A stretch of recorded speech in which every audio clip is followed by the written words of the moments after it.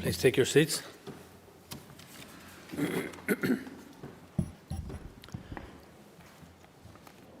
Members, I have received notice from the Minister for Infrastructure that she wishes to make a statement.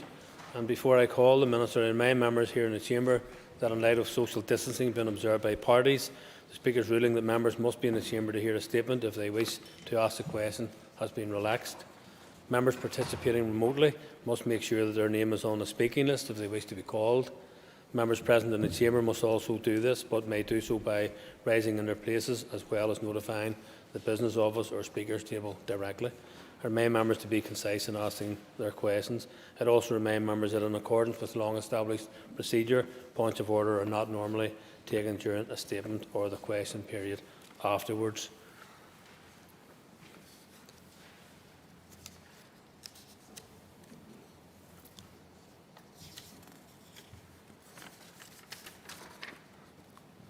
And I call the Minister for Infrastructure. Thank you, Mr. Speaker. With your permission, in compliance with Section 52 of the Northern Ireland Act 1998, I wish to make a statement regarding the North-South Ministerial Council Inland Waterways meeting, which was held in the North-South Ministerial Council Joint Secretariat Headquarters in Armagh and by video conference on the 3rd of February 2021. The Executive was represented by myself as Minister for Infrastructure and by the Executive Office's Junior Minister, Gary Middleton. The Irish Government was represented by Dara O'Brien, TD, Minister for Housing, Local Government and Heritage, and Minister Malcolm Noonan, TD, Minister of State for Heritage and Electoral Reform. This statement has been agreed with Junior Minister Middleton, and I am making it on behalf of the both of us. I chaired the meeting, which only had one item on the agenda. We appointed Mr John McDonagh as Chief Executive Officer of Waterways Ireland for a term of 4 years, with effect from the 1st of March 2021, and we agreed to hold our next NSMC Inland Waterways meeting in May 2021. Thank you, Mr Speaker. Thank you, and I call Cathal Boylan. Margaret, Concord, thank you. And Minister, just I know it wasn't raised, but could you give us a wee update on the Greenway, especially Middletown and Monaghan, and also what are the implications now in relation to now we're past the transition for Waterways in relation to the Chief Executive's role? Could you give a wee update on that as well, please? Margaret. Yes, I'm happy to give the member an update on the Ulster Canal Greenway. Waterways Ireland, in collaboration with Monaghan County Council, Armagh City, Banbridge and Craigavon Borough Council and the East Border Region Limited, took the lead in submitting an application for Interreg funding for the project. The application was successful and just under €5 million was allocated towards the cost of the Greenway. The Ulster Canal Greenway strategy, devised by Waterways Ireland in collaboration with local authority partners along the Ulster Canal corridor, identified 12 potential Greenway routes, totalling almost 200 kilometres in length. 2 of them comprise this project, Smithborough to Monaghan, and as a member highlighted, Monaghan to Middleton. The annual socio-economic value of improved health outcomes from local population access to 200 kilometres of Greenway for walking and cycling is estimated at €14.4 million, and certainly this is an agenda that we are committed to advancing.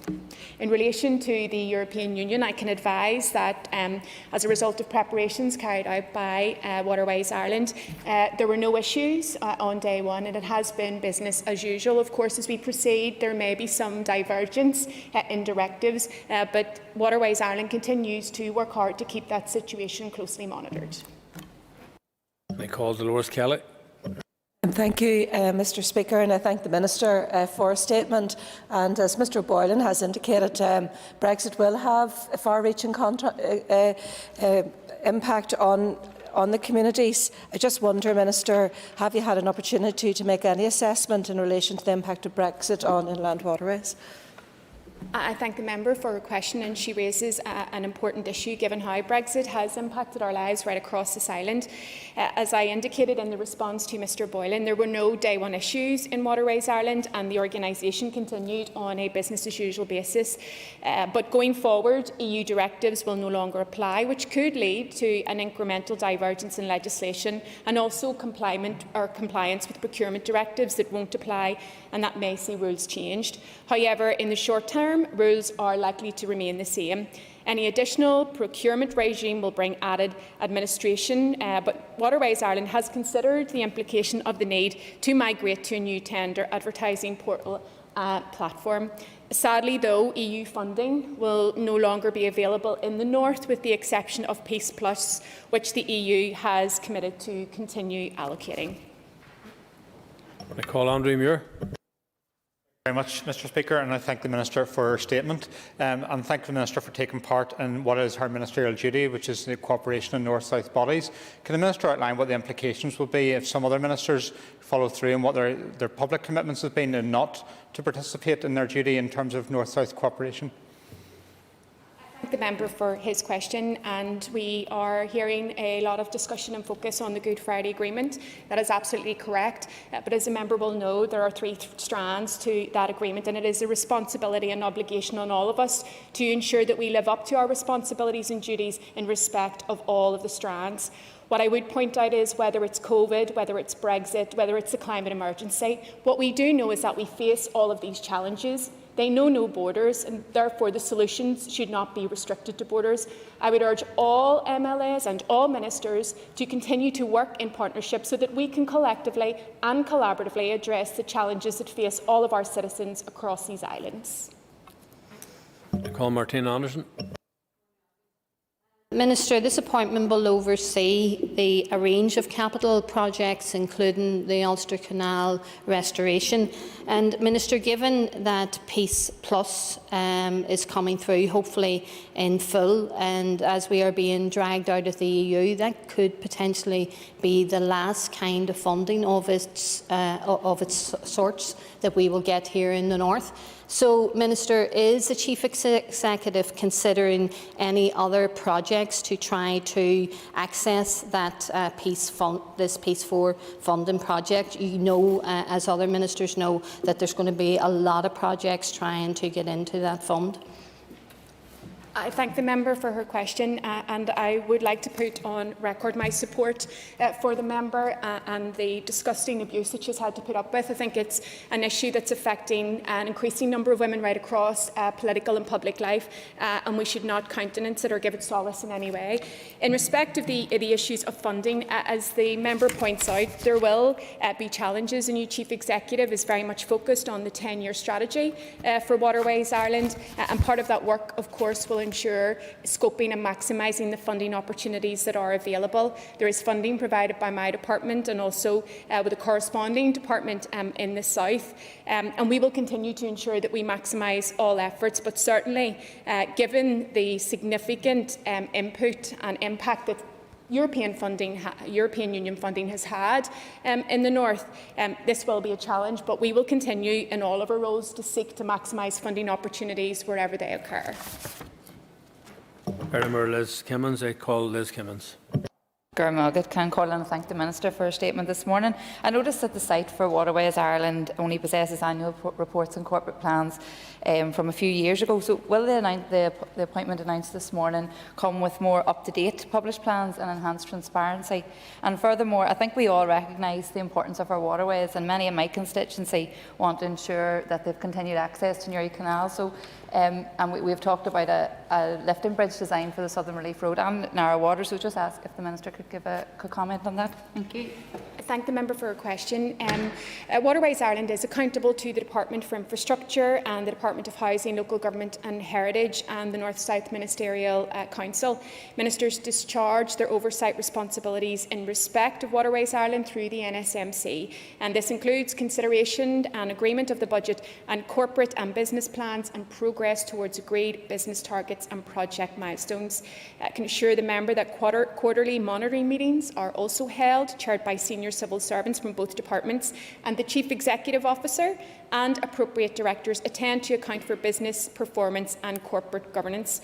Waterways Ireland's Audit Committee also meets quarterly, and the committee has an independent chair and 2 external members and has unrestricted access to the internal and external auditors. The committee has access to the work of internal audit and it approves the internal audit work plan and receives reports on various aspects of internal control. In relation to the Newry Southern Relief Road, the member will be aware of my commitment on this, and we continue to engage with stakeholders. It is a very clear view emerging locally that the preference is for a lifting bridge, and so we are factoring that into the options going forward. Justin McNulty. Call Justin McNulty. That's Count Carla, and can I thank the Minister for her statements and for her continued great work and strong leadership. Minister, I share your commitments to North-South relationships and also your ambitions for our island. I wonder if you could advise if it is your view that more could be done by the North-South Ministerial Council and indeed other bodies such as the British-Irish Council to help us rebuild after COVID, post-Brexit, and to tackle our shared ambitions of addressing the climate crisis. I thank the member for his question, and it's a very pertinent point, and indeed I share his ambitions for more collaborative working across this island and indeed across all these islands. It is a fact that in Ireland, in Northern Ireland and in Britain, the challenges of COVID, the disruption of Brexit and the crisis of the climate emergency are shared areas that governments and communities need to address. Certainly, it is my view that the bodies of the Good Friday Agreement that were to increase cooperation and collaboration are now just as important as ever. It's vital that all of us in this place seek a way to work through our challenges for our citizens, working in partnership, given, as I said in my response to Mr Muir, that challenges know no borders, nor should their solutions. It's time, I believe, for all of us to get back to that shared agenda, particularly as we seek to build our shared home place. I'm also very mindful of the importance of democratic accountability and scrutiny. And when ministers make statements to the House, I think it's really important that all members have the opportunity to hold the minister to account. Thank you. And I call Sinead Annis. Sinead Annis.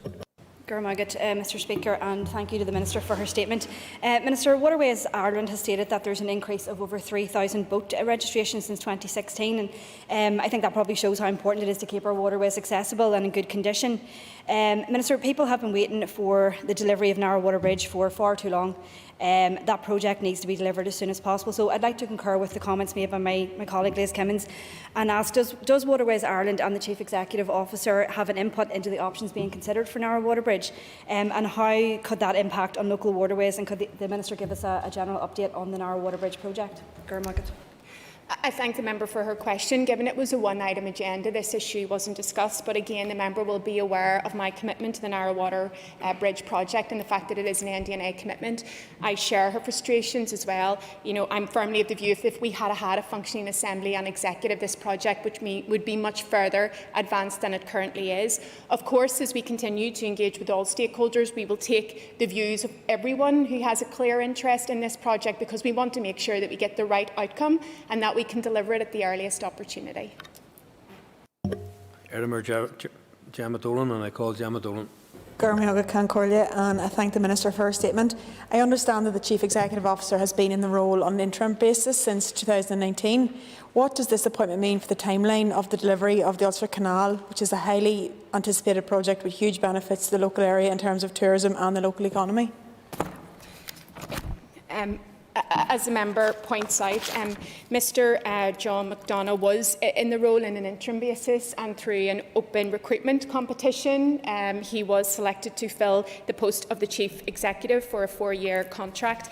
Mr McDonagh did and was involved in the corporate plan that's being developed, and that will also look into, and he has been leading on the 10-year strategy. So that will encompass a lot of the issues that are under focus, and certainly having been in correspondence with Mr McDonagh again since he took up post, I'm firmly convinced of his commitment to ensure that we maximise our natural assets to the benefit of all of our citizens.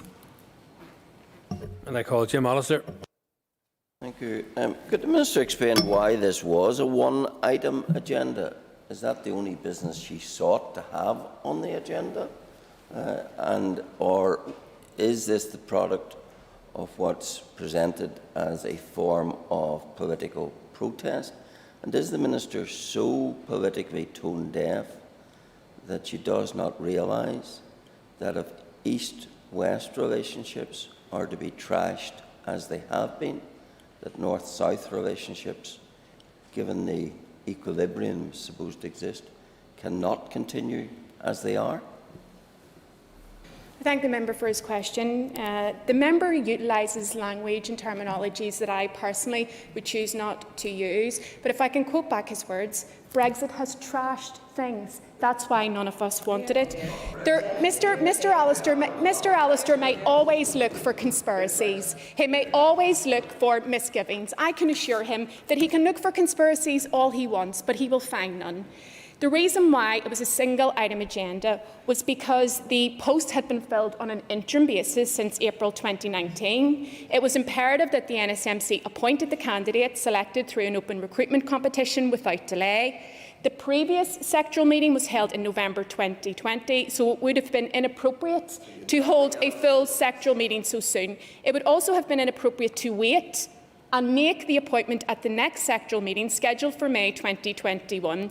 The only other option was to have a sectoral meeting with a single item agenda to appoint the successful candidate to the post of Chief Executive Officer. No other business to do. And that concludes questions on the statement. Thank you. Members, take your ease for a moment or two, please.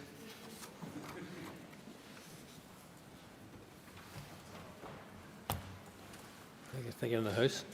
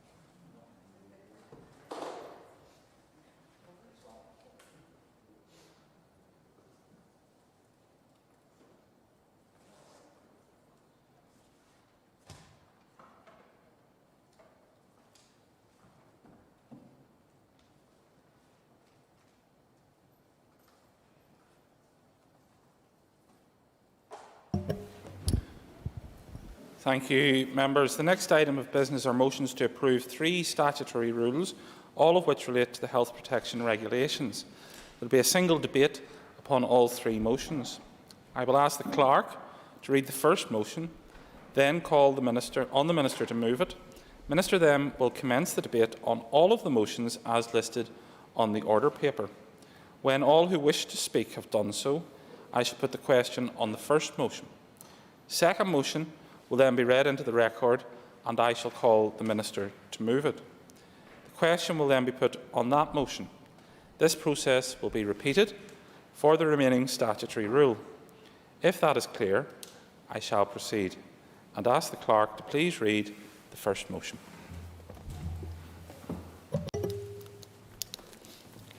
That the Health Protection Coronavirus Restrictions No. 2, Amendment No. 2, Regulations Northern Ireland 2021 be approved. Thank you. I call on the Minister of Health, Mr Robin Swan, to move the motion. Moved. Thank you. The Business Committee has agreed that there should be no time limit on this debate. I therefore call upon the Minister to open the debate on the motions. Mr Swan. Thank you, Mr Principal Deputy Speaker. Today I bring forward for debate the latest 3 specific amendments made to the Coronavirus Restrictions No. 2 regulations for 2021. That's SR 2021-18, SR 2021-27 and SR 2021-29, which are amendment numbers 2, 3 and 4 of the 2021 to the Health Protection Coronavirus Restrictions No. 2 regulations. With your permission, Mr Principal Deputy Speaker, I will set the context and briefly summarise the statutory rule. Members will recall that the restrictions introduced on the 26th of December were originally planned to be in place until the 6th of February.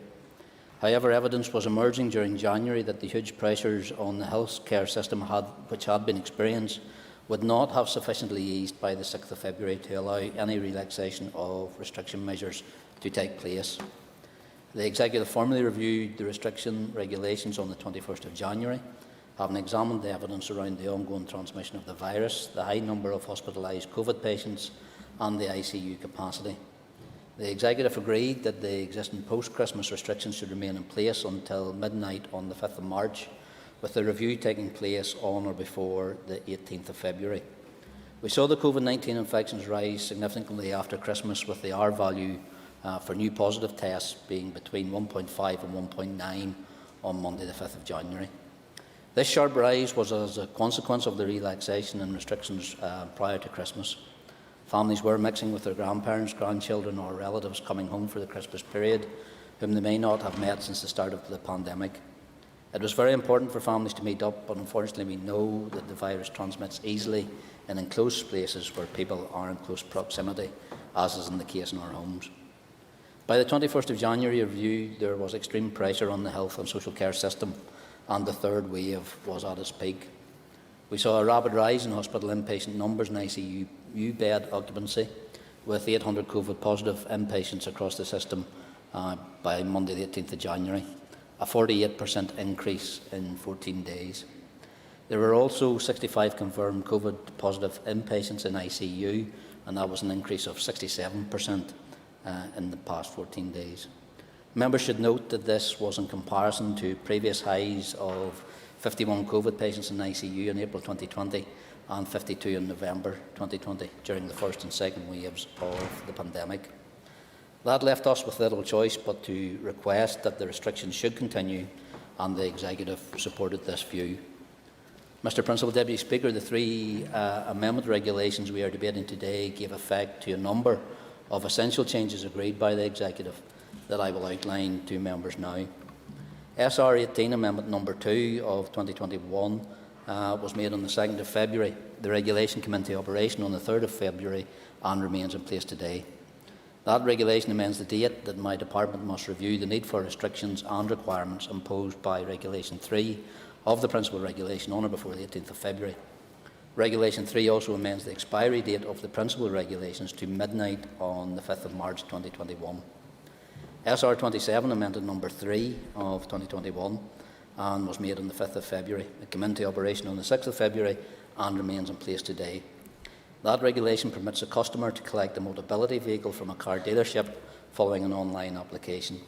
This amendment was made to resolve an anomaly with the mobility scheme that had been brought to the attention of my department. Members will be aware that the mobility scheme enables individuals to exchange part or all of their disability benefits as a payment towards the lease of a new vehicle. The scheme requires mobility customers to collect their vehicle. This scheme means that car retailers are unable to deliver new vehicles to their mobility scheme customers.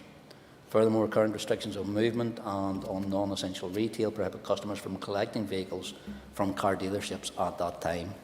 In effect, the restriction on movement prevented new mobility scheme users from obtaining a mobility car as they could not visit a car dealership to collect their vehicle, and this was unnecessarily disadvantaged people with disabilities.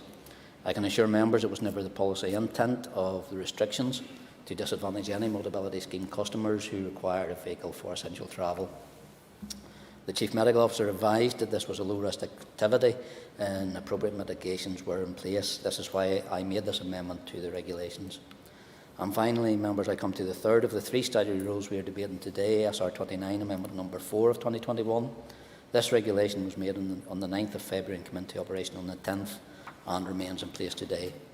This regulation permitted an exemption to allow the provision of driving instruction by or on behalf of the Police Service in Northern Ireland, the Northern Ireland Ambulance Service or the Northern Ireland Fire and Rescue Board for the purpose of testing of the competence to drive a vehicle as part of their job. Members may ask why did we need this change, and members will recognise, as I do, that we expect our emergency services to be there when we need them, and they have continued to provide their services to the public throughout the pandemic. I want to put on record my thanks to them for their dedication. However, to keep those services running, they require a sustainable supply of suitably skilled drivers to allow them to continue delivering our vital public services. Members will be aware that under the existing regulations, driving lessons were considered to be close contact service and were not permitted other than for motorcycles. There was no exemption for our emergency services to continue to provide this training. This anomaly was drawn to my department's attention by the Fire and Rescue Service, and my department recognised that there was also likely to be the case for driving instruction provided by the PSNI and the Ambulance Service. Following receipt and consideration of the proposed mitigations for the Fire Service, the PSNI and the Ambulance Service, this amendment was made to permit driver training to continue for emergency services. I believe these restrictions were a measured and proportionate response to the information which was available at the time. The trajectory of the epidemic since their introduction has demonstrated that they are having effect. However, we are not yet where we need to be, and so I believe the restrictions continue to be necessary today. Mr. Principal Deputy Speaker, I hope that provides you with a summary of the context in which these regulations were made and an outline of their content, and I recommend the regulations to the Assembly. I'll give way before. Right. The Minister told us at the beginning of his remarks what the R rate was in January, but could he update the House what the R rate is today? And might I also suggest to him, he probably hasn't noticed because of the position of seating in the House, but would he like to join in welcoming one of his predecessors, Mr. Putz, back to the House? It's good to see him back in health. I thank the member, and can I welcome Edmund back to the House? Very welcome presence, and I'm glad to have him at my back.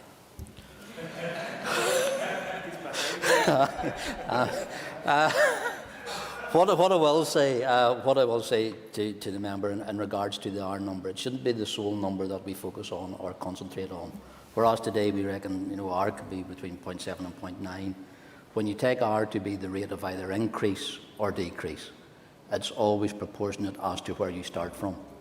So when we started with 1,000 inpatients back in January after the case, after the wave we've seen coming into Christmas, it's that decrease, that rate of decrease that we see. If you're driving a car at 100 mile an hour and you put the brake on, or you're driving a car at 30 mile an hour and you put the brake on with the same speed, it takes you a different period of time to slow down, to actually come to a stop. So that's what R is. R is about the measure of decrease of the rates and cases as well. And if the member sees, and the member will be fully aware, that R isn't the only measure that we rely on. When the department publishes an R paper once a week, it also contains the number of people who are in hospital, the number of people who are in ICU, the number of people over 60 who are testing positive any one period of time. So where R may be that cumulative number that people have concentrated on, and it has been a useful measure in the rate of decrease, members also have to take into consideration where we started from and where we want to get to. Thank you, Minister. I note that on my list I have fewer people than there are in the chamber, so I will read who's on my list. I'm afraid I have to. I will read who's on my list, and if you're not and wish to ask a question, please rise. So, firstly is Mr. Gildernew, the Chair of the Committee, then Mrs. Cameron, Ms. Hunter, Ms. Bradshaw of Starleaf, Mr. Paul Given, Ms. Carol McCullen, Mr. Edwin Putz, Mr. Justin McNulty, Mr. Jonathan Buckley, and Mr. Jim Allister. If your name hasn't appeared on that list, please do rise in your place, and I will add it to it. Mr Kildernew. Thank you, Speaker.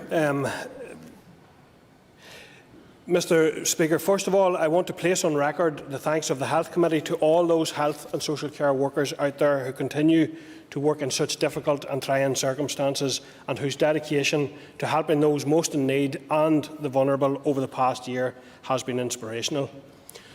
I too would like to welcome Mr Push back to Health and back to the Chamber, and it is, I suppose, reminds us that there are so many other conditions out there and people who are struggling with so many other things that the Health Service is trying to cope with, along with COVID and along with all of the problems which predated COVID. Minister, we also do appreciate everything that you are doing to get us through this very difficult time. The regulations in front of us today are around some very practical purposes, such as allowing driving instruction on behalf of the emergency services and allowing customers to collect mobility vehicles. However, even now, some of these regulations are out of date following executive announcements last week in relation to the extension of the lockdown period and changes to click and collect rules, and we know that we will be getting additional amendment rules to scrutinise in the coming weeks. This serves to highlight the difficulty that there is in scrutinising and debating regulations that we know will be out of date. The Committee has previously raised issues in relation to the speed at which these regulations are being made and has requested further information on the analysis of the expected impact that the making of regulations will have to ensure that there is sound evidence for extending or easing restrictions. The Committee was briefed by the Department on these rules at its meeting on the 18th of February. I would note that members were disappointed at the lack of detail provided by the Department, especially in relation to discussions on changes to the rules for click and collect. The Committee has previously raised issues with the Department in relation to that in earlier regulations considered by the Assembly on the 8th of February, and we did not receive any further clarity from the Department on this issue at our meeting last week. At the briefing, the Committee also raised the issue of what guiding principles are in place to consider the lifting of restrictions over the coming weeks and months. The Department advised that the sequence of the lifting of restrictions is currently being refreshed.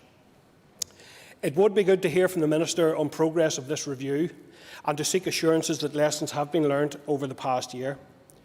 While the Committee understands the need for these restrictions to be in place, we are also acutely aware of the effect that they have on the mental health of our population. The Committee has received a number of items of correspondence from individuals and organisations in respect to outdoor exercise, especially for young children and young people. The Committee has written to the Department outlining these concerns.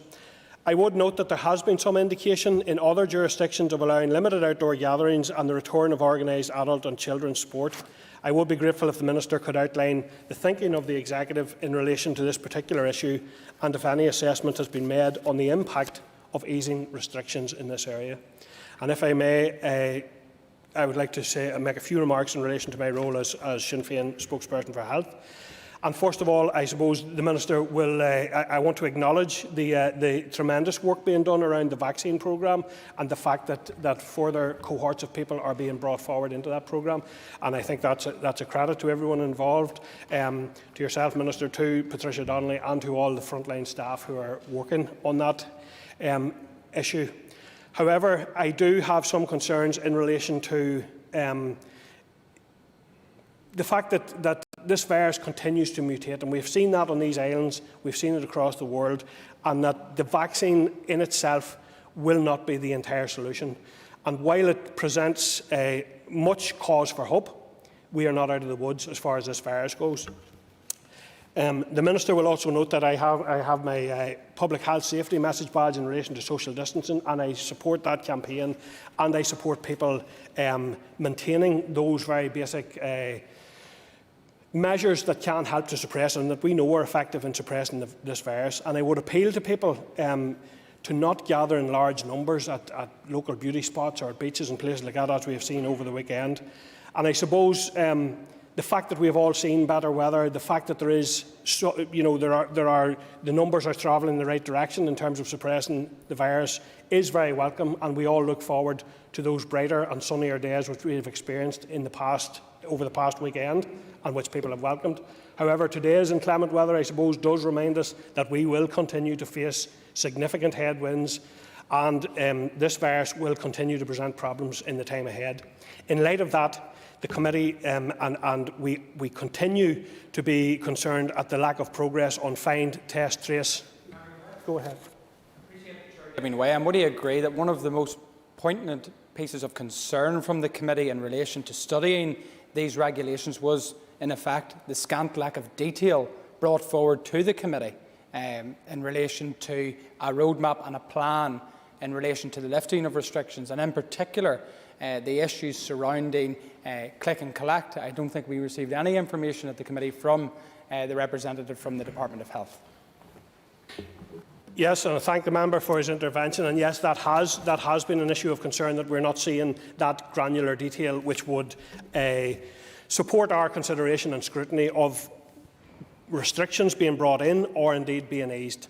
And I do want to say that I think it's imperative and very important now that we build and sustain the progress we've made over past weeks by moving out of these restrictions very carefully and very, very gradually, and based on evidence and data that we have here, here in the north, here on the island, and that we work together to ensure that we maximise and extend the benefits that have been so hard fought for and hard won. So, in light of that, the committee would like to see further information around the whole find, test, trace, isolate and support, which will still be necessary in order to meet the existing virus, potential future mutations or variants of that virus, and we would be keen to see that system continue to be built so that we are not putting undue pressure onto the health service as a result of surges such as we have seen. There's also been, I regret to say, a lack of engagement in terms of the issue of maximum suppression and how we can do significantly better in terms of a really aggressive and robust find, test, trace. The committee did write to the Minister back at the end of July, but has not received a response to that, so that is an area of concern for us. And these are all linked to the issues. These restrictions are feeding through into the pressure that's on the health service. And we know, members, that we have pushed our health service beyond what they have been able to bear in some instances, hospitals beyond. And we owe it to them, I think, to do everything we can individually, collectively, as a department, as an assembly, to ensure that doesn't happen. We don't want to squander the very steady progress that we have seen over recent weeks. So I would just indicate that I think we must now be guided carefully forward and not, I suppose, waste those gains by moving too quickly at this time. Go ahead. Yeah. The member giving way, and he makes a very important point about being guided, and I know we have often said about being guided by the science. Has the chair of the committee any view to give in terms of what Professor Whitty has said, the Chief Medical Officer, in respect of how that science is guiding the announcements by the Prime Minister in comparison to the Chief Medical Officer here in Northern Ireland? Well, I watched the statement last night, but my opinion is that we should be doing what suits our circumstances here, in terms of the trajectory of the virus, in terms of capacity of our health service, in terms of building upon the restrictions, and also, I think importantly, in terms of providing certainty and confidence. And I think this past period of time has been notable in that people, I think, have understood what it is that is being asked of them, have understood the purpose of that, and have understood broadly the plans for moving forward. So I think that we should be guided by our own Chief Medical Officer in terms of that, in terms of how he sees that issue and how that feeds into the overall system and the overall circumstances that apply here in the north. Thank you. I call Mrs Pam Cameron. Thank you, Mr Principal Deputy Speaker. And could I first of all to join in the welcome of my colleague Edwin Poots back to the Chamber. Good to see him. Incredibly robust man, and I'm not really that surprised to see him back so quickly, but he's very welcome. It's good to have him back. So, Mr Speaker, I rise to broadly welcome and support these amendments to the health protection coronavirus restrictions, and we're looking at amendments 2, 3 and 4 to the regulations and regard them as sensible. Certainly in the case of the discretion around mobility vehicles in Amendment 3, this is a very welcome step and will allow those with a disability to avail of this excellent scheme unimpeded by this pandemic, where they can complete much of the process online or by telephone and be permitted to collect the vehicle directly from the dealer. Mr Speaker, going further with such flexibilities is something I believe will have to be addressed. And while the Executive have resumed some click and collect services, and it is a progression from this legislation in many ways, what we need to see is a broadening of that essential definition and indeed some common sense application tailored to certain industries. And I'll give us an example. You can collect a child's pair of shoes, but you can't have them measured by the shop. I mean, those of us who are parents know the importance of having properly fitted shoes. And while my children are long grown, thankfully, I distinctly remember the times when I took my children to get their shoes and was often surprised by how many jumps and sizes they actually took, often more than one. So it is important, and I do think that such an important service should be allowed under health grounds for toddlers and children. And I would encourage the Minister to actively consider this. I appreciate the member giving way, and she will recognise that the conversation at the committee went much further than just the services that she outlined in relation to toddlers, but it also, we considered, and hopefully again the Minister can look at, those pertaining to providing school uniforms and young children's clothing, which sadly have had to close as well, and therefore denying them the ability to access that service.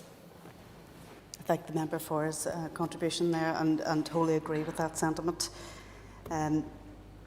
It's very clear that some services deemed non-essential back in December are now very essential, and examples of such are retailers who sell nursery equipment, cots, prams, etc. And these are not always items that are easy to fit to a person by purchasing online. And we owe it to our local retailers to try and support them in what has been a financially crippling time. There are businesses which could benefit from operating under an appointment-based system to ensure maximised safety is achieved. In terms of the SR 2021/29 and Amendment 4, which allows a person to provide driving instruction when that service is provided by or on behalf of PSNI, NI Ambulance Service and NI Fire and Rescue for the purpose of testing competence to drive a vehicle, is another sensible move and rightful prioritisation of those who provide us with emergency services. And we need these services all of the time, not least during a pandemic. And we must ensure that all those vital services can be operational. Many in these emergency frontline services are the real heroes of this pandemic, Mr Speaker, and therefore all we can do to support them should be done. So, Mr Speaker, we very much look at the further evolving of regulations to encourage a reopening of our economy and the staged return to normal life. Many people are struggling, not just with the severity of restrictions, but also with the duration of these restrictions. We're all aware that there will be an untold damage to be told. Whilst physical lives have been saved and all of these restrictions have been in place for the right reasons and with every good intention to literally protect health. But let us ever be mindful that young and old have suffered badly in terms of mental health. In doing what a year ago was unthinkable, trying to raise children, school them at home, working from home, caring for relatives, trying to keep ourselves physically and mentally healthy in this pandemic has been challenging, to say the least. And I think that does bring up then the importance of getting all of our children back into school as soon as possible. And I think that cannot be underestimated, the importance of that. The worries and stress over friends and family resident in homes who have been so vulnerable to COVID-19, the stress of those working within those homes. I will give way. Thank the member. Just the point she's making about our school children and their return to school and what they have lost over this past lockdown periods. Would the member agree that if we are to see a successful return to school, and indeed that we would need the cooperation of the Health Minister and indeed the cooperation of the Communities Minister, and probably taking a lead from the Education Minister, that a programme of activities involving both academic, health education, mental health education and community work extending hopefully into the summer period would be indeed necessary. I thank my colleague for that intervention and agree wholeheartedly as well. I think there's much work to be done in order to catch up and to try to alleviate the damage that has been done in this past year. Getting back to my remarks, we can't underestimate that stress and that mental health pressure that has been on so many, not least those who have been working within the care home sector and those working on COVID wards and within ICU. And I don't know how we can ever repay all those who have selflessly given this past year to others, and that's what they've done. The huge impact on mental health of those who have been shielding is also to be remembered, and let's not beat about the bush here. Whilst shielding is not a requirement in law, there are many people who have shielded for the entirety of this last year, and there's a huge fear for them still. And I do welcome the rollout of the vaccine, and that hopefully that the majority of those people who are clinically extremely vulnerable or vulnerable is being addressed, has already been addressed or is being addressed in the very near future, and that's very welcome. But there will be a lasting impact to that housebound presence that those people have suffered in the last year, and for their friends and family who surround them. We also can't forget that and remember that there is much fear, even I think amongst us as politicians, about what is to come down the line. That fear that there's going to be a huge wave of undiagnosed conditions, including cancer diagnosis, that we cannot forget about and we certainly can't dismiss. Mr. Speaker, we need to ensure that as restrictions are eased in coming weeks and months, that we have timely presentation of these regulations to this House to allow timely debate, scrutiny and, at the right time, the answers for the public as to what, when and why. This is vital for public confidence as we embark on a roadmap of recovery, and I would appreciate if the Minister could update the House as to the discussions he has been having with the Speaker and with the Executive Office to ensure that this happens. The Chair of the Health Committee had mentioned the appeal to not to be gathering at beauty spots, etc. And I would suggest that has already been happening. That has been happening for an awful long time, and I think that highlights the importance of reintroducing sport and outside activities which are much safer in order to spread out the population who are gathering in various areas, because it's the only place they can go to. They have no gyms to go to, they have no sport to go to, and people need to be doing something, and they need to be able to get out and look after their heads and be able to get some exercise. So I think it's really important that we do make a move towards allowing that type of activity again. Again, I want to just mention the vaccine rollout, incredible, and say thank you to the entire team under the Health Department, including Patricia Donnelly, who's doing a great job in organising that rollout. And I know there will be hiccups and there will be awkward moments within that rollout, but I think that's unavoidable, and I do very much welcome the fact that the carer rollout has been much greater this week, and it's allowing all adult carers. And we know the great service that carers do in our society, in our community, but we know they're not on a list, and we know they don't have evidence to prove what they do. And I understand that the Minister will be expecting people to act in good faith and put themselves forward for that vaccine, because they know that they are the main carer of someone who is vulnerable or elderly or has an underlying health condition. So I do welcome that rollout. And with that, Mr. Speaker, I'm going to end my comments. Thank you. Thank you. I call Ms Cara Hunter. Thank you, Mr. Principal Deputy Speaker, and I'd like to join in other members' comments welcoming Edwin back to the Chamber. I welcome the opportunity today to speak in the debate on these regulations, and of course, since these amendments to the health protection regulations were tabled for debate here in the Assembly this morning as of last Thursday, we know that these restrictions are to be extended. My party colleagues and I continue to support the Executive in its decisions on the continuation of lockdown until April 1st. These are not easy decisions to take, especially so as time goes on, but we know that they are not taken lightly and are made on the best medical and scientific advice and in the interest of public health. I have expressed similar sentiments before, Mr Principal Deputy Speaker. However, I really sincerely hope that the next 6 weeks will be the last ones with such strict restrictions in place, and that the rates and the spread of infection will allow a greater loosening of restrictions in early April. As I have also done in my previous remarks in these debates, I continue to urge the public to continue to adhere to the guidance. We acknowledge the great toll which the last year has taken on everyone's mental health and well-being, and I hope that the difficult sacrifices that everyone in society has made are recognised since the beginning of the pandemic.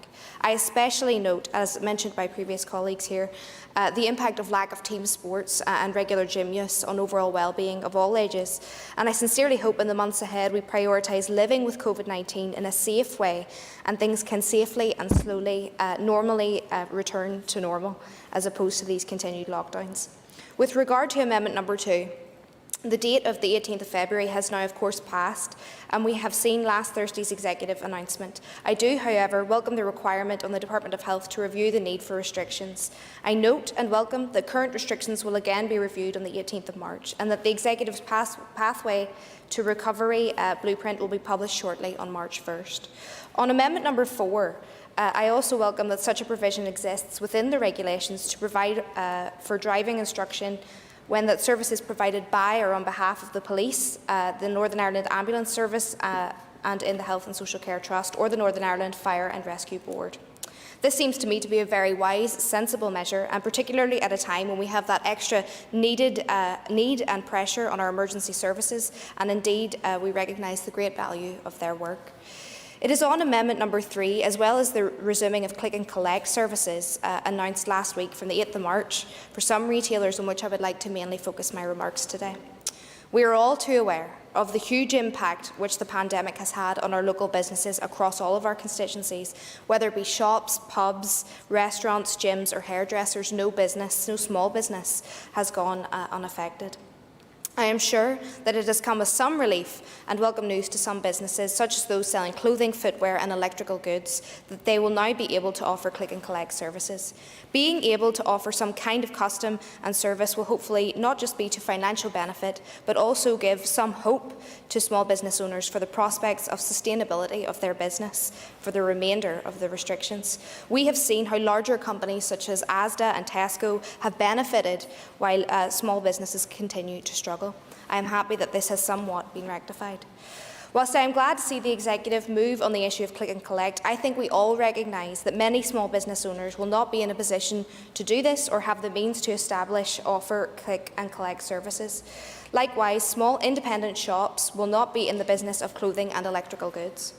I think what has angered many small business owners in my constituency is that the burden of closure and restrictions seems to fall heavily on their shoulders as opposed to the bigger chain stores which I have mentioned, who may be, as a result of stocking such a wide variety of goods, have exceptions much more easily than, for example, a small local business like a boutique or a gift shop.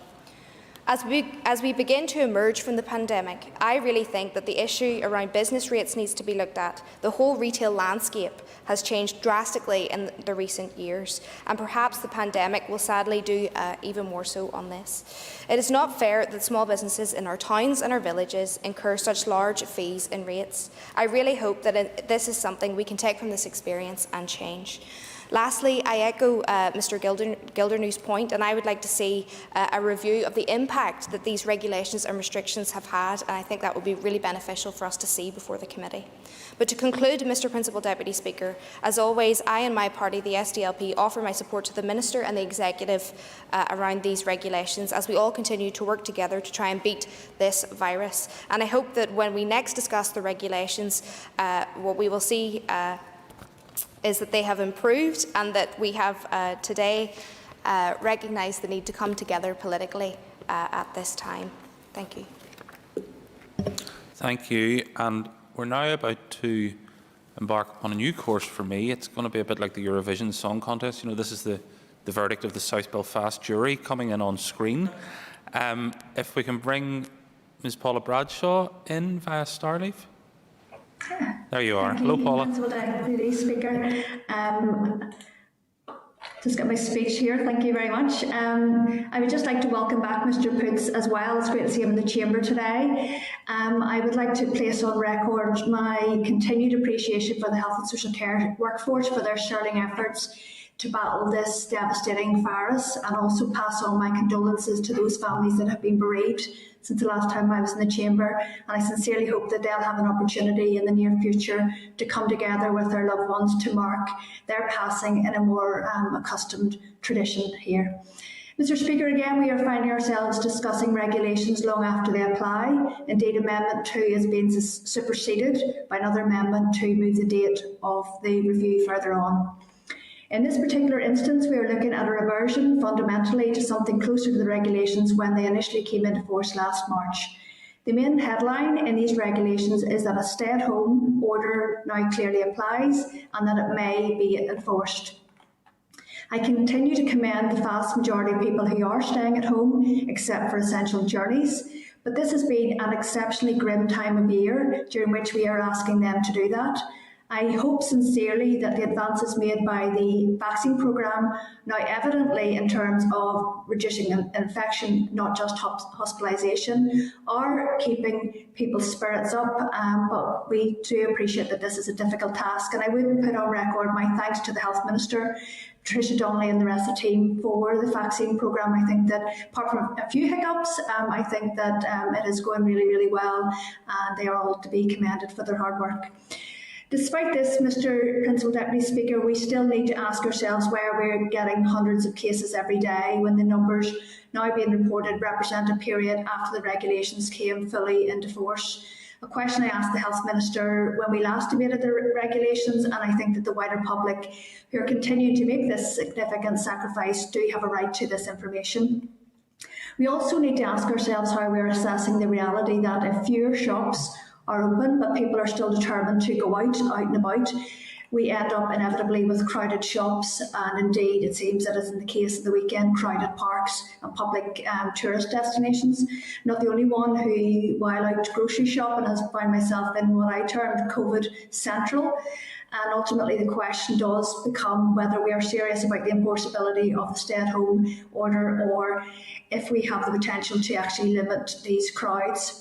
Personally, I feel that in relation to Valentine's weekend, that we did miss the opportunity to introduce the click and collect provision, and that's possibly why a lot of the supermarkets were crowded, as I raised at Health Committee.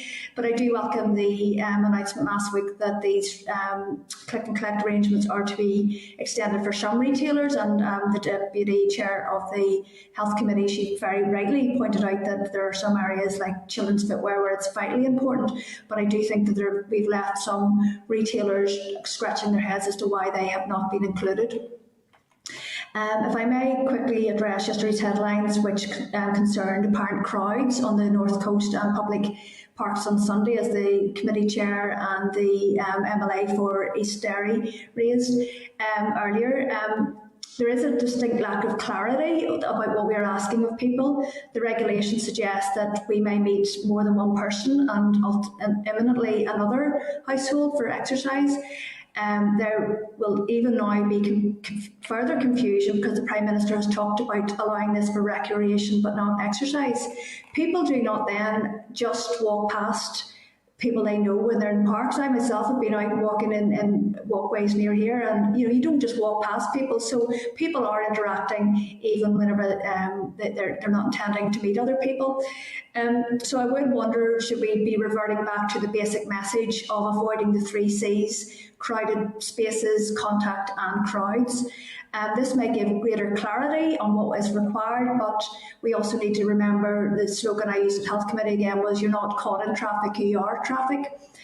Moving on, contrary to Amendment 2, the next review is now on the 18th of March. We are now We also now have an ad hoc debate about whether we should follow England more closely, particularly with regard to school reopenings. I would urge the Executive to follow the evidence with this that they are provided with and to do this strategically rather than on an ad hoc basis. Other facilities beyond schools impact on the key balance, which is between mental and physical well-being on one hand and eliminating serious illness arising from the virus on the other.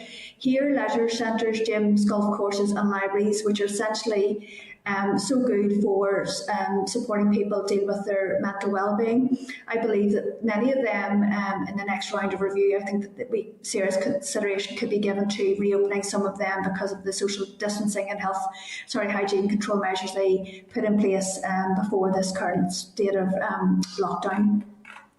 I may ask of leeway to raise another issue which the Minister does not handle but which the Executive needs to consider, emerging from Amendment 4, which allows driving training for the emergency services, aligning the exemption here with that for motorcycles. We need to be fully prepared for the recovery, and that is around the issue of driving tests. And we have heard from the Infrastructure Minister during oral questions that there are tens of thousands of young people, in particular that age group, here waiting for their test. And I'm just wondering, is there any opportunity for some rapid testing to be introduced at the test centres before the young people or the people taking the test enter the car? I think that would protect the test centre staff and give greater comfort to the wider public. I think that the sooner we get that backlog cleared, the better. And amongst those would be people who are graduating from our health and social care degree courses, for example, who will be so vital for the workforce as we emerge from the pandemic. I do feel it's imperative that I raise a local issue to South Belfast, and that is the ongoing and seemingly increasing parties in the Holy Land area. The message does seem to have been completely lost. There seems to be a great disturbance to the local residents and low-level criminal damages occurring, all-night parties, and it's just very worrying coming up to St Patrick's Day that, and as others have mentioned, with the nicer weather arriving, that we are potentially going to have greater levels of community transmission in that community, leading it out into the regions. If there's not like a steel wall put in place and that the Executive through the task force don't actually get a grip on the problems that are occurring nightly and through the night in the Holy Land. The other issue I'd like to raise with the Health Minister, and that is in relation to the requirement to update the shielding advice, which is on NI Direct. At the minute it's based on the last restrictions, and a lot of constituents, who, particularly those who work or send clinically vulnerable children to school, cannot be updated as a matter of urgency. Lastly, Mr Principal Deputy Speaker, with great reluctance, given the relative absence of information that my Health Committee members, colleagues have already highlighted, there are ongoing difficulties with us scrutinising the regulations, the amendments to them, and we would ask the officials within the department to be more forthcoming with that information that potentially is being provided to the Executive. We have a lot of work ahead of us, but I do think there are brighter days ahead. Thank you. Thank you. I call Mr Edwin Poots. Thank you, Mr Deputy Speaker, Principal Deputy Speaker, and thank everyone who's wished me well. Indeed, I have a direct contact from Sinn Féin, SDLP, my own party and Ulster Unionist members over the course of the past number of weeks, and I thank them all for that. Many others have wished me well on social media, and I thank them for that too. And most of all, I thank Almighty God for being with me throughout this, and the superb doctors and nurses and all of the staff, through the cleaners, the people who provided the food and all of that there in the hospital service, who support people who need that care. And they have been fantastic throughout. The skill, the knowledge, the expertise, the care, the compassion and the attention is just second to none. And we should be totally proud of our health service. It is something that I have a great pride in. My family, direct family, have given almost 50 years service to the health service, and we care passionately about it. that it is maintained, that it is supported, and I'll maybe get into some issues later on it, but I wish our Health Minister well in everything that he does, because we need our Health Minister to be successful, and I wish him every success within the health service. I suppose this April last year we were in a very, very difficult place, and COVID was clearly on the rise, and we didn't have many ways forward other than straightforward lockdown, and that's what was done. Thankfully, we now are in a different place. The vaccination is a game changer. I raised this with the Chief Medical Officer late last year. Will the vaccine be a game changer? And he indicated that it would be a game changer. To the extent that of the hospitalisations, 80% of the hospitalisations apply to people over the age of 50 or who have clinical vulnerabilities. 99% of the deaths that occur in hospitals apply to people over 50 and people who are clinically vulnerable. The vaccination will cover those people by the end of April. So consequently, the issues and the pressures that hospitals have had to bear over the course of the last number of months in particular is not something that will be the same problem as we move forward because of the vaccination process. And, you know, there's been a lot of criticism of our government and Prime Minister, National Government and Prime Minister over a series of issues. I have to say, I commend them most highly in their acquisition of vaccination. They have been ahead of the game throughout all of Europe, and that is demonstrable by the numbers of people that are vaccinated. I believe that is somewhere in the region of 500,000 now vaccinated in Northern Ireland. We couldn't have vaccinated them if we hadn't had the vaccine available. So, huge commendation to our government for ploughing ahead, taking the risks, buying the vaccinations. A huge commendation to our healthcare staff for getting it out so efficiently, and that is something which we should be rightly proud of. But that does put us in a different place than we were in the spring of last year, in the autumn and winter of last year. So we need to look at that in that respect, and our response must be commensurate with that. We must look at low-hanging fruit, for example. So things which cause little risk are things which we need to open up quickly as possible. You know, we talked about car showrooms, for example, and about doing it for Motability.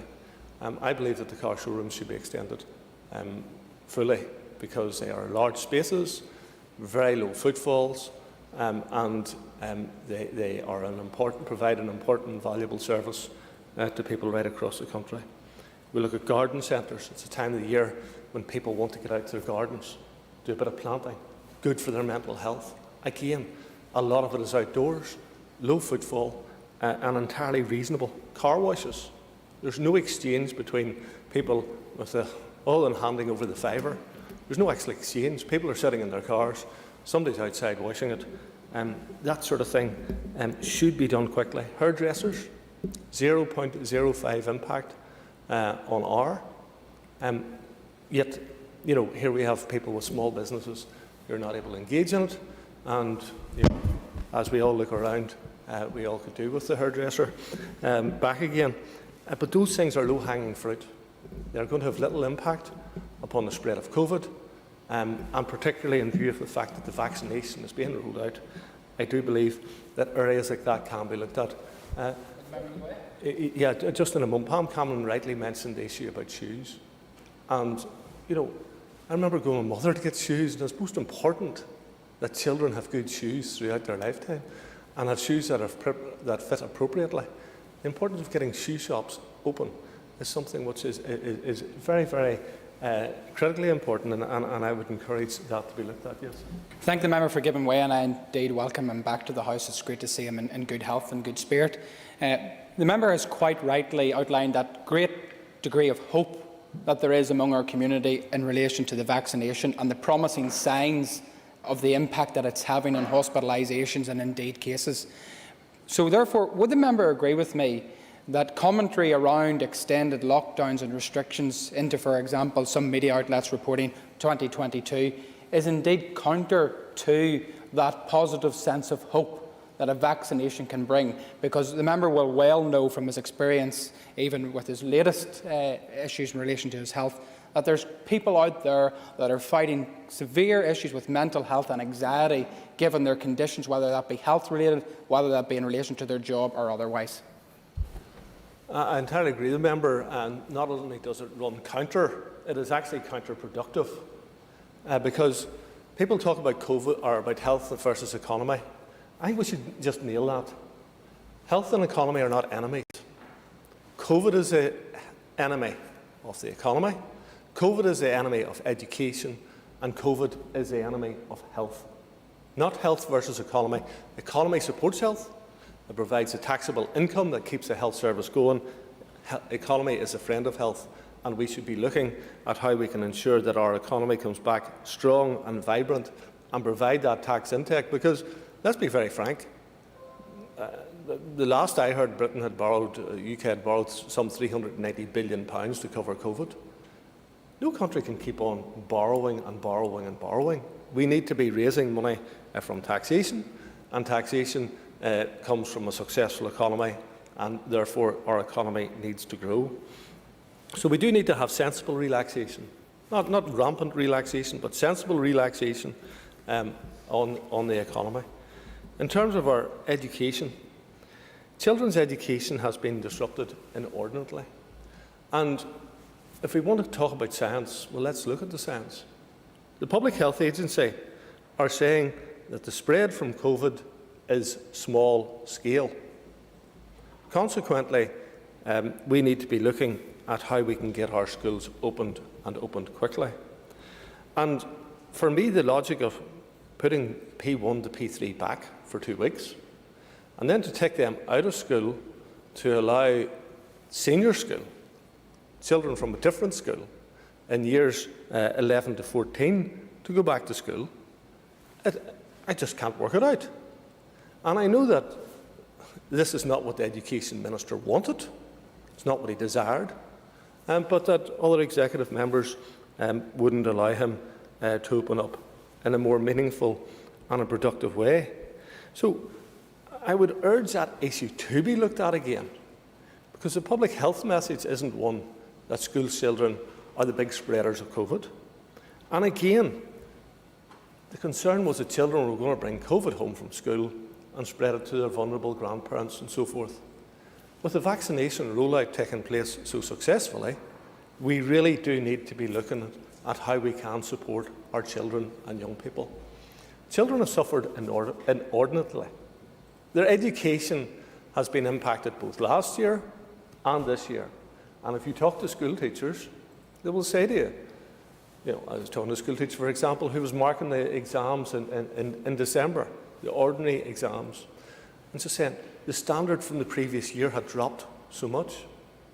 And we're looking at circumstances where children are coming to school online, they're not coming onto the Zoom call with their cameras, they're joining it in their pyjamas, they're not interacting. We cannot provide, and no one should try and pretend that we cannot provide the standard of education through homeschooling that we can through children being in class. And it is incumbent upon us to support our young people and get our children back into education. The socialisation of school is critically important.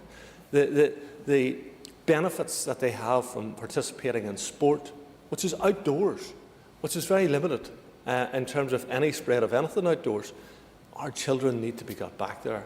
The children who engage in arts and drama, music, all of those things, they've all been disproportionately affected. Our young people can't socialise. They can't do driving tests. Their university is impacted. Young people who are not actually impacted directly as a consequence of COVID-19, because it has very limited impact on young people's health, are being disproportionately impacted on the regulations of COVID-19. Yeah, I will do. Does the member recognise the issue of long COVID, and particularly in relation to its impact on children, and that we cannot take lightly little impact? This is still having significant impact, and that needs to be considered. Of course it does, but it also has to be, weighed up against everything else. Life is about balances. The impact upon children's mental health and well-being is much greater than the impact of long COVID. The impact of children who are at risk, because there's over 100 children have joined the at-risk register over the course of the last year, of children being at home all of the time with parents who have a disposition towards violence, who have alcohol or drug dependencies. The impact on those children is much greater. The impact on their education is devastating. So whenever we weigh up the issue that you have raised, and rightly raised, against all of the other issues, I'm sorry, but it is infinitesimal in comparison. And yes, there will be an impact, and yes, it will be hurtful. And I know people who have had the impact of long COVID, and that is something that is a problem, and it will be a problem going forward, but it is not a reason not to be bringing children back to school and moving on in terms of the opportunities that exist there. I finally want to talk about COVID versus health, Mr. Principal Deputy Speaker, because the health service has perhaps been the organisation that has suffered most as a consequence of COVID. The staff of our health service have been under extraordinary pressure as a result of it, and key services that have been provided by key specialists have been undermined throughout this. So I think of one of the most successful stories that we have in the health service is, for example, renal transplantation. We are way ahead of most places in the world in terms of live transplantation, but that has not been allowed to take place since the late autumn of last year.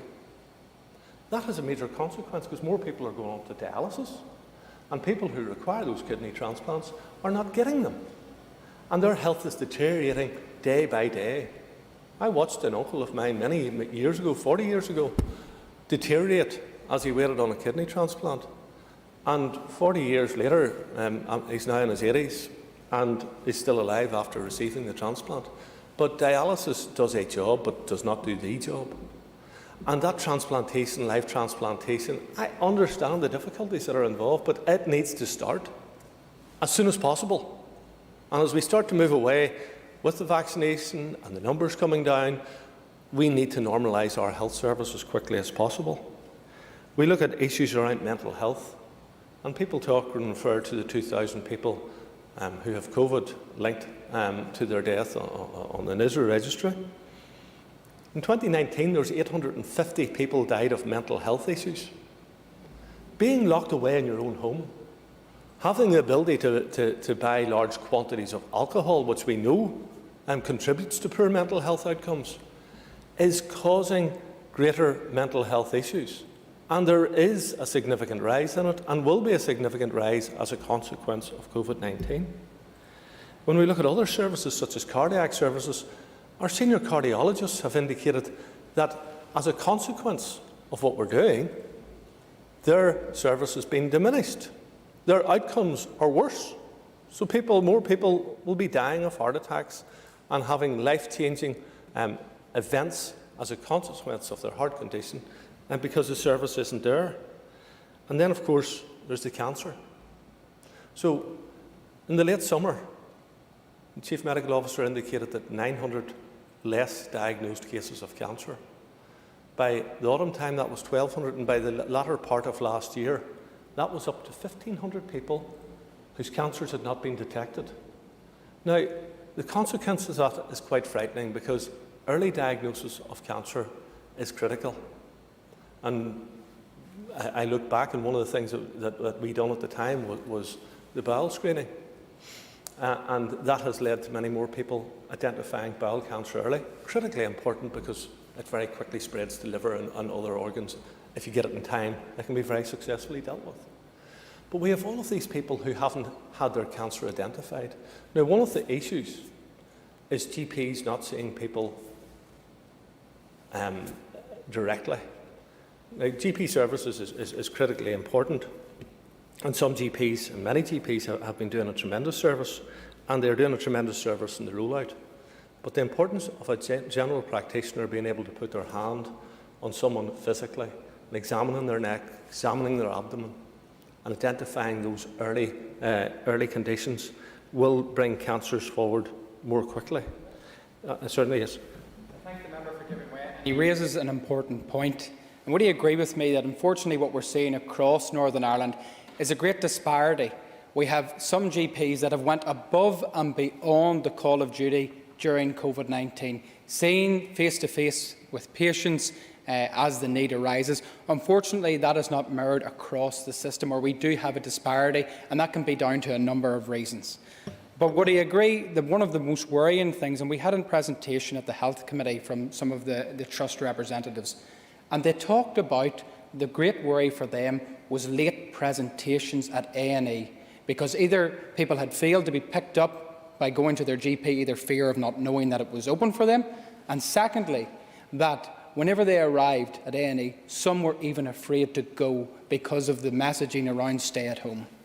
Before you respond to that, Mr Boots, I am mindful of the fact that previous discussions around health protection restrictions has veered beyond the content of the restrictions. Least of all, ministers have been as guilty of it as backbench members have, and I am keen that if people want to have a wider discussion, I wouldn't stand in the way of that, but if members could try, insofar as is possible, to relate their remarks directly to the content of the restrictions. Certainly. Mr Principal Deputy Speaker, it is my reading of the regulations that are before the House today, in particularly the first, that it's a review of a date of reviewing restrictions. So therefore my reading of that particular regulation is that that applies for all restrictions in all different sectors, as has been outlined by members right across the House.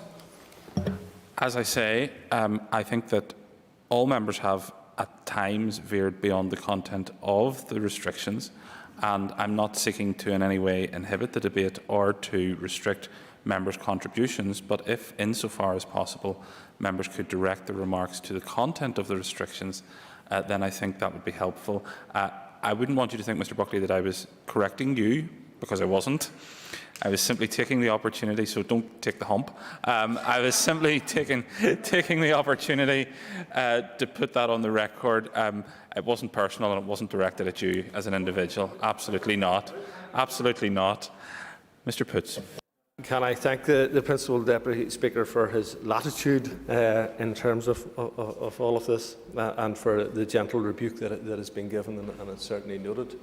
And you know, it does very much relate to the stay-at-home message, that people are afraid to have that interaction.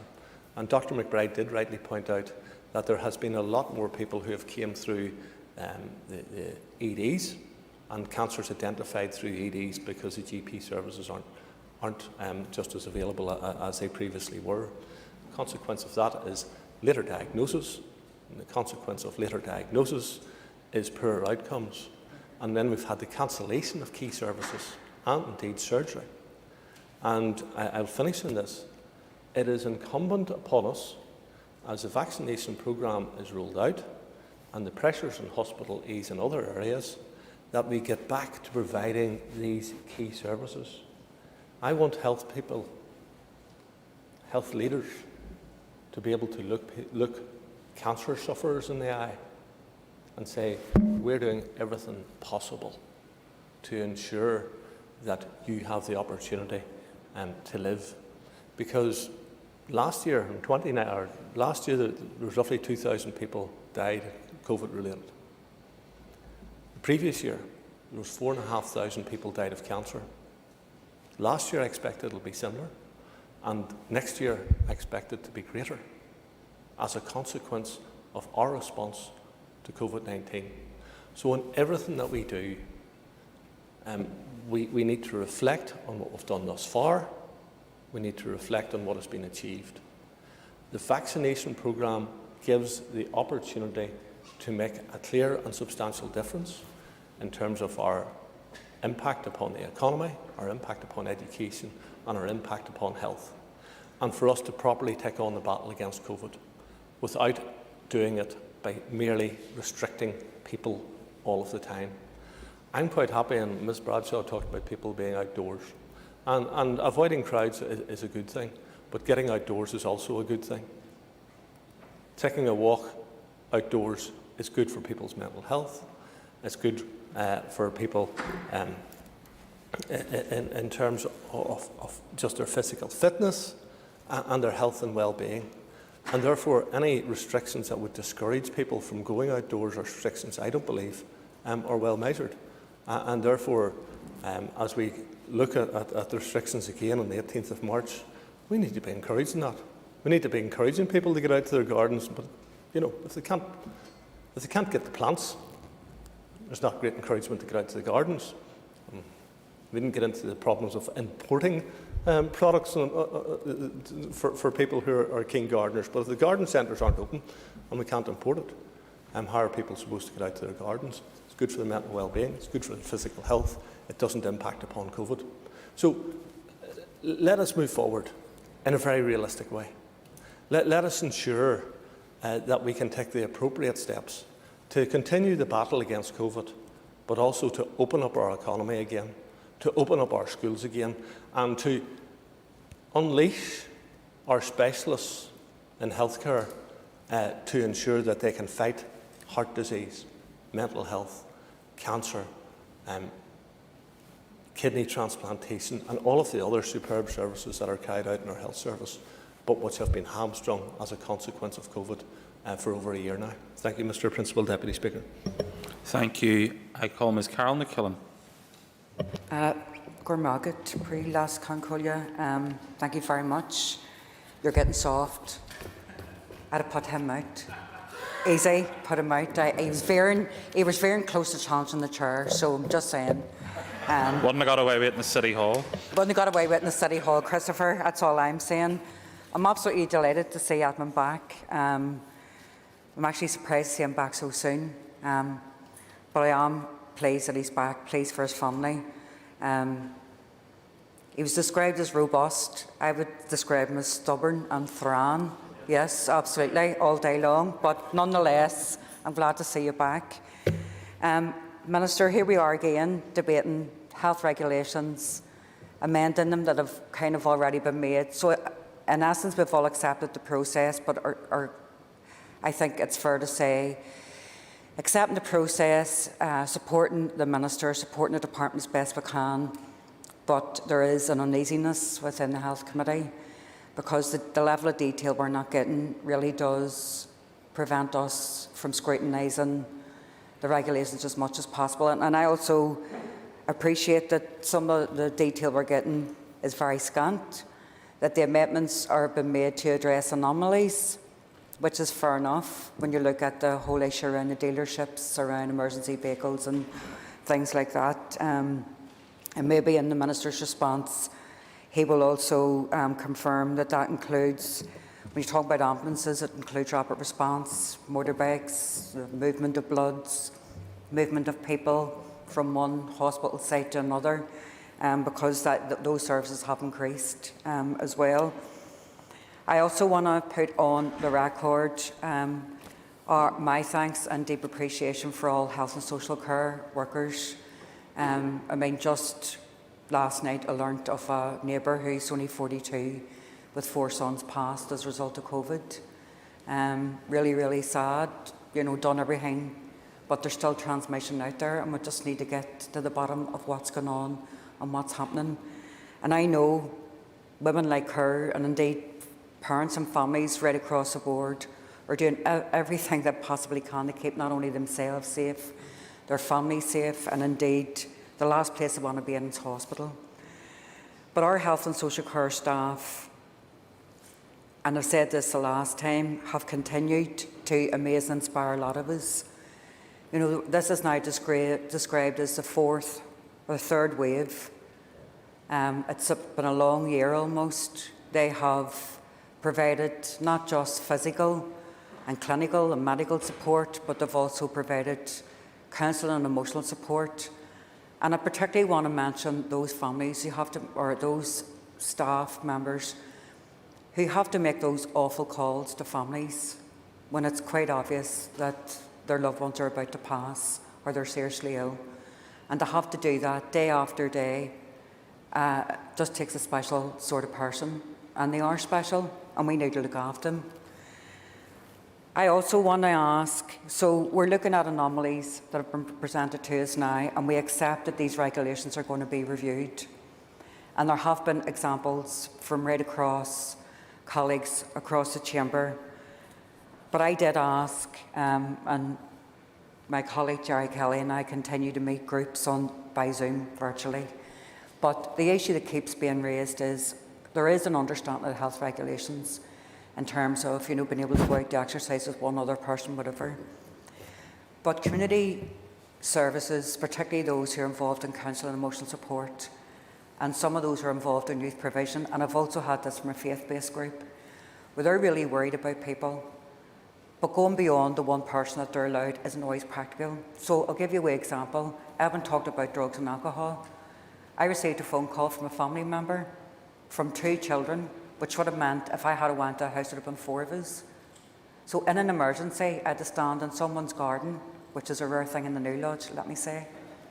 I'm not joking because I'm going to come back to that later. With the window open, trying to talk to a distressed parent with 2 really distressed children in the house. They didn't need me talking to them, they needed me to go in and comfort them. And while, to be quite honest with you, I literally was halfway in the living room because I couldn't see them in distress. But youth providers are seeing a growing number of children and young people out in the street involved in reckless behaviour. Not all of it's antisocial, but they're gathering.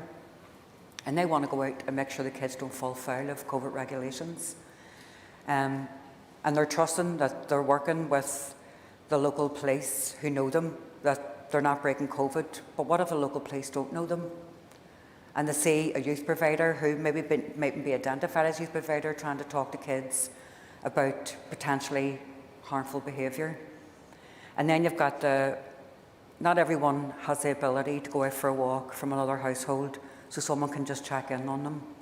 Because more often if people are under influence of drugs, alcohol or both, they're not fit. They're not fit to walk. So when we look at anomalies, we are asking an awful lot of people who have, to be fair to them, adhere to the regulations and the guidance. But we also need to give them a wee bit of trust and a wee bit of leeway, and they're afraid to do that in case they break the regulations because it could affect their employment. So their natural instincts and even their training, everything that we're doing now goes against that issue. So I would really urge a minister, like he did before, that when he's considering, perhaps anomalies or unintended consequences, then perhaps he could have a look at that. Because we're not talking about large numbers. And we're talking about people, literally, as we've recognised in this House, who are our first responders, who have stepped up time after time to help people to prevent them ending up in A&E. And that's basically what we're trying to do. And our youth providers in North Belfast, and I dare say it's the same across the board, are stepping up to prevent kids going in front of the criminal justice system. So we need to support them in that. I think the other thing is that in terms of, even around the issue of the trajectory of the virus and the R rate, to be honest with you, I don't know if I, maybe like a lot of people, I look at it in the news, I look at it in the texts, but then I look to see how many people are infected and how many people have died and how many people are ventilated. So for me, it's the second, the latter, I look at rather than the former. And there's still too many people being infected. And despite all these regulations, we still haven't got to the bottom of where the infection occurs, and that's extremely worrying. We do need to go back and look at our find, our test, our trace, our isolate and support arrangements. We've all heard the pleas from health and social care staff. We've heard them from our families. We've heard them from different parents. We've heard them from colleagues working within the community sector. And we're not asking that policy is made in a hoof. We understand all this, but these are things that I do think a further interrogation is needed when we're looking at anomalies, because they will absolutely ensure that people don't end up in our A&Es, and we'll absolutely make sure that don't end up in our criminal justice as well. And talked to the youth providers and talked to the community and voluntary sector about developing protocols around safe social distancing. Because I've already spoke to Jerry and I about what that may look like. So it's not like they're sitting waiting on someone dropping it in their lap. They're the experts, so let's trust them to bring these issues forward. Go for it. I thank the member for giving way, and I know she has been on record at the committee about talking about the difficulties that youth providers are facing at the moment. But she has equally put on record, both at Health Committee and in other places, about the need and the knock-on effect for youth sport, for example. And in denying the opportunity to engage in youth sport, if it could be provided in a socially safe, distanced way, which many sports are, to be fair, therefore we would perhaps maybe deal with that unintended consequence of young people engaging in activities such as drug, alcohol misuse, and therefore getting involved in the criminal justice system is something we want to avoid. The members, I completely agree with him. He's right. Up until a point, it's, you know, the guidelines are preventing these activities happening. Okay, so when we're looking at unintended consequences, which I was getting onto, I mean, I was out at a local park on Sunday and it was really busy, but it was safe. It was actually quite safe. And even though there were narrow paths, people were stopping. It's almost like they used their own traffic management system of getting in. And it's great to see. And, you know, people have been on the record of saying that return to particularly training for sport and physical activity is really, really critical, particularly outside. I mean, a lot of people who are involved in sport don't care about the weather. They're not fair weather sports people. They'll go out. I mean, I know my kids, the muckier and the rainier the better. But a lot of youngsters, and indeed a lot of the sporting groups, and I heard from the sports forum yesterday, I've seen them on the news, but I've also spoken to a lot of people in the community, as have a lot of colleagues. And again, they're trying to work forward and bring forward protocols. And I appreciate it's not particularly for these regulations, but when we're looking at anomalies and unintended consequences, we definitely need to feed that in. What I will finish on is just to say that the vaccine programme is a wee chink, not a wee chink, a big chink of hope for people. It absolutely is. And as someone in their 50s, well in their 50s, I'm looking forward to getting my vaccine in Belfast and looking forward, like a lot of other people. But as someone whose family also work in the health and social care system as well as education, I want to ensure that all the school community and all the staff are vaccinated as well. Because even within school, there are a lot of key workers, children of key workers in the school, and the classroom is quite big. Would surely. Member for giving way, and she raises the issue about schools, and one of the things that I do think is important if we are to get schools back is that teachers do receive the vaccination. And I also, you know, there was a bit of an issue about special schools. For me, everybody in the special school should be getting vaccinated, and our learning disabled community should be a key target for vaccination because they are a key vulnerable group, and I would encourage that to happen.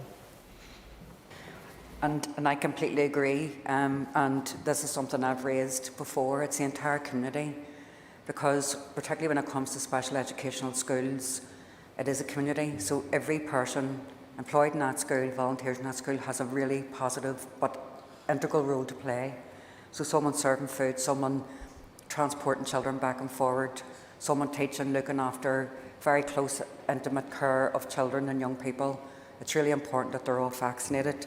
But equally, the schools as well, because what we don't want is education policy to be made in a hoof, but we need to have it run alongside a vaccination programme, because it actually makes it easier for people to buy into and to understand. I also want to raise the issue of a COVID recovery plan, and while we'll all get up, and rightly so, because that's what this place is for, talk about issues, and Evan, in fairness to him, spoke very deeply about the issues relating to health and undiagnosed conditions, and very passionately and compassionately about mental health. The issue of mental health was always bad before COVID. It is really, really worrying. I've seen people who I've never seen distressed before, people who would be robust, who would be strong, who would be the leaders in their family and their community. And they're telling me just about examples of such and such isn't doing too great, and it's quite shocking. And they're the ones who keep their families together. The other issue is that we do need to look at the way in which people access mental health services throughout COVID and these regulations at the point of need. We almost need like a Nightingale for mental health services. We need somewhere for people to go to so they can be treated and cared for and monitored regardless if they've taken drugs or alcohol or both. And that's something that we just haven't got around, despite the goodwill of professionals, despite the wishes of professionals to do this. And it's actually got worse because of COVID, because families are making decisions not to bring their relatives to A&E because they don't think until it gets to the ringing ambulance and an ambulance brings them straight there. So that's the level of issues that we're dealing with. In conclusion, I am delighted that we're seeing some progress. I am delighted that we're looking at anomalies and trying to fix them as fast as we can. Still not convinced we're getting as much information as we could. I'm not saying it's been deliberately held. I just think the information is getting brought forward is too scant. So if any appeal would make, to be asked the Minister to try and provide a little more detail. I'm not sitting in the Health Committee accusing you of withholding information. I'm just saying you need to give us more to scrutinise. And then the issue around the unintended consequences and the anomalies, I would like to see and like to be part of that recovery plan. Happy to share any good practice or experience that I have, because I believe that the people that Jerry and I work with in North Belfast, like many other constituencies, have definitely earned their keep and then some. They've been working in some of the worst conditions before COVID. And I know when I was joking earlier about gardens, I just want to remind people that in North Belfast, there's very few people actually have gardens. They've nowhere to go. I mean, my house, I live in a terrace house with a yard that can just about get a wheelie bin in and out of. Although I do have plant plants on my roof, and it does keep me sane sometimes. But the issue is, see the overcrowding and the impact on mental health? That is really, really shocking. So you've got 3 generations under one roof. You've got grandparents, you've parents, and you've grandchildren, all living in tiny houses. And even when we're looking at maybe ways in which safe social distance can happen through sport and through whatever, even through preventing services, let's look at the frail and elderly who can't go for a walk. Let's look at the possibility of including maybe more than one to go with them, their carer as well, for someone to talk to them, because that is the difference between keeping people alive and letting people exist. So thank you very much. Mr. Paul Given. Deputy Speaker, can I too join in welcoming Edwin Poots back into this chamber? Delighted to see him back and back so quickly. I can recall that first conversation just after he had that operation to remove the appendix, and he had obviously just been told about this other issue that needed to be dealt with. And right from that very first conversation, throughout the entire process, remained unshakable throughout, and encouraging colleagues, advising colleagues on other government policies and what we should be doing and so on. It was like, just take a break. But such is the desire to assist others and to serve people. I'm delighted to see him back. I trust this will be his first and last speech from the back benches in this mandate. I think his contribution is exactly why he needs to be back around that executive table as soon as possible, to bring that experience to help and assist the executive in the decisions that lie ahead. Can I too commend the NHS? I haven't spoken throughout the past year at great length in respect of the regs as they've come through from the Department of Health, but I felt today, given the general application of this first motion and that as we approach now a year in, that today would be an appropriate time to make a more significant contribution in that respect. But I too have seen how those that working in the health service have stepped up and carried out phenomenal work. I know the stresses. My wife works in the health service. I know the difficulties that has brought in terms of managing staff, redeploying people doing jobs they've never had to do before, were never trained to do before, and have had to be trained. And all of the various dynamics and stresses and strains that our health service has been put on, not just those on the front line, but right to the secretarial staff that are providing administrative support.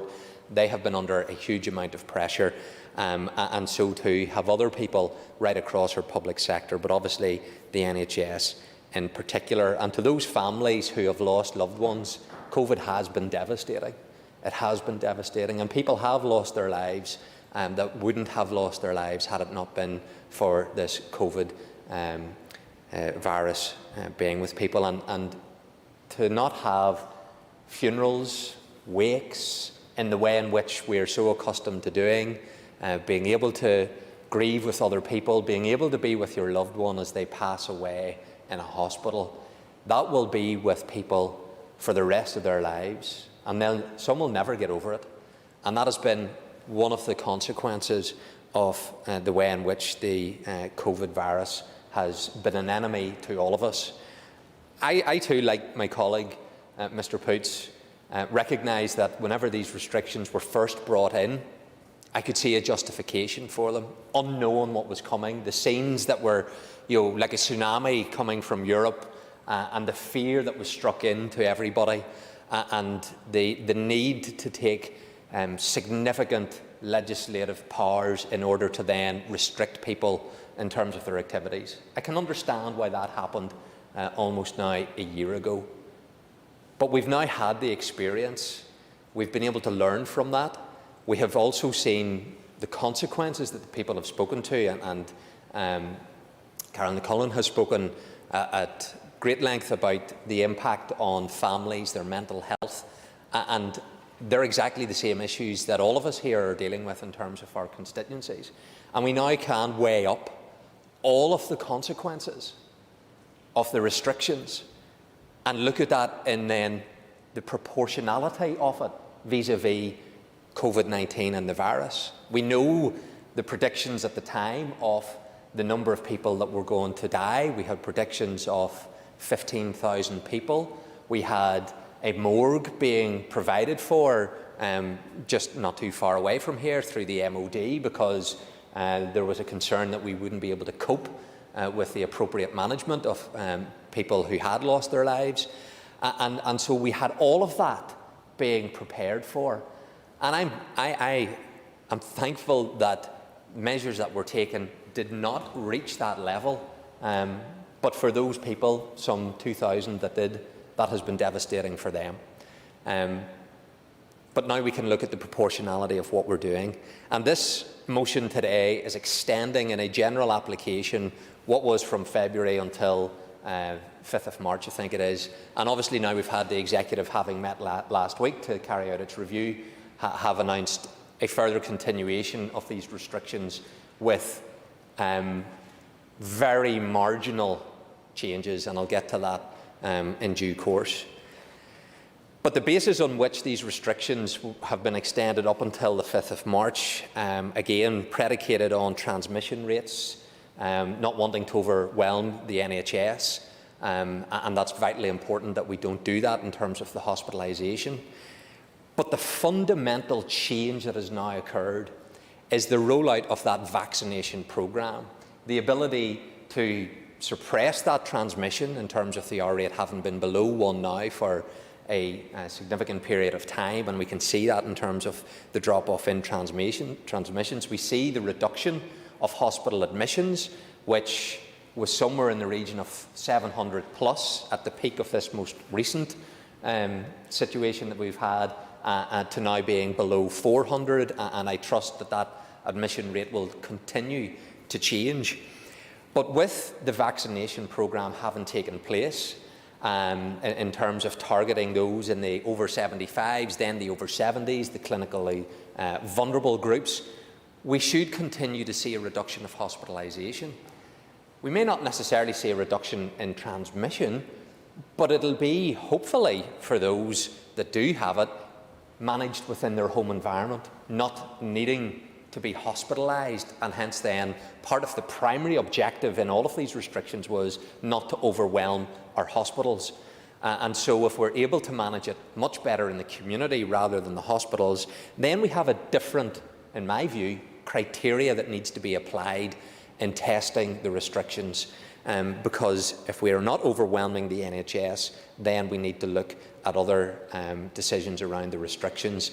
And that then, I think, based upon even what was said yesterday from Professor Whitty, the Chief Medical Officer, starts to change the dynamics around how important of a priority should the R rate be given in comparison to hospital admissions. And I believe that that dynamic is now changing in a way in which we need to look at it. And I suppose, want to say to the Health Minister in this respect, I think it is very important that we know what are the grounds, the criteria, because I know for many in our community, they will feel that the goalposts change. And as they change, people that have made sacrifices then ask the question, what was that about? Because I've now actually achieved what we were asked to achieve in terms of achieving this goal, but now there's a different test being applied. And when that happens, we start to impact on people's behaviour and their willingness to do what we have asked them to do.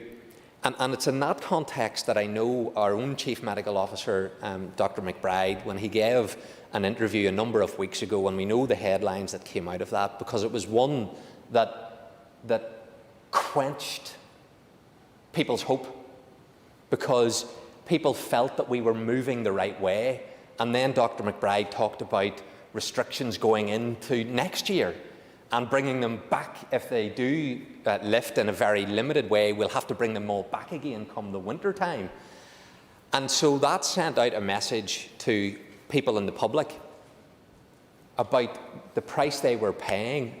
When they saw light at the end of the tunnel, that was removed in terms of the comments that were made at that time. And I know 24 hours later, Minister, you sought to change some of that narrative in terms of the impact that that interview had. But it did have an impact on people that I spoke to in terms of the way in which they were viewing what they were being asked to do as the goalposts were being changed and that hope was taken away. Because we know that without hope, or that phrase that without a vision the people perish, that's what's needed. And the negativity at times from some leading health professionals that I have heard at times, I believe, can be counterproductive. And that just needs to be weighed up as we go forward in respect of all of this.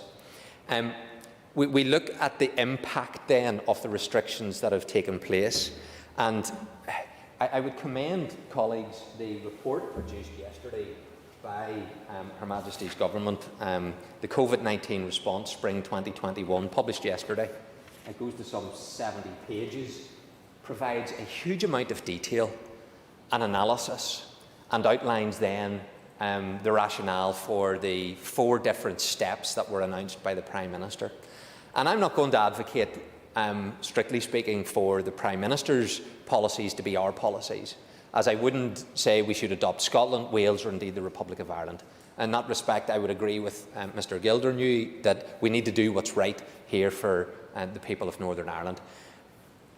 But the document published yesterday, I think, is very helpful to members as we all try to consider the best way to do that.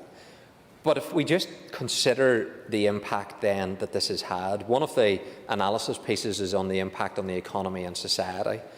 And paragraph 20 says that the pain has not been felt equally. So I know we have said that we're all in this together, but the pain has not been felt equally. The staff in the hardest hit sectors, such as hospitality, are more likely to be young, female and from ethnic minorities and the lower paid.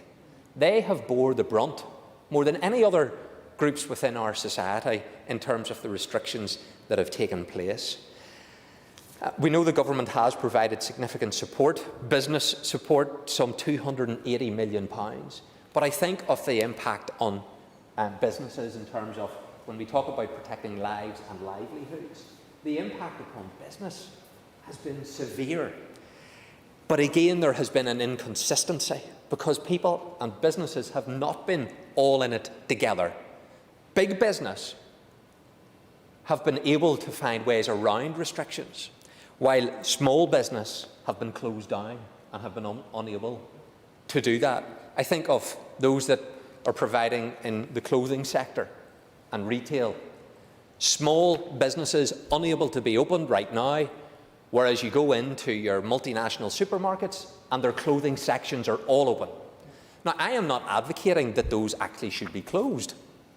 When we're talking about a levelling up, I believe with the vaccination programme now, we need to have the reopening of our businesses, because that takes us into another aspect of, is it best to have controlled environments or uncontrolled? And what we have seen is uncontrolled environments spreading, an increase of the people meeting in their own domestic dwellings and indoors. And that is where all of the evidence has shown you have the biggest potential for the virus to spread. But we have restricted those controlled environments that take their responsibilities very seriously.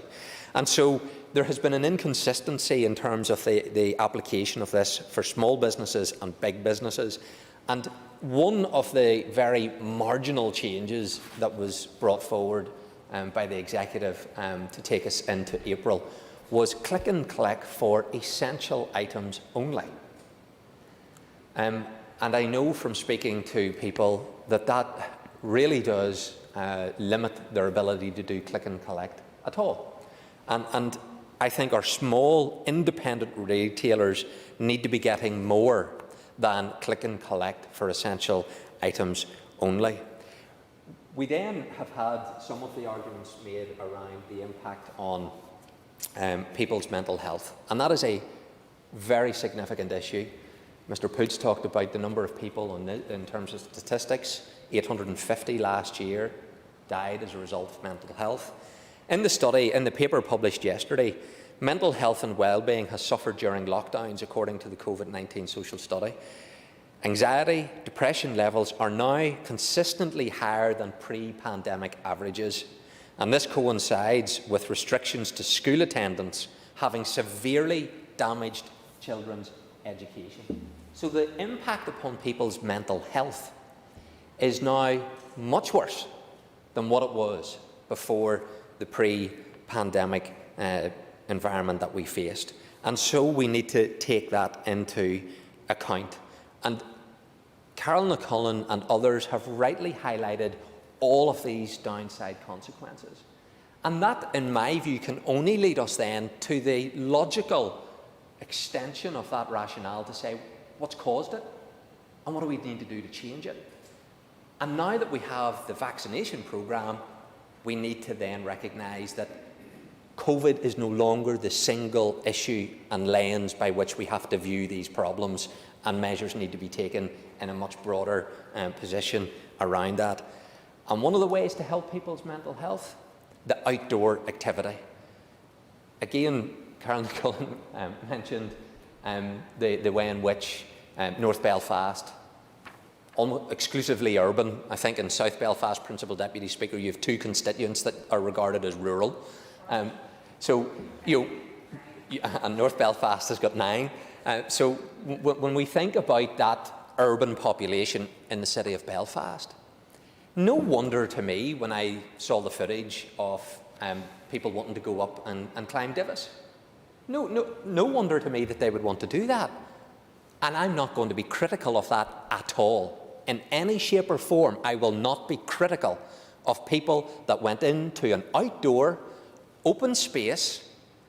I trust we're able to manage, as the member for North Belfast indicated, in a park where it was a full park, but they were able to navigate themselves to manage all of that. And so the outdoor-indoor argument is one that I think needs to be addressed by our executive. And again, I refer to this report, and there's an analysis. Opening outdoor sports settings will help reduce the adverse physical and mental health effects experienced by large parts of the population, in particular children and those living alone. Exercise and outdoor sports are well documented to reduce individuals' risk of major illnesses such as heart disease, stroke, type 2 diabetes and cancer by up to 50% and lower risk of early death by up to 30%. Physical activity is also known to help with improving mental health through better sleep, happier moods, managing stress, anxiety, or intrusive and racing thoughts. We know that the virus, in terms of the risk around outdoor settings, in comparison to indoor, isn't even comparable. So why would we want to continue to say to people, stay indoors, where we know the risk of the spread of the virus is much greater, when we have the outdoor settings? And rather than having a small amount of our parks and beaches in that respect, where people will rightly and understandably want to go to, we need to have children. And the report talks about, on the 29th of March in England, all under 18 outdoor sports will be resuming. All.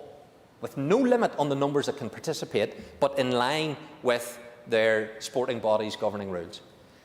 So rather than having a small number of parks being heavily congested, let us move where all outdoor sporting activities can be resumed. And then you'll spread people out, because people will be taking their children to their hockey, their rugby, their football, their Gaelic, all of those sort of activities. And we know the risks in outdoor is nothing in comparison to indoor. So we need to see that. And just to back that up with science, because people will say, follow the science. The report says airborne transmission is a significant route by which COVID-19 passes between people. Particles of the virus can build up and circulate in the air in the form of aerosols in enclosed spaces, especially where air exchange is poor. This makes indoor settings more risky than outdoors, where the fresh air quickly disperses the virus to safe levels. This is confirmed by observational studies tracing people infected with COVID-19, which shows the majority of transmission occurs in indoor settings, and that super spreader events are more likely indoors than outdoors. So the science says, get people outdoors, and that will minimise then what they're doing indoors. And I would like to see those restrictions being lifted soon as well. Then, Principal Deputy Speaker, I want to just touch on the aspect of our schools. And let me declare I'm on a Board of Governor of 2 primary schools and a secondary school, almost 2,000 children in terms of the composition of those schools. And the impact upon learning has been devastating. And that again is borne out by the evidence that has been published in respect of the impact of our education around this area.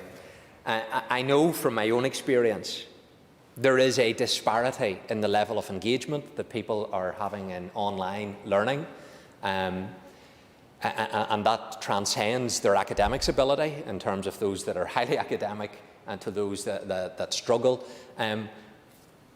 The impact on that, definitely there is a disparity. There's a digital divide, again, perpetuating a class divide when it comes to education.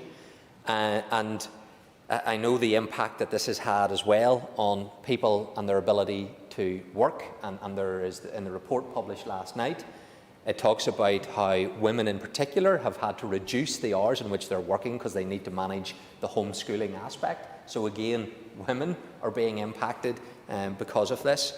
And then we have to consider some of the logic around the P1 to P3 announcement, that they go back for 2 weeks and then are off again before Easter to facilitate years 12 to 14 in a different school setting. And I had to read that statement on multiple occasions just to actually figure out, is that really what has been decided? And I know, because I've spoken to Peter Weir, the Education Minister, about this, this is not what he wanted. This is not what he wanted. And he told me that it's through the engagement of the Department of Health that we got the result that we got. And the Minister, I'm sure, can elaborate on that in due course. But I know that my colleague, Peter Weir, does not want to see P1s and P3s coming in for 2 weeks to be put back out again to then have this facilitation of years 12 to 14. And I say that now in the context that in Scotland and Wales, P1 to P3 are back already. We're not even bringing P1 and 3 back until the 8th of March. Scotland and Wales has already started the process. And then we had the CMO announcement yesterday, and I do hope the Health Minister will be able to address this point. But Professor Whitty said the data is unambiguous. This is to justify all school settings, all children back. The data is unambiguous. The risks negligible. Our own public health have said that here in Northern Ireland. And that the balance is much more in favour for having all children being brought back in for all of the reasons others have talked about, in terms of children at risk, in terms of their mental health, in terms of their impact upon their educational attainment, their life chances being impacted. And I want to know, whenever Professor Whitty talked about chief medical officers, the inference was clear in terms of what he said, that this was not just him, but the chief medical officers, including our devolved regions, that I would like to know if that is the case.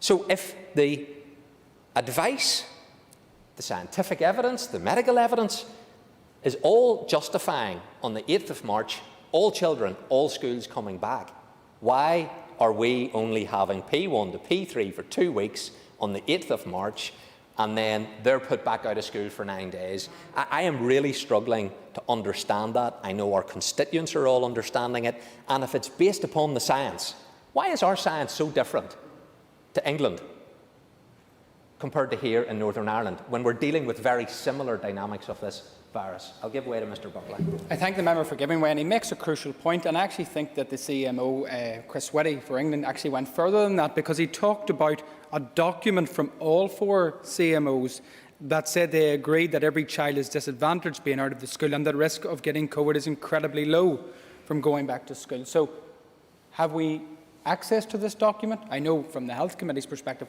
we've seen no evidence of this, but it would be useful to know, maybe in the Minister's contribution, that particular document, what the facts and science are saying, because he's quite right. Parents are quite rightly asking, is our priority getting children back to school as quickly as possible, in line with the scientific evidence provided? The member makes the point very well. And I have been in this chamber, I know Mr McNulty's in the chamber now, the member for Newry and Armagh, but I have been in this chamber whenever other members have said how our school children need to be back as soon as possible. And I agree wholeheartedly when Mr McNulty said that in this chamber a number of weeks ago. I've heard it from other members in other parties. They need to be back as soon as possible. So with the scientific and medical advice that Professor Whitty articulated last night, why are they not coming back in Northern Ireland? Why are they not coming back? What is the medical and scientific advice? I have heard some, and this concerns me, that bringing children back to school has an impact on wider behavioural approaches of our society. It cannot be that the denial of our children's education is used in order to influence wider society's behaviour. That cannot be allowed to continue, if that is indeed the case that is being used to justify a different approach here in Northern Ireland. So I do think there are big questions, particularly for our Chief Medical Officer in Northern Ireland, to answer on this, in light of what Professor Whitty has said, because that is informing our executive and decisions that our executive ministers are taking, and we do need to have answers to those questions. I want to conclude on this then point, Mr Principal Deputy Speaker, the issue of enforcement, and I raised this yesterday. I take the view that we now have almost a third of our adult population vaccinated, and that is a tremendous achievement, and I join with others in commending those that have been involved in that rollout, not just here, but we can see that across the United Kingdom. And on this, the Prime Minister has got it right when it came to his approach to getting the vaccines and signing up to that, and the risks that maybe were taken at the time and the criticism that others made of the Prime Minister at that time. But we are having a tremendous rollout of the vaccine, and it is having a fundamental change to the way in which we have to now base our decisions. Unfortunately, and I hope it changes and changes quickly, the Republic of Ireland is nowhere at the races when it comes to the vaccination programme. Not even at 6%, just over 5% of its adult population. And I really regret that. I really do, because I want them to be having a much better rollout of a vaccination programme, and I see that's a problem right across continental Europe in terms of the way in which this has been managed. But we cannot allow our restrictions to be held back in terms of their removal as a result of the failures that are taking place across the border. We do have to be alert in terms of the potential risks that that creates, but I note one of the concerns that I would have is these mutant strains that may well come. However, I do note in this document published last night by the government that when it comes to these mutations, they are limited in terms of the risk that they present. Some do, and we need to be alert to that, but they are limited in terms of the risks that's presented. But nevertheless, when people talk about enforcement around their concerns, not one that I share, but concerns at the scenes at Divis and in other parks, and they call now for the police to get involved in wanting to restrict that. I hope nobody suggests that we should put into law the guidance on the 10-mile issue. I really hope nobody suggests that we should be putting into law that guidance. And yet our biggest threat comes from people travelling from the Republic of Ireland into Northern Ireland. And yet whenever members raise the policing of that, introducing enforcement against that, it's almost viewed as though this is now a politicisation of it. It's not. COVID's the enemy. Orange and green shouldn't come into it. Unionist and nationalist shouldn't come into it. Our unionism versus our nationalism shouldn't come into it. But if we base our actions upon where the risks are now with the Republic of Ireland not having its population anywhere near the vaccinated level as we in Northern Ireland. So why is there not the calls from the Justice Minister for a much tougher approach in terms of protecting our border when the Republic of Ireland have introduced laws to fine the people of Northern Ireland for carrying out non-essential journeys into the Republic of Ireland, and the police are turning them away? And yet our population is now at a third in terms of vaccination. I really do struggle to understand why we haven't dealt with that. Let it not be because of political sensitivities, because that shouldn't come into this when it comes to taking actions. So if there are actions to be taken on enforcement, I hope that the Health Minister, whom, when I've raised this with the Justice Minister in questions, has said I should raise this with you, Mr Swan, in terms of the responsibility for bringing forward regulations in respect of enforcement.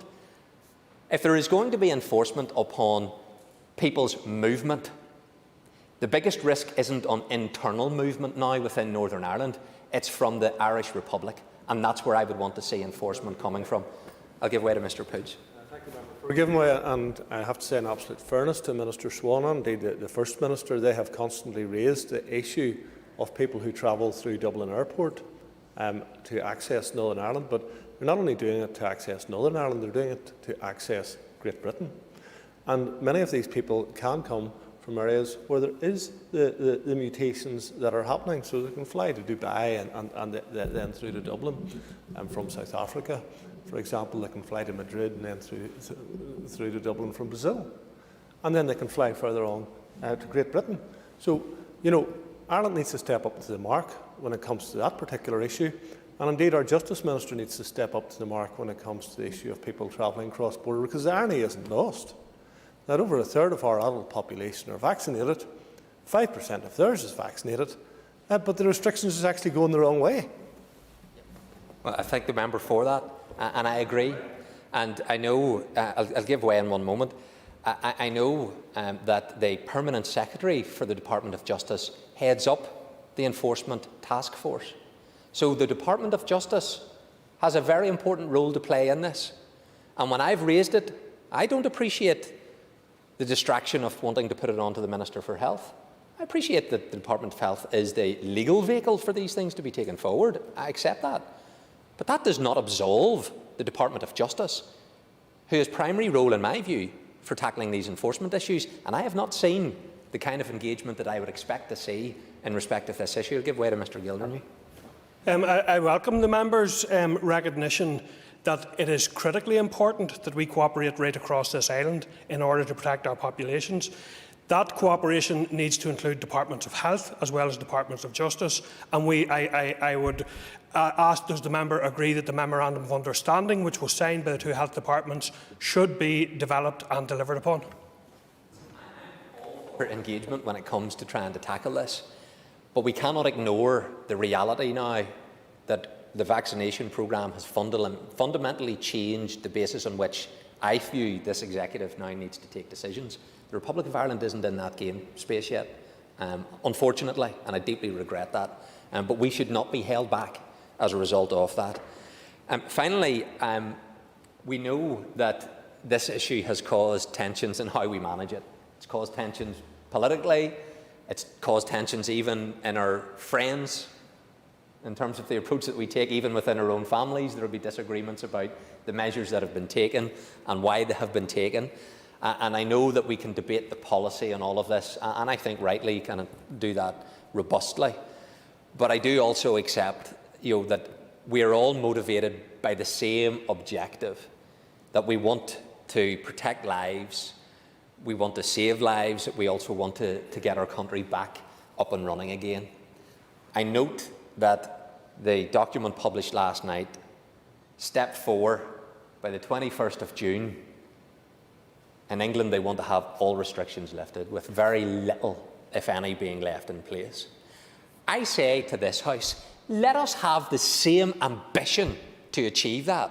Let our population rise up once again to achieve that, because we all have personal responsibility. We all have to take that responsibility upon ourselves. It should not require the government to tell people how to act with common sense, how to weigh up the risks for themselves and to take informed decisions. So let us have the same aspiration that by the end of June we are free from these restrictions. Let us dispense with talk of things rolling on into next year and removing hope from our people. And I believe that we can do that with unity of purpose, with a vision and with a desire to do it, motivated by the same objectives of protecting lives and getting this country back up and running. Thank you, Principal Deputy Speaker. I call Mr Justin McNulty.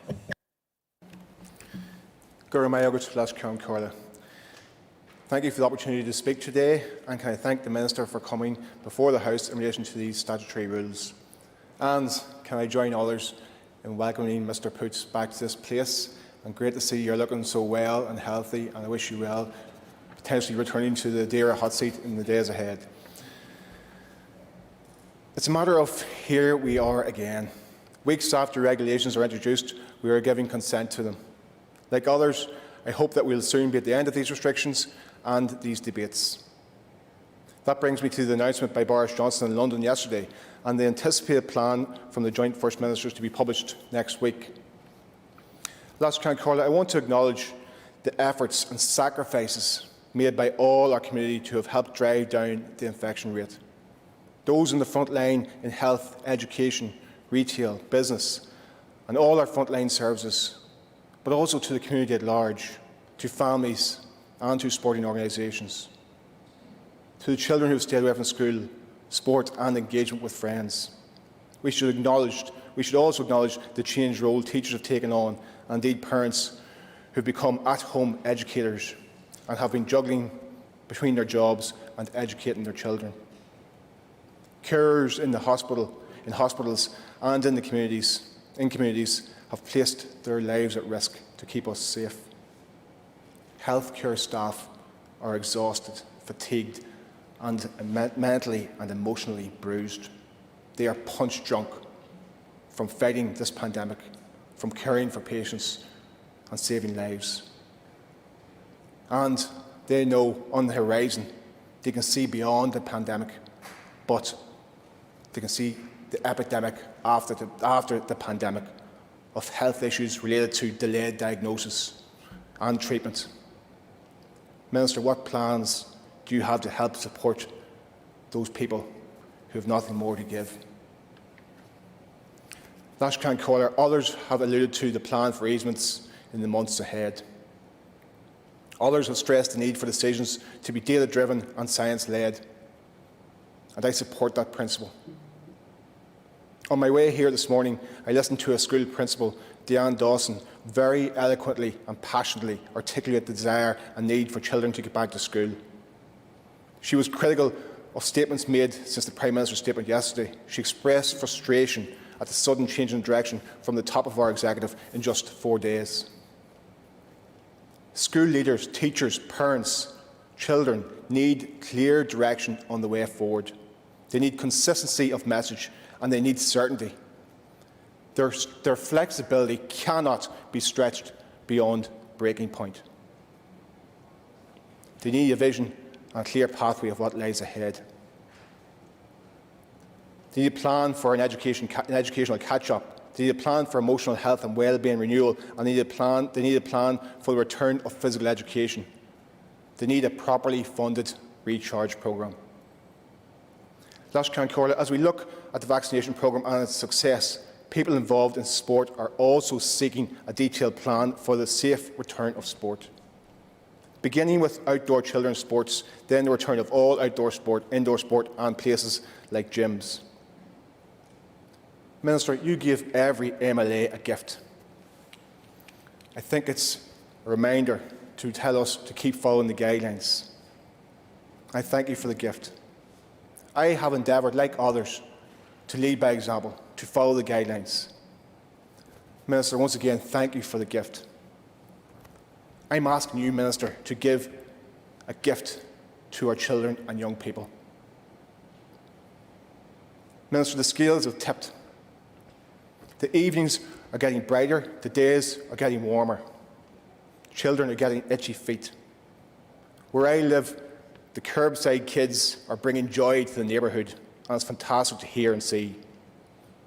But Minister, now is the time to tell children, families, sporting organisations when they can return to sports safely. And Minister, I know you share with me the view about the importance of health and well-being of our children and young people. I know you agree a critical part of that is in opening up youth sports. It's been said the kitchen table is no substitute for the classroom. The back kitchen, the living room, the front hall are no substitute for the sports pitch. Minister, can you give me reassurances you will look at it? Can you write to me with your assessment? 80 signatories, 15 different sports representatives in letters to the First Minister, the Deputy First Minister, to the Health Minister, to the Minister for Communities. Ladies Gaelic football, soccer, rowing, rugby, camogie, boxing, triathlon, judo, hunting. Sorry, that should be hurling. Can't even read my own writing. But so some will class hunting as a sport, of course. But they aren't one of the signatories. Handball, athletics, football, Gaelic football. 15 different sports representatives, and the sports forum have also written to you, Minister. They want clear direction on how youth sports can return safely. They know, you know, I know, sport is much more than just physical recreation and physical well-being. It's every bit as much about emotional and mental health and well-being. I shudder to think of what my youth would have been like with 6 months with no sport. I am imploring you, Minister, give those young children, give those young people the gift of sport in a safe and controlled way. Finally, Minister, in your remarks, I would ask that you outline your school of thought on the return of schools, the return of children to sport, and sport in general, and indeed the economy. The English CMO has said there is a very little residual risk for school children. That risk is lower again for youth sport. I know the concern is around parental behaviour, but the sports have expressed clearly they want clear guidance. They are very willing to work with you. They will put in place mitigations. Give them that guidance. Tell them when they can get back to youth sport. I know our plan must be data-led, it must be clear and unambiguous, and it must give people hope and a sense of renewal in the months ahead. Thank you, members. In the course of his remarks, Mr McNulty mentioned Mrs Diane Dawson. I should declare to the House that I have an interest here. I'm a governor of Braniel Primary School, and Mrs Diane Dawson is the principal of the school that my children attend. I just wanted to put that on the record. Business Committee has arranged to meet at 1 p.m. today. I propose, therefore, by leave of the Assembly, to suspend this sitting until 2 p.m. and the first item of business when we return will be question time to the Minister for Health. The sitting is, by leave, suspended.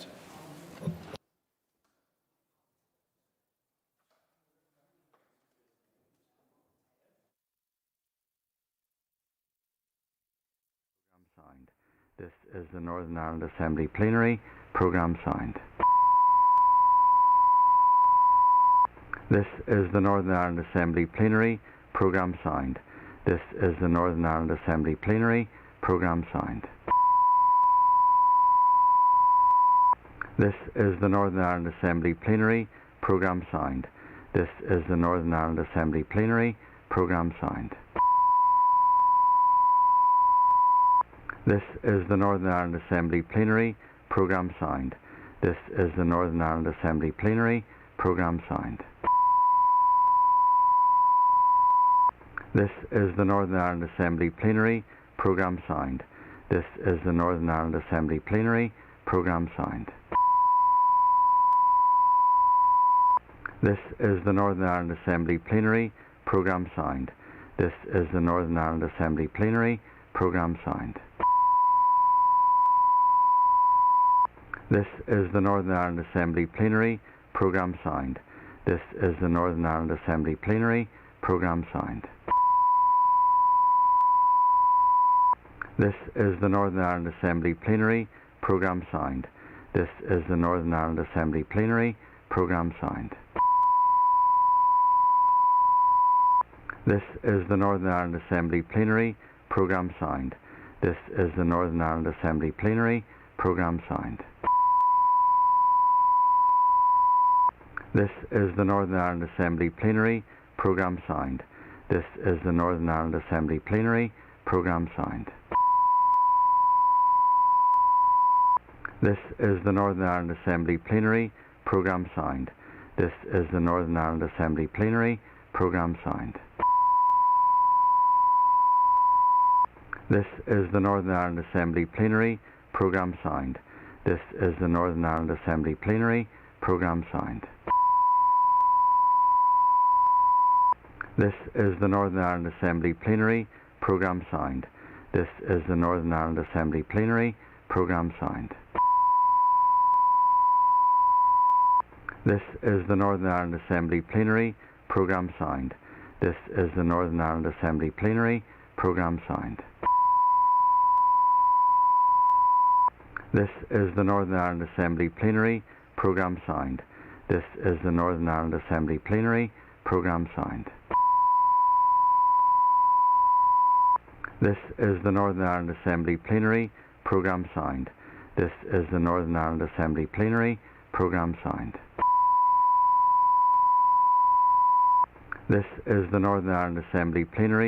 Programme signed. This is the Northern Ireland Assembly Plenary. Programme signed. This is the Northern Ireland Assembly Plenary. Programme signed. This is the Northern Ireland Assembly Plenary. Programme signed.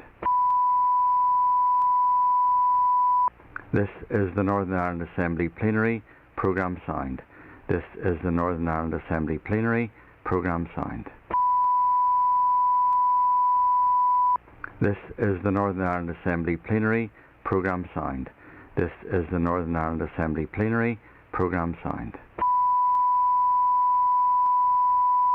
This is the Northern Ireland Assembly Plenary.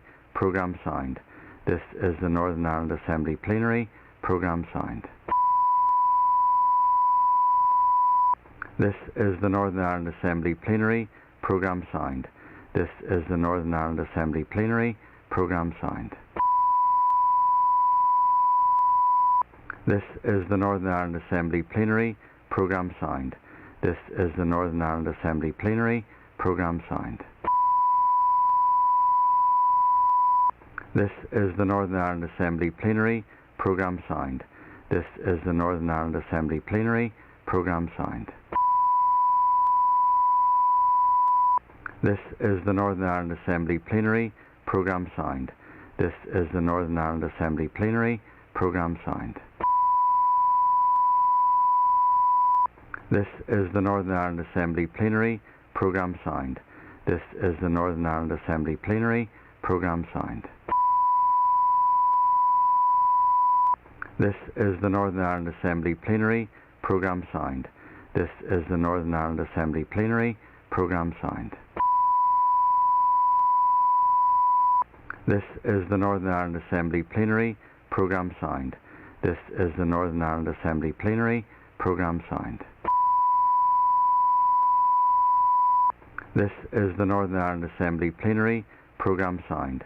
This is the Northern Ireland Assembly Plenary Programme signed. This is the Northern Ireland Assembly Plenary Programme signed. This is the Northern Ireland Assembly Plenary Programme signed. This is the Northern Ireland Assembly Plenary Programme signed. This is the Northern Ireland Assembly Plenary Programme signed. This is the Northern Ireland Assembly Plenary Programme signed. This is the Northern Ireland Assembly Plenary Programme signed. This is the Northern Ireland Assembly Plenary Programme signed. This is the Northern Ireland Assembly Plenary Programme signed. This is the Northern Ireland Assembly Plenary Programme signed. This is the Northern Ireland Assembly Plenary Programme signed. This is the Northern Ireland Assembly Plenary Programme signed. This is the Northern Ireland Assembly Plenary Programme signed. This is the Northern Ireland Assembly Plenary Programme signed. This is the Northern Ireland Assembly Plenary Programme signed. This is the Northern Ireland Assembly Plenary Programme signed. This is the Northern Ireland Assembly Plenary Programme signed. This is the Northern Ireland Assembly Plenary Programme signed. This is the Northern Ireland Assembly Plenary Programme signed. This is the Northern Ireland Assembly Plenary Programme signed. This is the Northern Ireland Assembly Plenary Programme signed.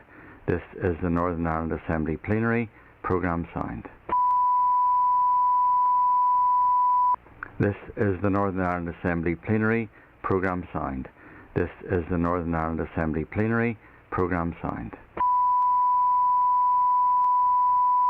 This is the Northern Ireland Assembly Plenary Programme signed. This is the Northern Ireland Assembly Plenary Programme signed. This is the Northern Ireland Assembly Plenary Programme signed. This is the Northern Ireland Assembly Plenary Programme signed. This is the Northern Ireland Assembly Plenary Programme signed. This is the Northern Ireland Assembly Plenary Programme signed. This is the Northern Ireland Assembly Plenary Programme signed. This is the Northern Ireland Assembly Plenary Programme signed. This is the Northern Ireland Assembly Plenary Programme signed. This is the Northern Ireland Assembly Plenary Programme signed. This is the Northern Ireland Assembly Plenary Programme signed. This is the Northern Ireland Assembly Plenary Programme signed. This is the Northern Ireland Assembly Plenary Programme signed. This is the Northern Ireland Assembly Plenary Programme signed. This is the Northern Ireland Assembly Plenary Programme signed.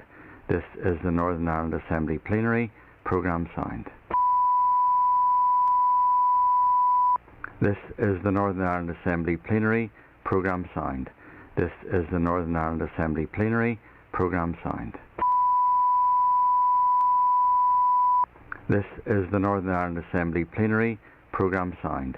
This is the Northern Ireland Assembly Plenary Programme signed. This is the Northern Ireland Assembly Plenary Programme signed. This is the Northern Ireland Assembly Plenary Programme signed. This is the Northern Ireland Assembly Plenary Programme signed. This is the Northern Ireland Assembly Plenary Programme signed. This is the Northern Ireland Assembly Plenary Programme signed. This is the Northern Ireland Assembly Plenary Programme signed. This is the Northern Ireland Assembly Plenary Programme signed. This is the Northern Ireland Assembly Plenary Programme signed. This is the Northern Ireland Assembly Plenary Programme signed. This is the Northern Ireland Assembly Plenary Programme signed. This is the Northern Ireland Assembly Plenary Programme signed. This is the Northern Ireland Assembly Plenary Programme signed. This is the Northern Ireland Assembly Plenary Programme signed. This is the Northern Ireland Assembly Plenary Programme signed. This is the Northern Ireland Assembly Plenary Programme signed. This is the Northern Ireland Assembly Plenary Programme signed.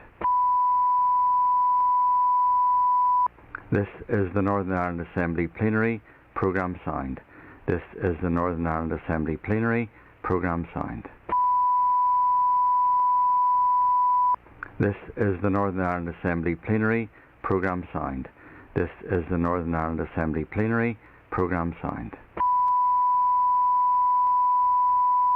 This is the Northern Ireland Assembly Plenary Programme signed. This is the Northern Ireland Assembly Plenary Programme signed.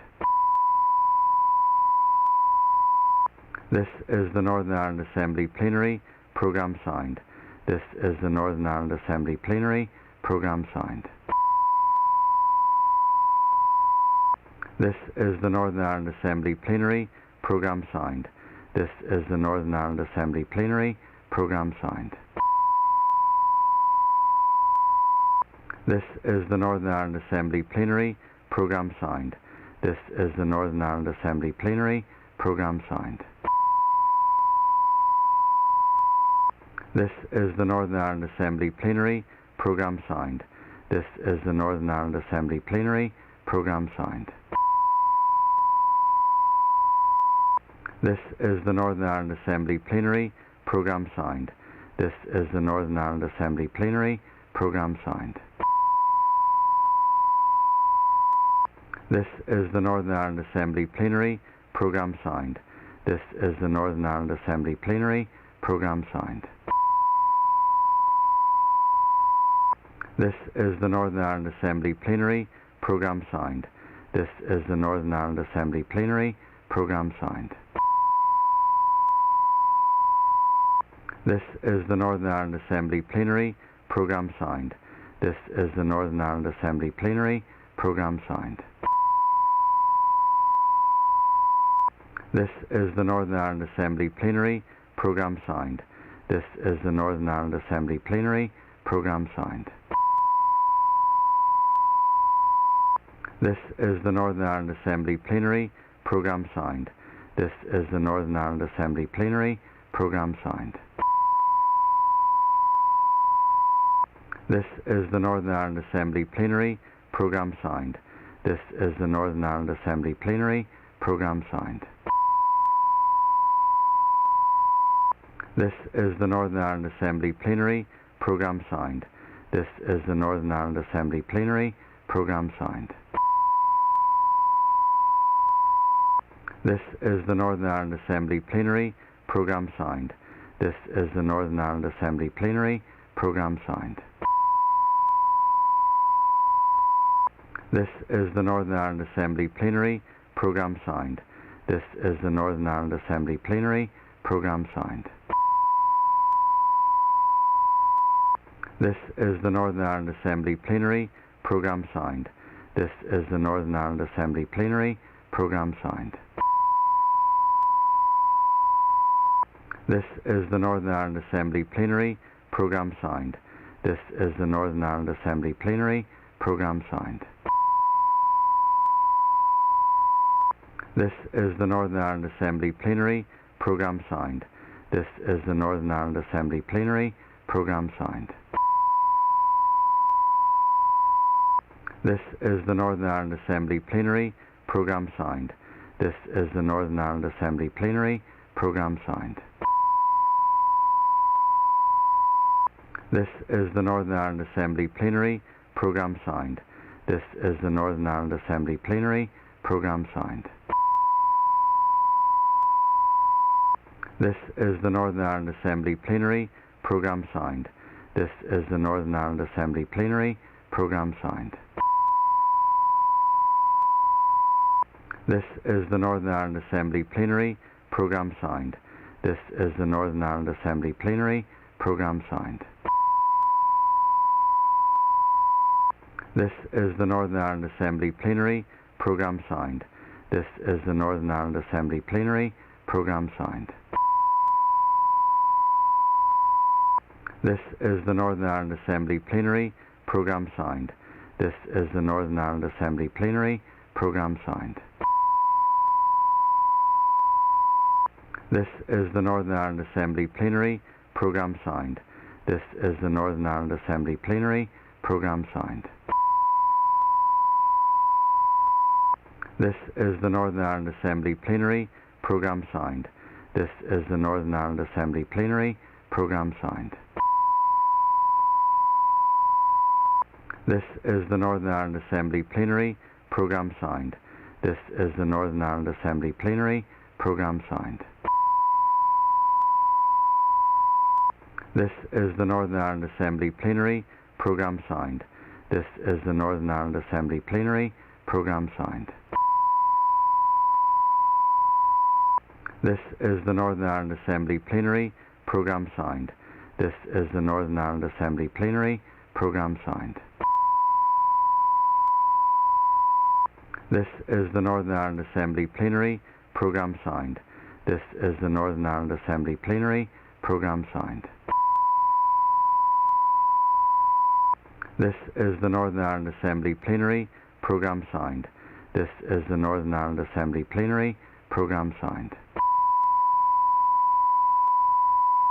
This is the Northern Ireland Assembly Plenary Programme signed. This is the Northern Ireland Assembly Plenary Programme signed. This is the Northern Ireland Assembly Plenary Programme signed. This is the Northern Ireland Assembly Plenary Programme signed. This is the Northern Ireland Assembly Plenary Programme signed. This is the Northern Ireland Assembly Plenary Programme signed. This is the Northern Ireland Assembly Plenary Programme signed. This is the Northern Ireland Assembly Plenary Programme signed. This is the Northern Ireland Assembly Plenary Programme signed. This is the Northern Ireland Assembly Plenary Programme signed. This is the Northern Ireland Assembly Plenary Programme signed. This is the Northern Ireland Assembly Plenary Programme signed. This is the Northern Ireland Assembly Plenary Programme signed. This is the Northern Ireland Assembly Plenary Programme signed. This is the Northern Ireland Assembly Plenary Programme signed. This is the Northern Ireland Assembly Plenary Programme signed. This is the Northern Ireland Assembly Plenary Programme signed.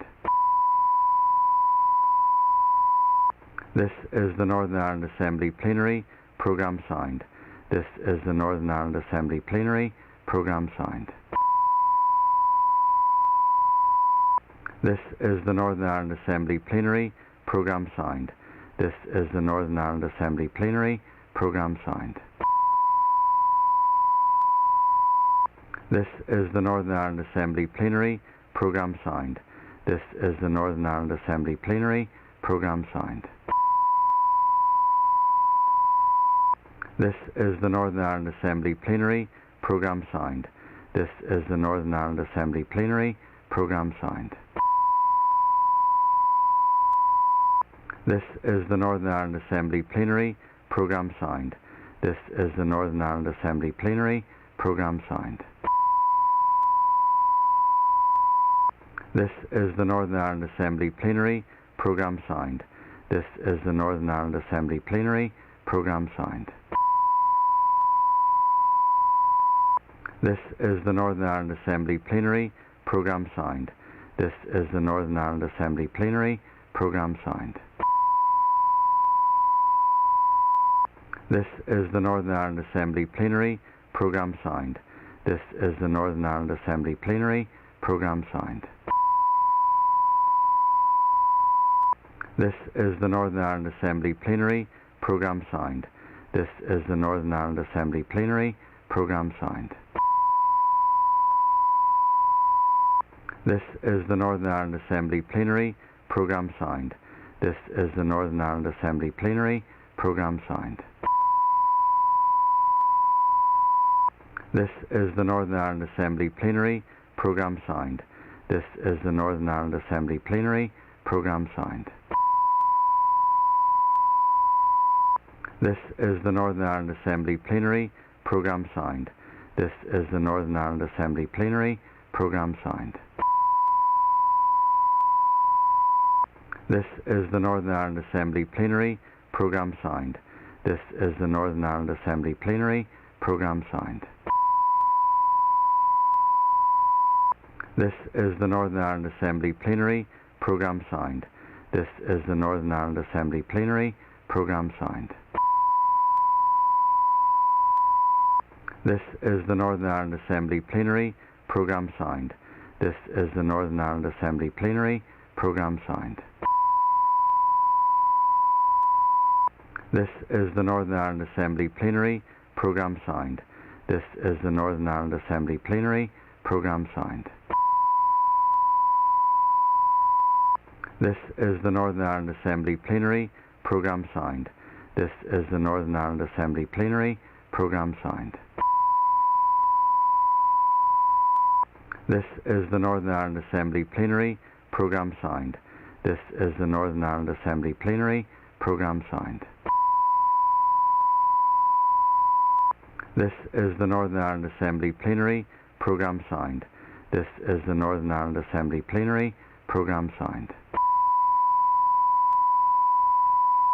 This is the Northern Ireland Assembly Plenary Programme signed. This is the Northern Ireland Assembly Plenary Programme signed. This is the Northern Ireland Assembly Plenary Programme signed. This is the Northern Ireland Assembly Plenary Programme signed. This is the Northern Ireland Assembly Plenary Programme signed. This is the Northern Ireland Assembly Plenary Programme signed. This is the Northern Ireland Assembly Plenary Programme signed. This is the Northern Ireland Assembly Plenary Programme signed. This is the Northern Ireland Assembly Plenary Programme signed. This is the Northern Ireland Assembly Plenary Programme signed. This is the Northern Ireland Assembly Plenary Programme signed. This is the Northern Ireland Assembly Plenary Programme signed. This is the Northern Ireland Assembly Plenary Programme signed. This is the Northern Ireland Assembly Plenary Programme signed. This is the Northern Ireland Assembly Plenary Programme signed. This is the Northern Ireland Assembly Plenary Programme signed. This is the Northern Ireland Assembly Plenary Programme signed. This is the Northern Ireland Assembly Plenary Programme signed. This is the Northern Ireland Assembly Plenary Programme signed. This is the Northern Ireland Assembly Plenary Programme signed. This is the Northern Ireland Assembly Plenary Programme signed. This is the Northern Ireland Assembly Plenary Programme signed. This is the Northern Ireland Assembly Plenary Programme signed. This is the Northern Ireland Assembly Plenary Programme signed. This is the Northern Ireland Assembly Plenary Programme signed. This is the Northern Ireland Assembly Plenary Programme Signed. This is the Northern Ireland Assembly Plenary Programme Signed. This is the Northern Ireland Assembly Plenary Programme Signed. This is the Northern Ireland Assembly Plenary Programme Signed.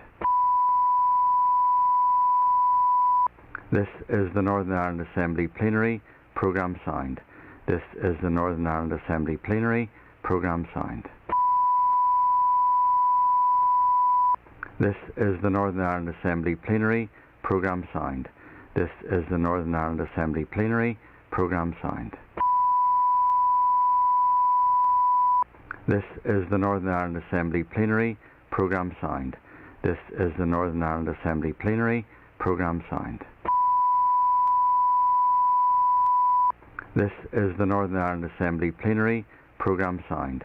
This is the Northern Ireland Assembly Plenary Programme Signed. This is the Northern Ireland Assembly Plenary Programme Signed.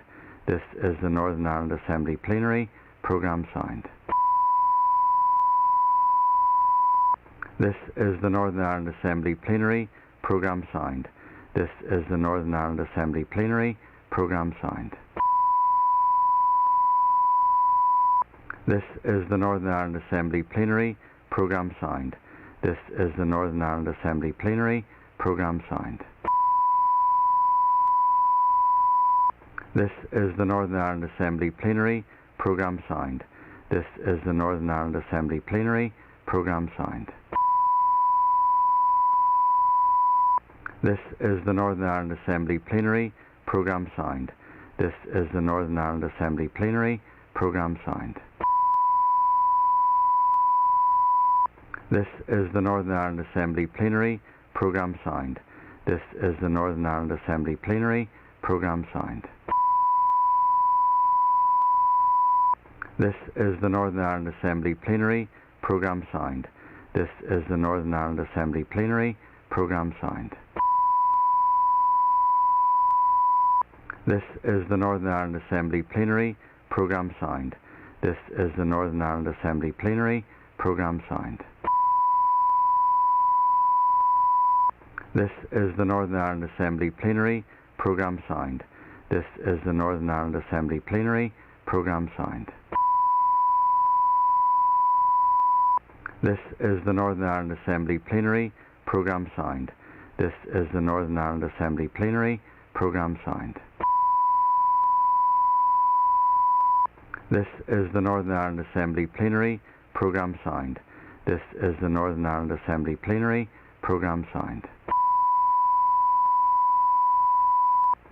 This is the Northern Ireland Assembly Plenary Programme Signed.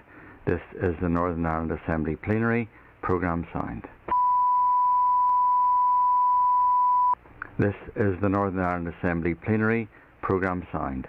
This is the Northern Ireland Assembly Plenary Programme Signed. This is the Northern Ireland Assembly Plenary Programme Signed. This is the Northern Ireland Assembly Plenary Programme Signed. This is the Northern Ireland Assembly Plenary Programme Signed. This is the Northern Ireland Assembly Plenary Programme Signed. This is the Northern Ireland Assembly Plenary Programme Signed. This is the Northern Ireland Assembly Plenary Programme Signed. This is the Northern Ireland Assembly Plenary Programme Signed. This is the Northern Ireland Assembly Plenary Programme Signed. This is the Northern Ireland Assembly Plenary Programme Signed. This is the Northern Ireland Assembly Plenary Programme Signed. This is the Northern Ireland Assembly Plenary Programme Signed. This is the Northern Ireland Assembly Plenary Programme Signed. This is the Northern Ireland Assembly Plenary Programme Signed. This is the Northern Ireland Assembly Plenary Programme Signed. This is the Northern Ireland Assembly Plenary Programme Signed. This is the Northern Ireland Assembly Plenary Programme Signed. This is the Northern Ireland Assembly Plenary Programme Signed. This is the Northern Ireland Assembly Plenary Programme signed. This is the Northern Ireland Assembly Plenary Programme signed. This is the Northern Ireland Assembly Plenary Programme signed. This is the Northern Ireland Assembly Plenary Programme signed. This is the Northern Ireland Assembly Plenary Programme signed. This is the Northern Ireland Assembly Plenary Programme signed. This is the Northern Ireland Assembly Plenary Programme signed. This is the Northern Ireland Assembly Plenary Programme signed. This is the Northern Ireland Assembly Plenary Programme signed. This is the Northern Ireland Assembly Plenary Programme signed. This is the Northern Ireland Assembly Plenary Programme signed. This is the Northern Ireland Assembly Plenary Programme signed. This is the Northern Ireland Assembly Plenary Programme signed. This is the Northern Ireland Assembly Plenary Programme signed.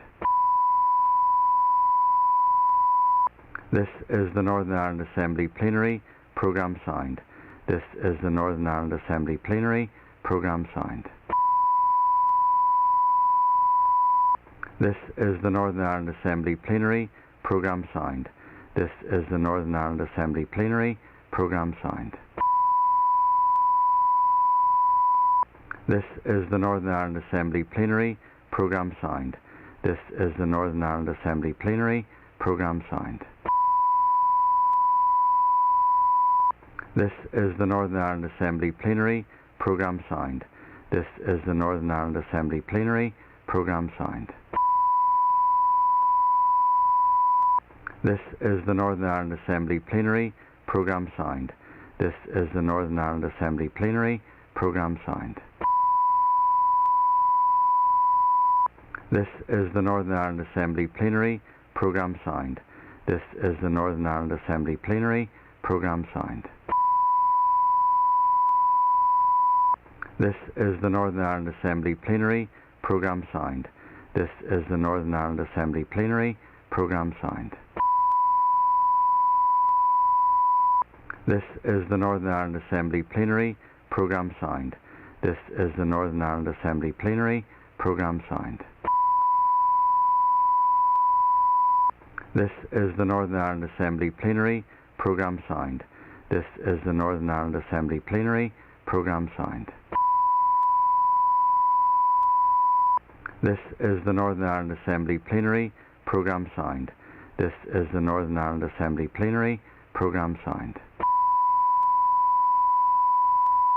This is the Northern Ireland Assembly Plenary Programme signed. This is the Northern Ireland Assembly Plenary Programme signed.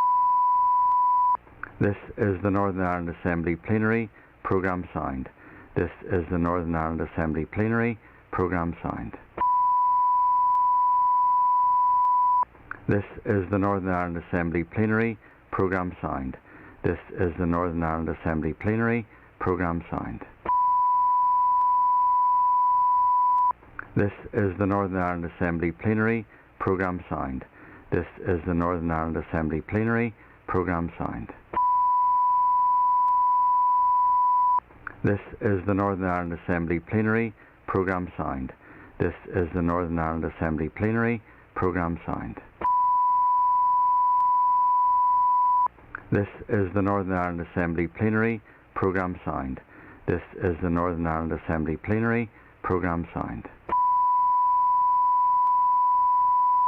This is the Northern Ireland Assembly Plenary Programme signed. This is the Northern Ireland Assembly Plenary Programme signed. This is the Northern Ireland Assembly Plenary Programme signed. This is the Northern Ireland Assembly Plenary Programme signed.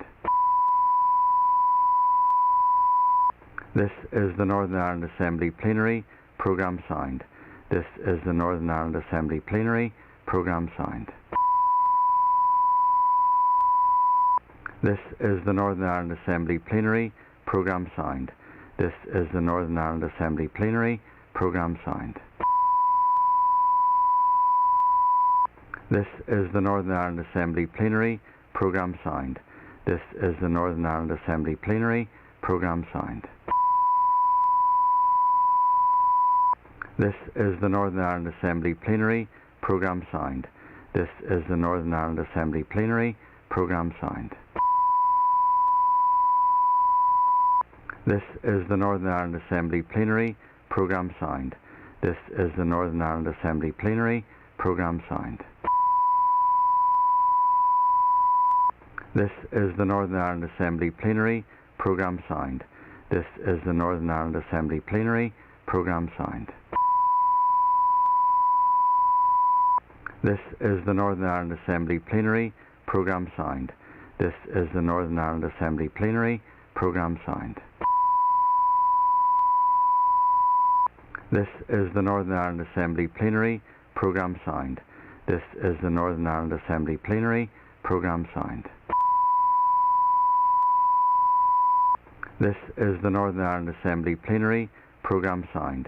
This is the Northern Ireland Assembly Plenary Programme signed. This is the Northern Ireland Assembly Plenary Programme signed. This is the Northern Ireland Assembly Plenary Programme signed.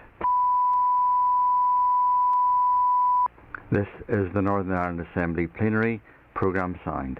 This is the Northern Ireland Assembly Plenary Programme signed. This is the Northern Ireland Assembly Plenary Programme signed.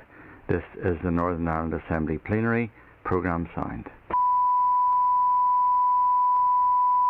This is the Northern Ireland Assembly Plenary Programme signed. This is the Northern Ireland Assembly Plenary Programme signed. This is the Northern Ireland Assembly Plenary Programme signed. This is the Northern Ireland Assembly Plenary Programme signed. This is the Northern Ireland Assembly Plenary Programme signed. This is the Northern Ireland Assembly Plenary Programme signed. This is the Northern Ireland Assembly Plenary Programme signed. This is the Northern Ireland Assembly Plenary Programme signed. This is the Northern Ireland Assembly Plenary Programme signed. This is the Northern Ireland Assembly Plenary Programme signed. This is the Northern Ireland Assembly Plenary Programme signed. This is the Northern Ireland Assembly Plenary Programme signed. This is the Northern Ireland Assembly Plenary Programme signed. This is the Northern Ireland Assembly Plenary Programme signed. This is the Northern Ireland Assembly Plenary Programme signed. This is the Northern Ireland Assembly Plenary Programme signed.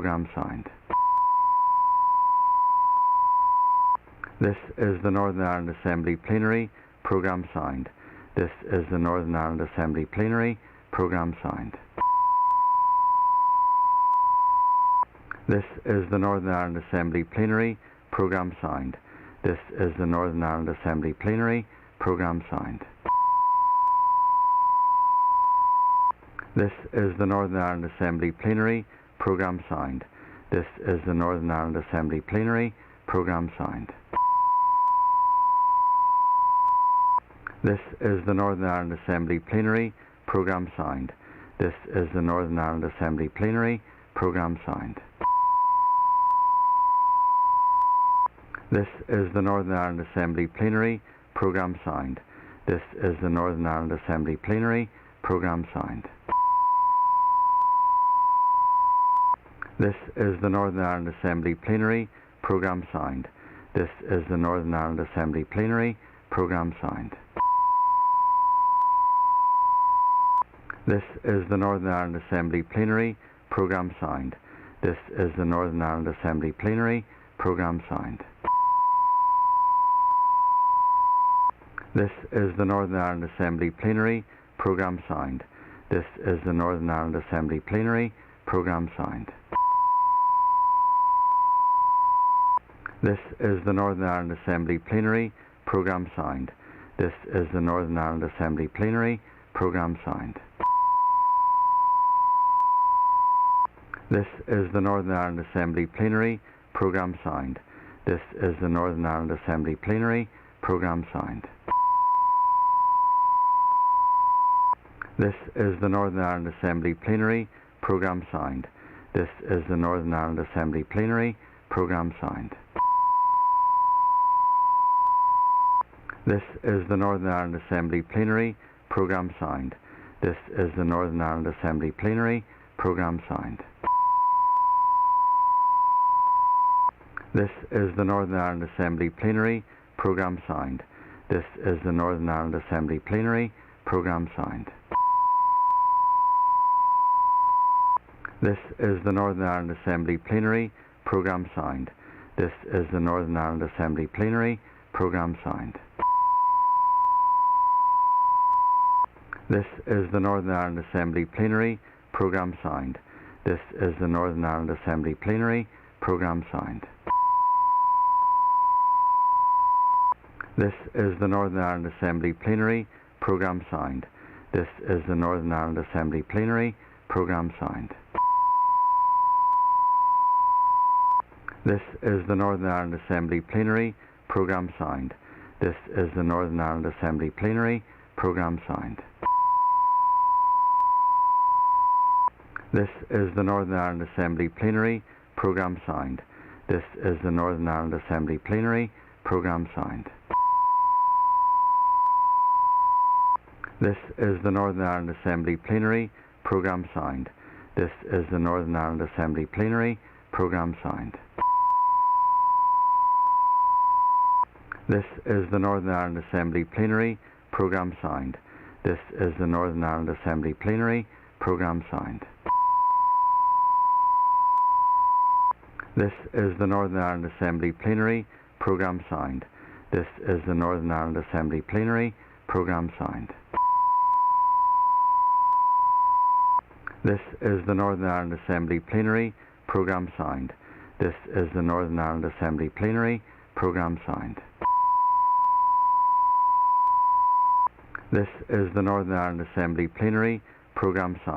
This is the Northern Ireland Assembly Plenary Programme signed. This is the Northern Ireland Assembly Plenary Programme signed. This is the Northern Ireland Assembly Plenary Programme signed. This is the Northern Ireland Assembly Plenary Programme signed. This is the Northern Ireland Assembly Plenary Programme signed. This is the Northern Ireland Assembly Plenary Programme signed. This is the Northern Ireland Assembly Plenary Programme signed. This is the Northern Ireland Assembly Plenary Programme signed. This is the Northern Ireland Assembly Plenary Programme signed. This is the Northern Ireland Assembly Plenary Programme signed. This is the Northern Ireland Assembly Plenary Programme signed. This is the Northern Ireland Assembly Plenary Programme signed. This is the Northern Ireland Assembly Plenary Programme signed. This is the Northern Ireland Assembly Plenary Programme signed. This is the Northern Ireland Assembly Plenary Programme signed. This is the Northern Ireland Assembly Plenary Programme signed. This is the Northern Ireland Assembly Plenary Programme signed. This is the Northern Ireland Assembly Plenary Programme signed. This is the Northern Ireland Assembly Plenary Programme signed. This is the Northern Ireland Assembly Plenary Programme signed. This is the Northern Ireland Assembly Plenary Programme signed.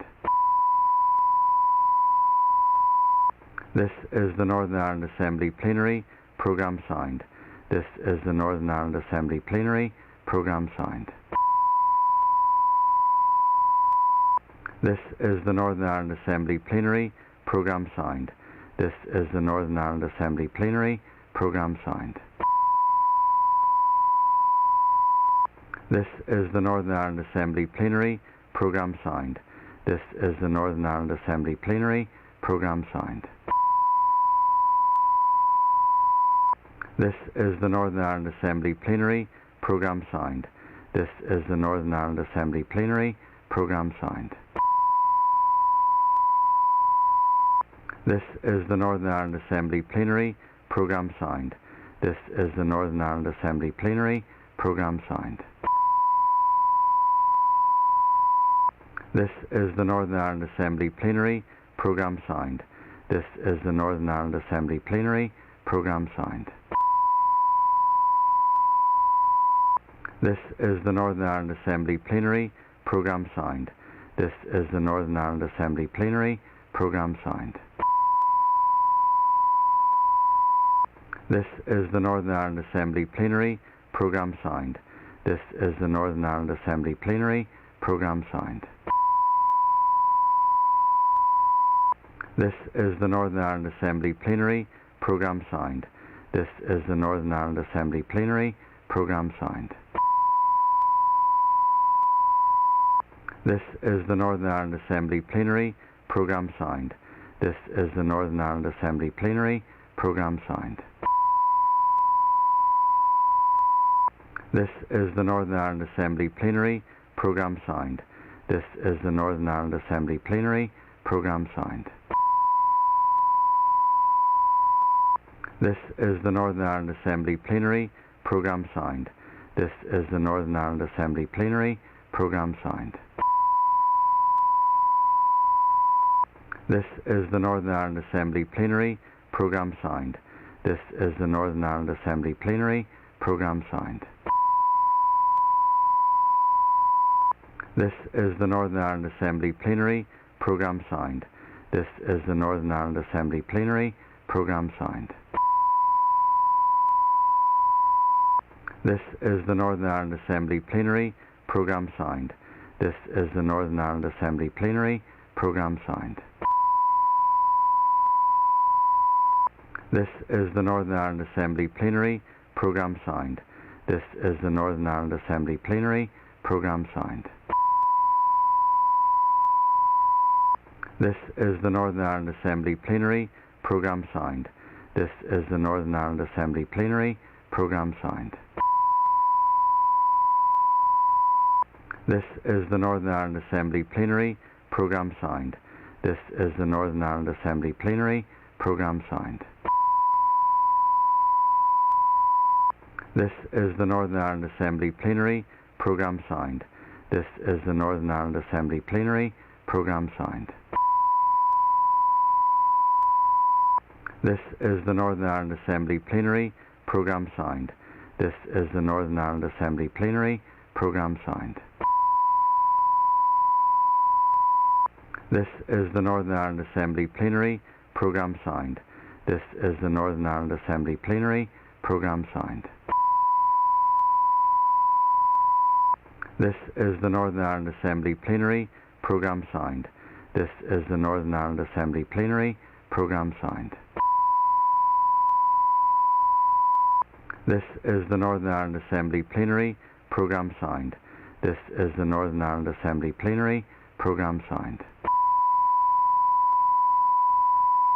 This is the Northern Ireland Assembly Plenary Programme signed. This is the Northern Ireland Assembly Plenary Programme signed. This is the Northern Ireland Assembly Plenary Programme signed. This is the Northern Ireland Assembly Plenary Programme signed. This is the Northern Ireland Assembly Plenary Programme signed. This is the Northern Ireland Assembly Plenary Programme signed. This is the Northern Ireland Assembly Plenary Programme signed. This is the Northern Ireland Assembly Plenary Programme signed. This is the Northern Ireland Assembly Plenary Programme signed. This is the Northern Ireland Assembly Plenary Programme signed. This is the Northern Ireland Assembly Plenary Programme signed. This is the Northern Ireland Assembly Plenary Programme signed. This is the Northern Ireland Assembly Plenary Programme signed. This is the Northern Ireland Assembly Plenary Programme signed. This is the Northern Ireland Assembly Plenary Programme signed.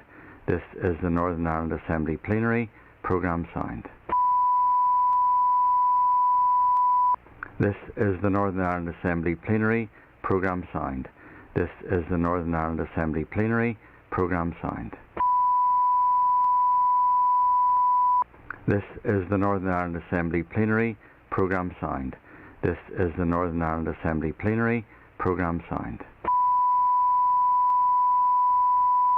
This is the Northern Ireland Assembly Plenary Programme signed. This is the Northern Ireland Assembly Plenary Programme signed. This is the Northern Ireland Assembly Plenary Programme signed. This is the Northern Ireland Assembly Plenary Programme signed.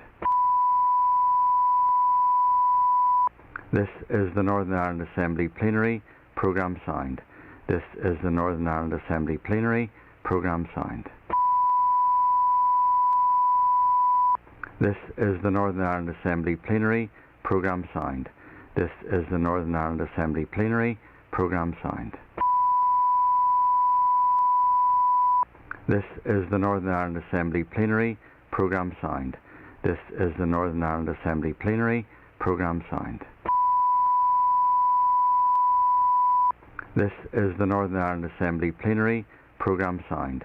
This is the Northern Ireland Assembly Plenary Programme signed. This is the Northern Ireland Assembly Plenary Programme signed. This is the Northern Ireland Assembly Plenary Programme signed.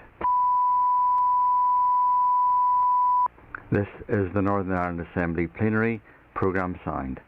This is the Northern Ireland Assembly Plenary Programme signed. This is the Northern Ireland Assembly Plenary Programme signed. This is the Northern Ireland Assembly Plenary Programme signed. This is the Northern Ireland Assembly Plenary Programme signed. This is the Northern Ireland Assembly Plenary Programme signed. This is the Northern Ireland Assembly Plenary Programme signed. This is the Northern Ireland Assembly Plenary Programme signed. This is the Northern Ireland Assembly Plenary Programme signed. This is the Northern Ireland Assembly Plenary Programme signed. This is the Northern Ireland Assembly Plenary Programme signed. This is the Northern Ireland Assembly Plenary Programme signed. This is the Northern Ireland Assembly Plenary Programme signed. This is the Northern Ireland Assembly Plenary Programme signed.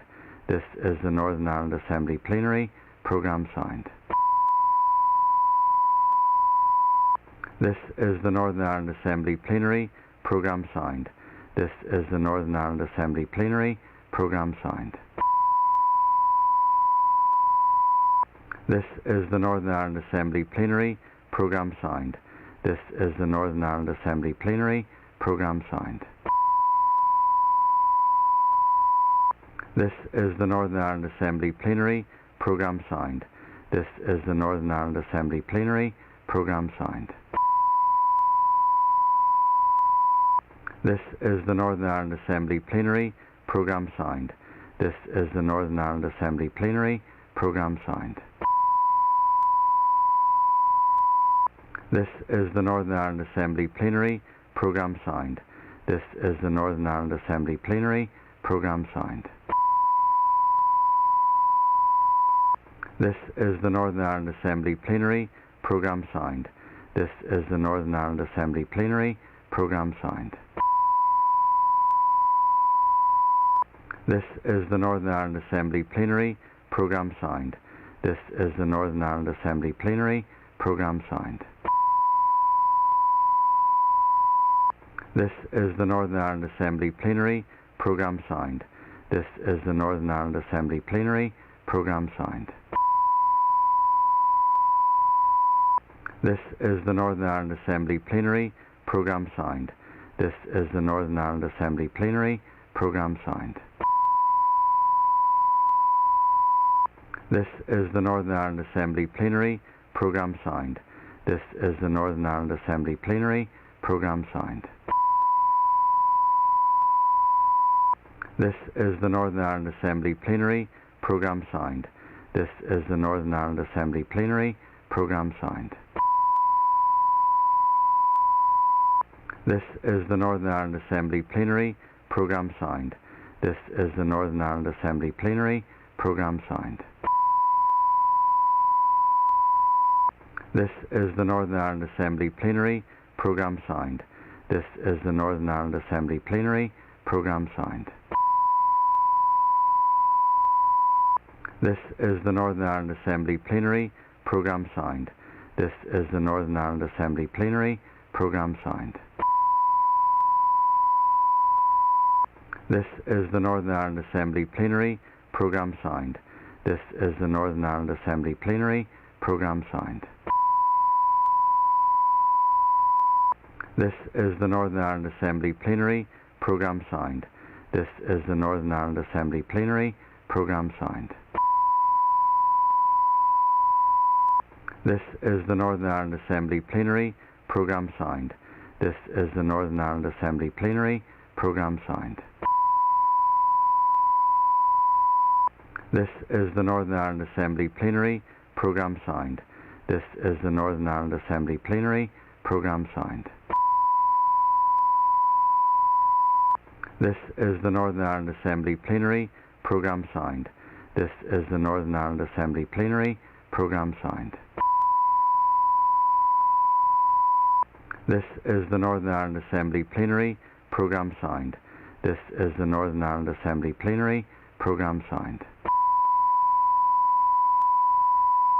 This is the Northern Ireland Assembly Plenary Programme signed. This is the Northern Ireland Assembly Plenary Programme signed. This is the Northern Ireland Assembly Plenary Programme signed. This is the Northern Ireland Assembly Plenary Programme signed. This is the Northern Ireland Assembly Plenary Programme signed. This is the Northern Ireland Assembly Plenary Programme signed. This is the Northern Ireland Assembly Plenary Programme signed. This is the Northern Ireland Assembly Plenary Programme signed. This is the Northern Ireland Assembly Plenary Programme signed. This is the Northern Ireland Assembly Plenary Programme signed. This is the Northern Ireland Assembly Plenary Programme signed. This is the Northern Ireland Assembly Plenary Programme signed. This is the Northern Ireland Assembly Plenary Programme signed. This is the Northern Ireland Assembly Plenary Programme signed. This is the Northern Ireland Assembly Plenary Programme signed. This is the Northern Ireland Assembly Plenary Programme signed. This is the Northern Ireland Assembly Plenary Programme signed. This is the Northern Ireland Assembly Plenary Programme signed. This is the Northern Ireland Assembly Plenary Programme signed. This is the Northern Ireland Assembly Plenary Programme signed. This is the Northern Ireland Assembly Plenary Programme signed. This is the Northern Ireland Assembly Plenary Programme signed. This is the Northern Ireland Assembly Plenary Programme signed. This is the Northern Ireland Assembly Plenary Programme signed. This is the Northern Ireland Assembly Plenary Programme signed. This is the Northern Ireland Assembly Plenary Programme signed. This is the Northern Ireland Assembly Plenary Programme signed. This is the Northern Ireland Assembly Plenary Programme signed. This is the Northern Ireland Assembly Plenary Programme signed. This is the Northern Ireland Assembly Plenary Programme signed. This is the Northern Ireland Assembly Plenary Programme signed. This is the Northern Ireland Assembly Plenary Programme signed. This is the Northern Ireland Assembly Plenary Programme signed. This is the Northern Ireland Assembly Plenary Programme signed. This is the Northern Ireland Assembly Plenary Programme signed. This is the Northern Ireland Assembly Plenary Programme signed. This is the Northern Ireland Assembly Plenary Programme signed. This is the Northern Ireland Assembly Plenary Programme signed. This is the Northern Ireland Assembly Plenary Programme signed. This is the Northern Ireland Assembly Plenary Programme signed. This is the Northern Ireland Assembly Plenary Programme signed. This is the Northern Ireland Assembly Plenary Programme signed. This is the Northern Ireland Assembly Plenary Programme signed. This is the Northern Ireland Assembly Plenary Programme signed. This is the Northern Ireland Assembly Plenary Programme signed. This is the Northern Ireland Assembly Plenary Programme signed. This is the Northern Ireland Assembly Plenary Programme signed.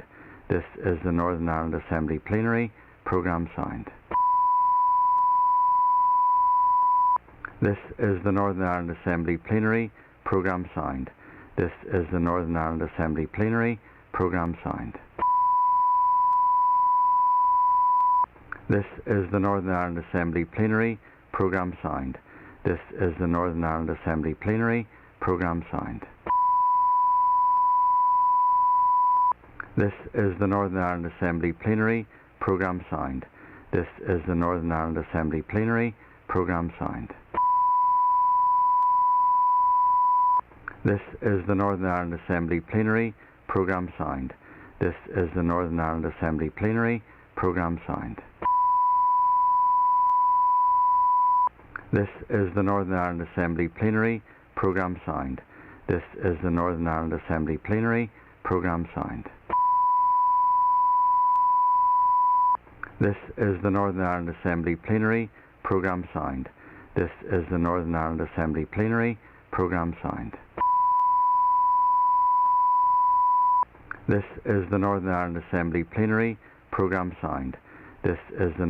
Assembly Plenary Programme signed.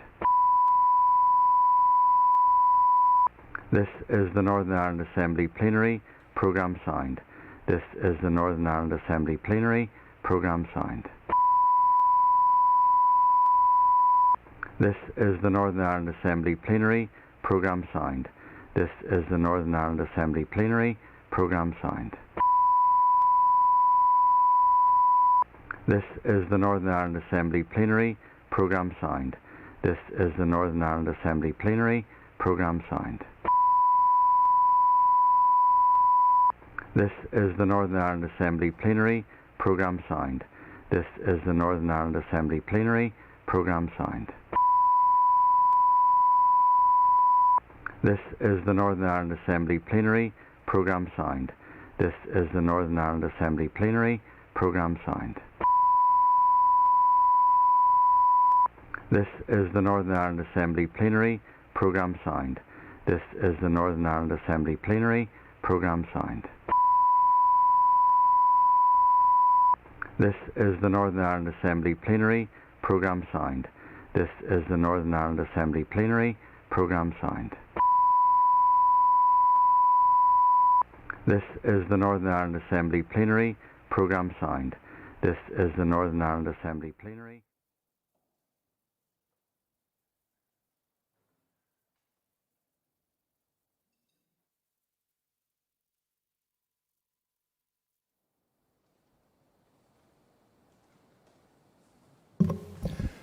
Order members, it's now time for questions to the Minister for Health, and can advise members that question number 6 has been withdrawn. And I call Jerry Kelly. Question 1, please. Thank you, Mr Deputy Speaker. The latest coronavirus-related health inequalities report was published by my department on the 16th of December 2020, and that showed that the hospital admission rate for COVID-19 confirmed cases in the 10 most deprived areas was more than double the rate in the 10% least deprived areas. However, while deprivation was found to be an important factor of the likelihood of hospital admissions, age was found to be actually a greater factor. The pandemic has not exacerbated existing inequalities, has no doubt exacerbated existing inequalities, and therefore my department, with the PHA, continues to deliver a range of actions to address the impact of COVID-19 and other health conditions and behaviours on the most deprived communities and reduce health inequalities. In April 2020, the Health Improvement Division in the Public Health Agency established a regional group to oversee recovery of health improvement services throughout the first surge period of the pandemic. Additionally, the Test, Trace, Protect contact tracing service operated by the PHA also seeks to provide advice and support to those who need additional help and to help people to isolate as required as when they have a positive test. The service also works closely with health improvement colleagues in the Department of Communities to address any health inequalities in terms of case identified through contact tracing or as part of an ongoing management of clusters who may face particular challenges with self-isolation. I call Jerry Kelly for supplement. I go on biggest listener had a Friday go G Shaw. Thank the Minister for his answer up to now and the detail that was in it. Minister, the executive decisions on the introduction of restrictions and any restrictions, any decisions to lift or ease current restrictions must be firmly based on medical and scientific advice and evidence. Can you tell us if the medical and scientific advice from the Chief Medical Officer and the Interim Chief Scientific Advisor on the phased reopening of schools has changed since last Thursday?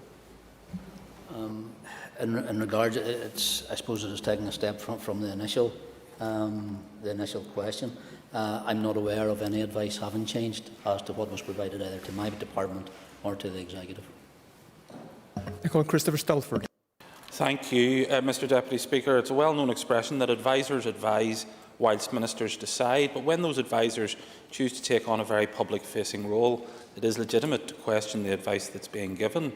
In that vein, why is Professor Whitty wrong about school opening, but Dr McBride right? I think the member in his opening comments is correct. Ministers decide, not a single minister. In regards to Professor Whitty's comments, I think there seem to be some grounds in believing that actually they've been misquoted. There was, in principle, a reference to a joint CMO statement that was issued last August and September on the returns to schools. In that statement, Professor Whitty also made clear that a return to school is the best option from the child's point of view, and that surely never has been in dispute. The issue is what schools being open means for wider society and the health service in terms of fuelling transmission. The Minister of Education brought a paper to the Executive last week which included two options. The second one was which the one was adopted by the entirety of the Executive unanimously, because the Executive did not divide on the current stance that we have. I call Matthew O'Toole. Deputy Speaker, Minister, my constituency, South Belfast, is the most diverse in Northern Ireland. It's probably the most diverse in the whole island of Ireland. We also know that there's evidence, particularly from GB, that and in North America as well, that COVID has a disproportionate impact on black and minority ethnic communities. Can I ask what he and his department are doing to speak to that community to ensure they have maximum information and support in navigating their way through this pandemic? I thank the member for his question, because I think that the comment is actually timely. Yesterday afternoon, the two junior ministers, myself and the Chief Medical Officer, met with a group of ethnic minority groups, including our faith-based groups. And one of the things that came forward from especially the ethnic groups was not to, I suppose, contain them with the same information that's coming out of GB as well, in regards to access to services, access to information, also to access to the vaccine. They wanted to be very clear that there seemed to be two different narratives, and the support and the uptake of vaccine, especially in Northern Ireland, was, if not more than their counterparts across the water, than actually the Caucasian, shall we say, population in Northern Ireland, because of the work that they have been doing, supported by the Public Health Agency and a number of other agencies who have engaged with the key stakeholders through the Regional Travellers Forum and the Regional Minority Ethnic and Migrants Advisory Group as well. So that information has been disseminated over the period of this pandemic. I call Colin Gilden. Minister, given your acknowledgement that the pandemic will have exacerbated inequalities, does that not suggest that the Department needs to be implementing full EQIA assessments rather than high-level screening? I think, and the member refers to the regulations and the change of regulations that are being brought forward at the pace that they move at the changes that are made. It's not possible to make those full comments and those full equality impact assessments on the change of regulations. I do know he has raised the question. Order. I do know he has raised the question on the budget in regards to that as well, but in regards to the size of my department and the timeliness and the lack of time that we've actually had to bring that forward in regards to public consultation, it hasn't been able to make a full equality impact assessment on all the detail, but it has been done at high level, as the member will be aware as chair of the committee, because I think that's what my officials provided in the briefing last week. Moving on, I call Keith Buchanan. Question 2, please. I thank the member again for his support, and we all owe our health and social care workers a great deal for their exceptional efforts, which have been over and beyond which one could normally expect to see. And I know that some health and social care trusts had, during the initial period of the pandemic, provided free childcare or childcare free of charge on an interim basis to key workers. This is to be commended. Those trusts continue to be supportive of staff in relation to their childcare needs, and have been actively encouraging staff to use the different flexible working options available to them, including utilising their local schools who are providing care during the day for children of key workers.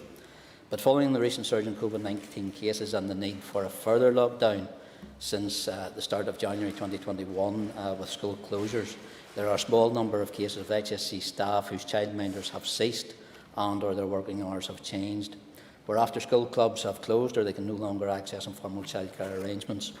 In these instances, any additional costs, and I will stress additional costs, for childcare which have been legitimately incurred by health and social care workers as a result of the pandemic will be reimbursed. My officials, along with the Trust's HR and Finance colleagues, have been exploring a range of options regarding funding for additional childcare costs in these circumstances, and the resultant tax implications, given it is seen by HMRC actually as a taxable benefit, and we hope to have these issues resolved as quickly as possible. I call Keith Buchanan. Minister for his response so far. Minister, can you confirm to me that the Northern Trust is aware of that information? Because I received a communication from a constituent based on the 18th of June email to say that obviously the Department of Health was bringing the support out to the Northern Trust, people who work in the Northern Trust, but as of yet that lady has not been communicated with, or indeed the Trust not aware of it, and I have had several communications with them. I think the member, if he's willing to share that information with me in my private office, I'll follow up. If he said the 18th of June, this additional support is actually in this wave of the pandemic for that additional support during what is this extra piece of work and the extra pressures that's putting on our health and social care staff. So certainly if the member wants to forward that detail to me, and I'll make sure that all trusts are aware of the answer I've given to the member as well. I call Nicola Brogan. Minister, as you've said, childcare is a pressing issue for many families at the moment, in particular key workers who are unable to work from home. Can you outline what plans the Department has to continue this scheme into the next financial year, please?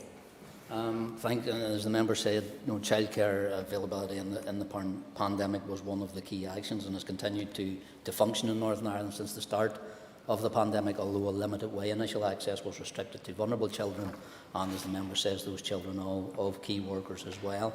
So that provision of the support for additional costs and additional costs above normal childcare costs will be reimbursed both by the Trust and through working with ourselves, the HSC Trust, HR Finance and Finance colleagues in the Department, so that any funding for additional childcare in these circumstances will be covered, but also to be aware of the resultant tax implications, as it will be seen as a taxable benefit by HMRC. I call Justin McNulty. Can the Minister give us an update on his recent announcement of the £500 payment to NHS staff and when he envisages all payments to have been made? I thank the member, and I am on record as to the value I place on the skill, dedication and hard work of the health and social care staff. And I've seen firsthand the magnificent job that all health and social care workers perform, the risks that they take and the sacrifices that they make, and this has never been more evident than now in dealing with COVID-19. My officials are finalising the details of the special recognition payment, and answers are available to frequently asked questions are also available on my department's website. It is highly unlikely that that payment will be made within this financial year, but we will process it as quickly as possible because it does cover a large section of the workforce, not just our own, but also additional workforces as well, which we have acknowledged will receive part of or subsequent all of the payment. I now call Patsy McGlone. Thanks very much, Mr Deputy Speaker. Question number 3. And again, I thank the member. I recognise that for many people living with dementia and their families, the past 12 months have been extremely challenging. Many people living with dementia will have other significant health vulnerabilities and needs that place them at particular risk from the COVID-19 virus. Monitoring is particularly important for individuals with dementia who may be less able to report symptoms because of communication difficulties. Measures have been put in place to provide protection against the virus for people living with dementia, either in their own homes or in a care home setting. The protection includes the appropriate application of infection prevention and control measures, such as the use of appropriate PPE by care staff, the introduction of social distancing wherever possible, and the suspension of most visiting within care homes where there has been a COVID-19 outbreak. A number of regional supports have been made available to care homes with dementia units, including staffing and financial support, and on a regional and trust basis. The provision of extra training and education sessions related to supporting dementia residents and care staff. The aim of this being to understand and respond to changes in behaviour in people with dementia during the COVID-19 pandemic. People living with dementia who are in receipt of residential or nursing home care were also among the top priority groups for the first round of vaccinations. I call Patsy McGlone. Thank the Minister very much for his answer. Minister, just given that NISRA has published evidence confirming that over 36% of those who died with coronavirus from March to September also had dementia, will you be in a position, or are you in a position, to commit to making dementia a standalone priority in the Department's ongoing reform of adult social care as we look forward to building a better health service? And I think that the member, I think he answers it partially. It is an ongoing reform of that piece of work. In regards to the specific support that has been given to people with dementia who are living in care homes and who have bore the brunt, as the member rightly indicates, of this pandemic as well. So it's about those additional supports and measures that we can put in place now, rather than waiting specifically on that piece of work completing in regards to strategies and implementation. So it's making sure, and we made sure we were part of that initial vaccination group because of the exact specifics that the member realises as they were more vulnerable from the first wave, and we saw that and acknowledged that. I call Martina Anderson. Minister, we have tragically seen that the make-up of those who have disproportionately died from COVID have been those people who have suffered from dementia. So, and I'm conscious what you said, that it was an ongoing reform in the last question there when you answered that, but do you intend to bring forward plans to transform adult social care, and when will we get an opportunity to hear those plans here? I think the member is well aware of my desire to make that change into adult social care and our social care service across Northern Ireland. I think I'm well on record at an attendance at the Health Committee where I talked about it being the Cinderella service of our health service. One of the outworkings of this pandemic is to bring that workforce and the dedication and the work that they provide into the limelight. It's my challenge as Minister to make sure that those people continue to receive the recognition and the acknowledgement, not just for the work they do, but also the commitment they give to the people that they look after as well. So, as I said to the previous member, this is an ongoing piece of work, but it's a piece of work that we want to get right, and it's a piece of work that my Chief Social Worker is currently leading on, so that we can progress that to make sure that it encapsulates not just what has happened in the pandemic, but the longer term benefits for our health and social care services. I call Mike Nesbitt. Speaker, given the pandemic, can the Minister provide an update on any plans on allowing care home residents, many of whom suffer from dementia, access to family visits? And the member raises that point about the impact of restriction on visiting and contact with families. And it has been recognised, and the trusts are working in partnership now with families and care homes to ensure contact is being maintained between residents and relatives in line with regional visiting guidance. It remains my position that care home visiting and the subsequent implementation of the care partner role is of critical importance to the health and well-being of care home residents, and in particular those with dementia. The care partner contact is in addition to visits to a resident, which are organised according to the care homes visiting policy and the Department of Health COVID-19 regional principles for visiting. However, the current level 5 visiting restrictions should not prevent care partners from being permitted access to care homes. Care homes are being actively encouraged to adhere to all aspects of the revised visiting guidance, including the introduction of care partners, and care partner contact can continue, providing that visits are aligned with the infection prevention and control measures. And in addition, my department is currently undertaking work to facilitate the testing of care partners as part of the care home staff testing programme. And Trust will continue to engage with care homes to reinforce the care partner message. Key workers are also ensuring in family communications that they are aware of this role and offering support to families to help them set up the role when that need is identified. Moving on, I call Harry Harvey. Thank you, Mr. Deputy Speaker. Question 4, please, Minister. And again, I thank the member for his question. I fully appreciate that every patient should be able to avail of the best treatment that the health service can provide, and in a timely manner. Waiting times were wholly unacceptable before COVID-19, and regrettably, they will even be worse after it. After the first wave of the pandemic, I was clear that rebuilding services across all programmes of care, including outpatient services, needed to be a key priority of the health and social care system. To this end, trusts were required to publish rebuilding plans on a 3-month rolling basis, which set out plans to incrementally increase HSC activity.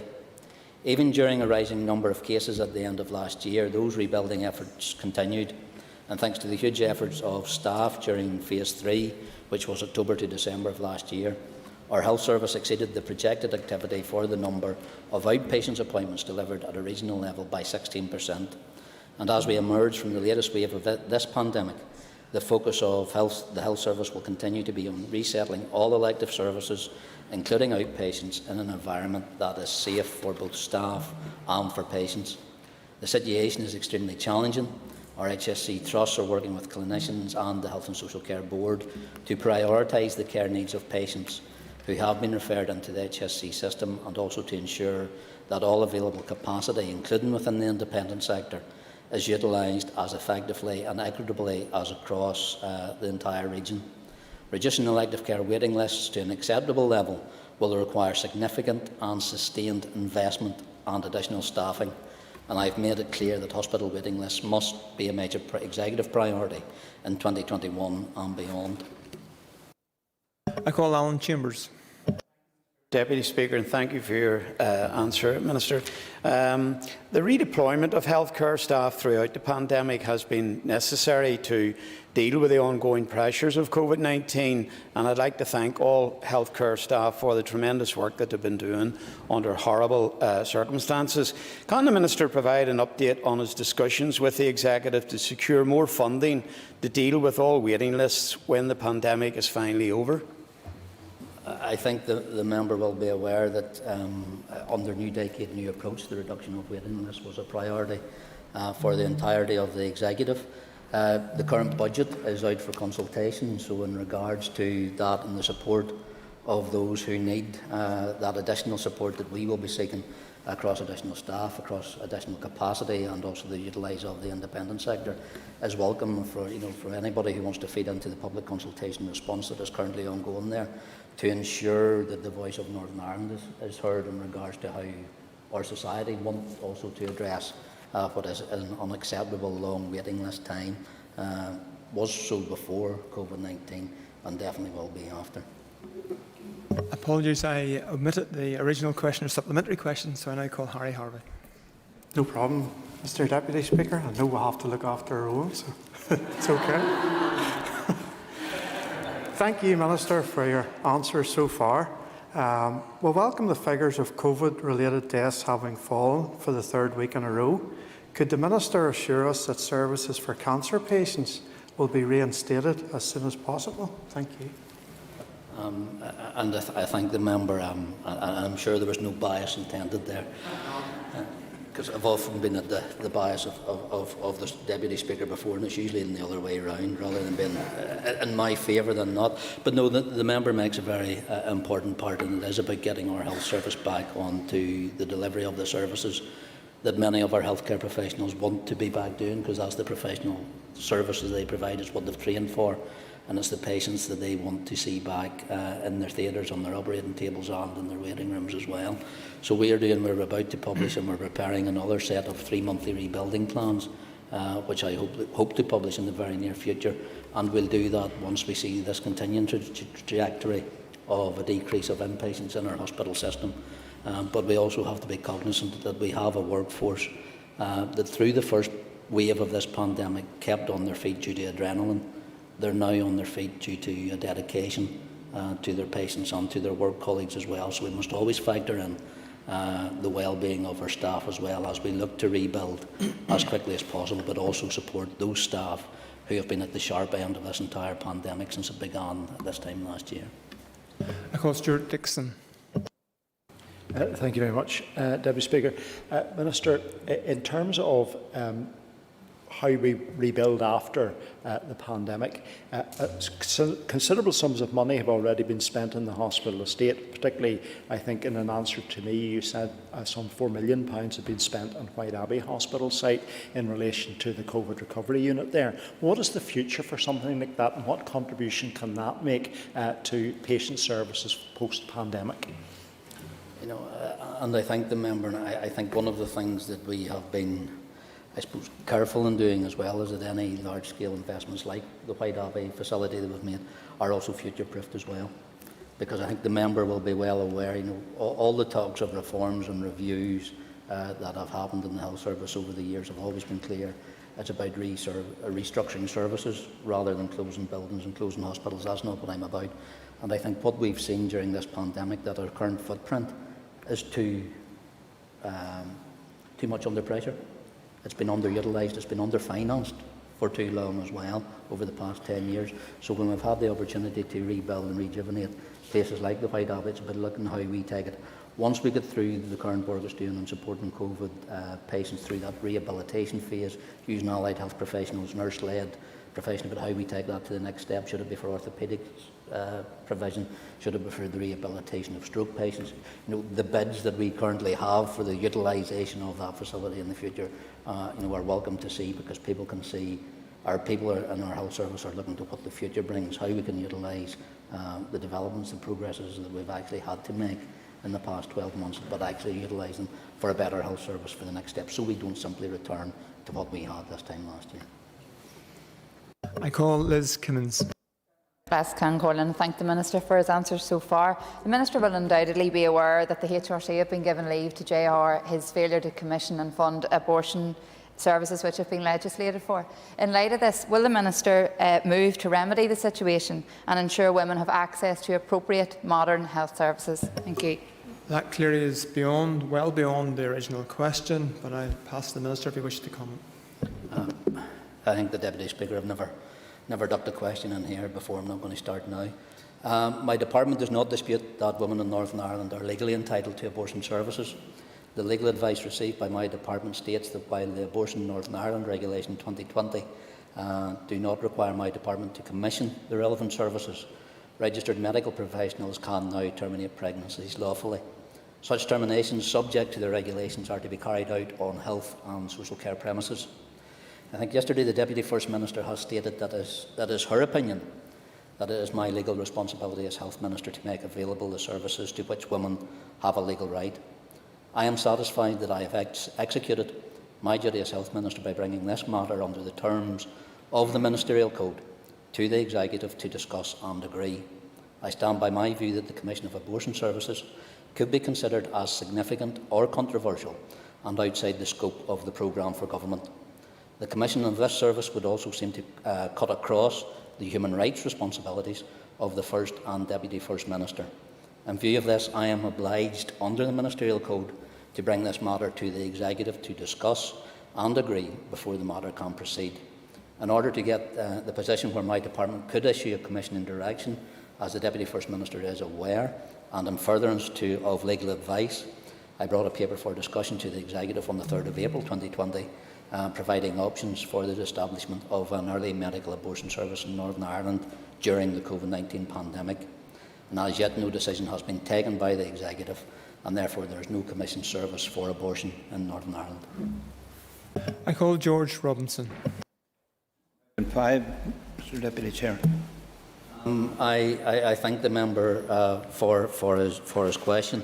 As of close of play yesterday, 499,206 vaccines have been delivered in Northern Ireland, so just shy of half a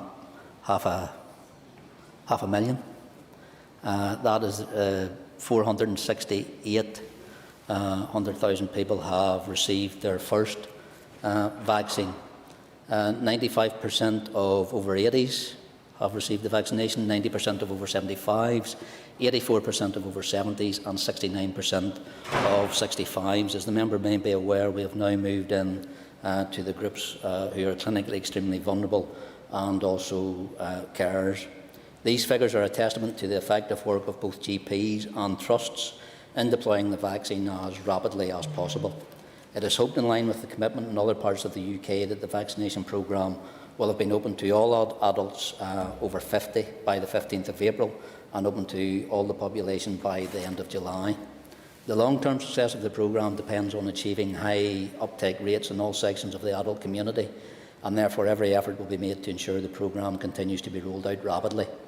The main variable impacting vaccination of the population is the availability of vaccine, and it is hoped vaccine supply will increase, and this, combined with strong uptake of the offer of vaccination among the population, should help the rate of vaccinations rise. The rate increase should also be assisted by the opening of an additional mass vaccination centre at the SSE Arena, which we hope will become operational in April. With the focus firmly on protecting those most at risk from the virus, the programme has expanded to cover everyone aged 65 and over, and those who are clinically extremely vulnerable to COVID-19, carers and the clinically vulnerable. That is priority groups 1 to 6. Trust Mobile and roving teams will focus on those groups for whom travel to a vaccination centre would be challenging, such as the elderly and care home residents, or a supported living centre where the clinical risk was considered to be similar to a care home. Again, the programme is entirely dependent on the supply of vaccine, but rapid progress has been made, and the vaccine has been offered to those in priority groups 1 to 5 and was now being extended to those in groups priority 6, and that should be completed in March. All care homes have been visited once, The Minister has and exceeded his residents time. and staff vaccinated with the first dose, while 99% of the homes have already received their second visit to deliver the second doses, and I think I prove I get no favour in this House. Can I remind the Minister, if he wishes to have an extra minute for a particular question, he can request so. I call George Robinson for supplementary. Thank you, Mr. Deputy Chair, and thank the Minister for his answer as well. Would the Minister agree that the vaccination programme is central to tackling the COVID-19 pandemic and fully reopening the economy? And what impact has the vaccine rollout made to our elderly patients and residents in our care homes throughout Northern Ireland? Now, you may have answered that question in the last question. I think I might have touched on the last piece, Mr. Robinson, but just I suppose one point we need to be clear of as well, and we are seeing the early shoots of the benefits that this vaccine programme will bring.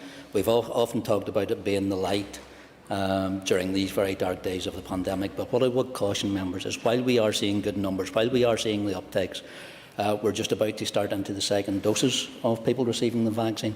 So I would caution that we don't take those rays of hope and extinguish them too quickly by trying to rush out of the restrictions and the regulations that we're currently in, because it will be a balance of the benefits that vaccination brings, also managed with regulations and restrictions, until we see the greater vaccination of the entirety of the population of Northern Ireland. And that is the end of our period of time for listed questions, and we now move on to 15 minutes of topical questions. And can I advise members that question number 3 has been withdrawn, And I now call Stuart Dixon.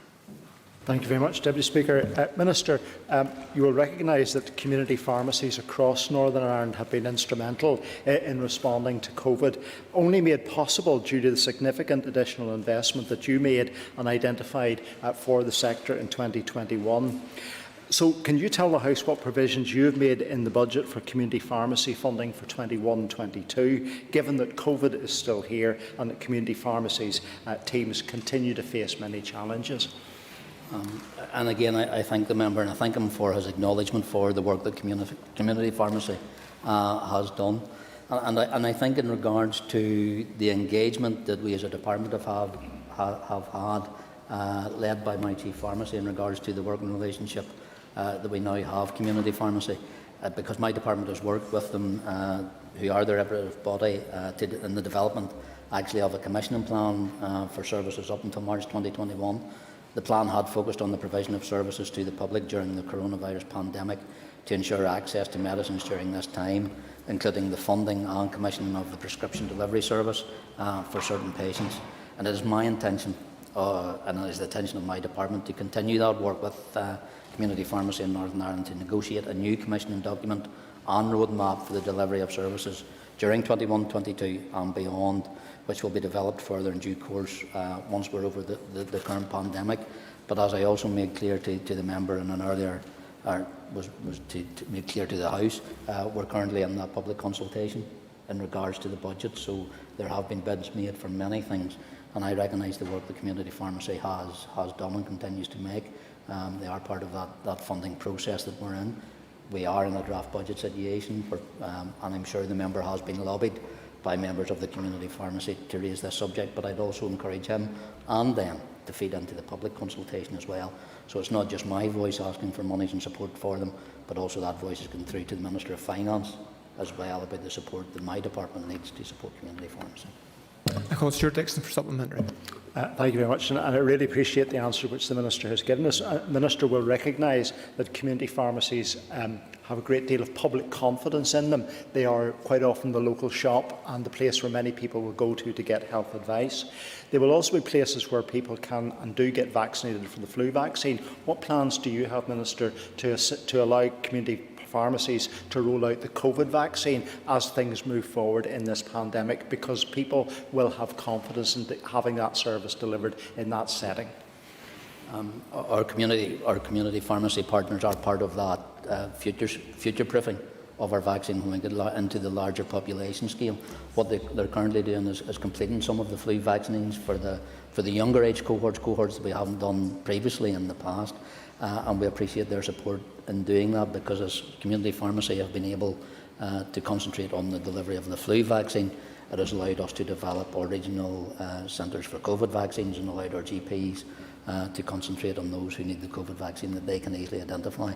So it is about working in partnership, and I think we have a very strong working relationship now with community pharmacy, which maybe in the past the department didn't have. I call Mike Nesbitt.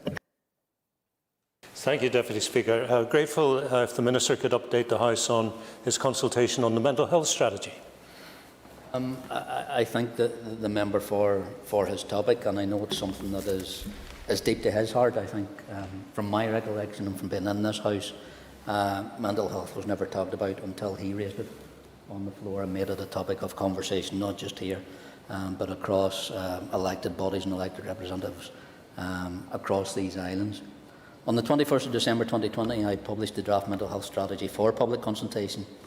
This was a hugely important step forward, as it will set the strategic direction for mental health in Northern Ireland for the next decade and beyond. The draft strategy was produced thanks to a coordinated effort from many people with lived experience and from across different organisations and sectors. The creation of a new mental health strategy that puts the needs of the individual at the centre, that respects diversity and equality, and that supports emotional well-being and positive mental health, is of paramount importance to our communities. To date, we've held 3 large-scale virtual events with over 90 participants attending each, and over the coming weeks the Department is holding a number of small themed consultation meetings to provide an opportunity for individuals to virtually meet with my officials to discuss specific aspects of the draft strategy in more detail. And the consultation, as the member will be aware, is due to close on the 26th of March So I would encourage anyone with an interest in mental health to engage and share their views. I call Mike Nesbitt. Thank the Minister. Delighted the strategy consultations underway and being so well received. Minister, last Thursday you recorded a message for the Northern Ireland Youth Forum for the launch of their mental health toolkit, an event which MLA Chris Little and I were honoured to attend. Could I encourage you to share that toolkit with your executive colleague, the Minister for Education, for favour of distribution to Northern Ireland's schools?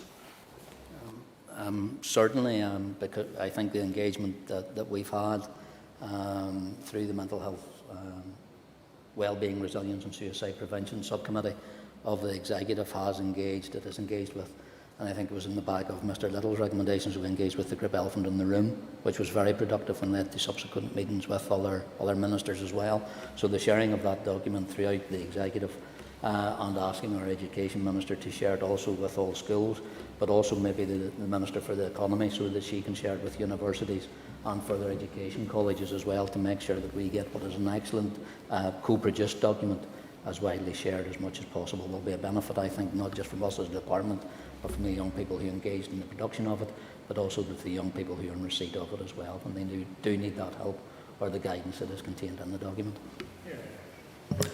Patsy McGlone is not in this place. I call William Irwin.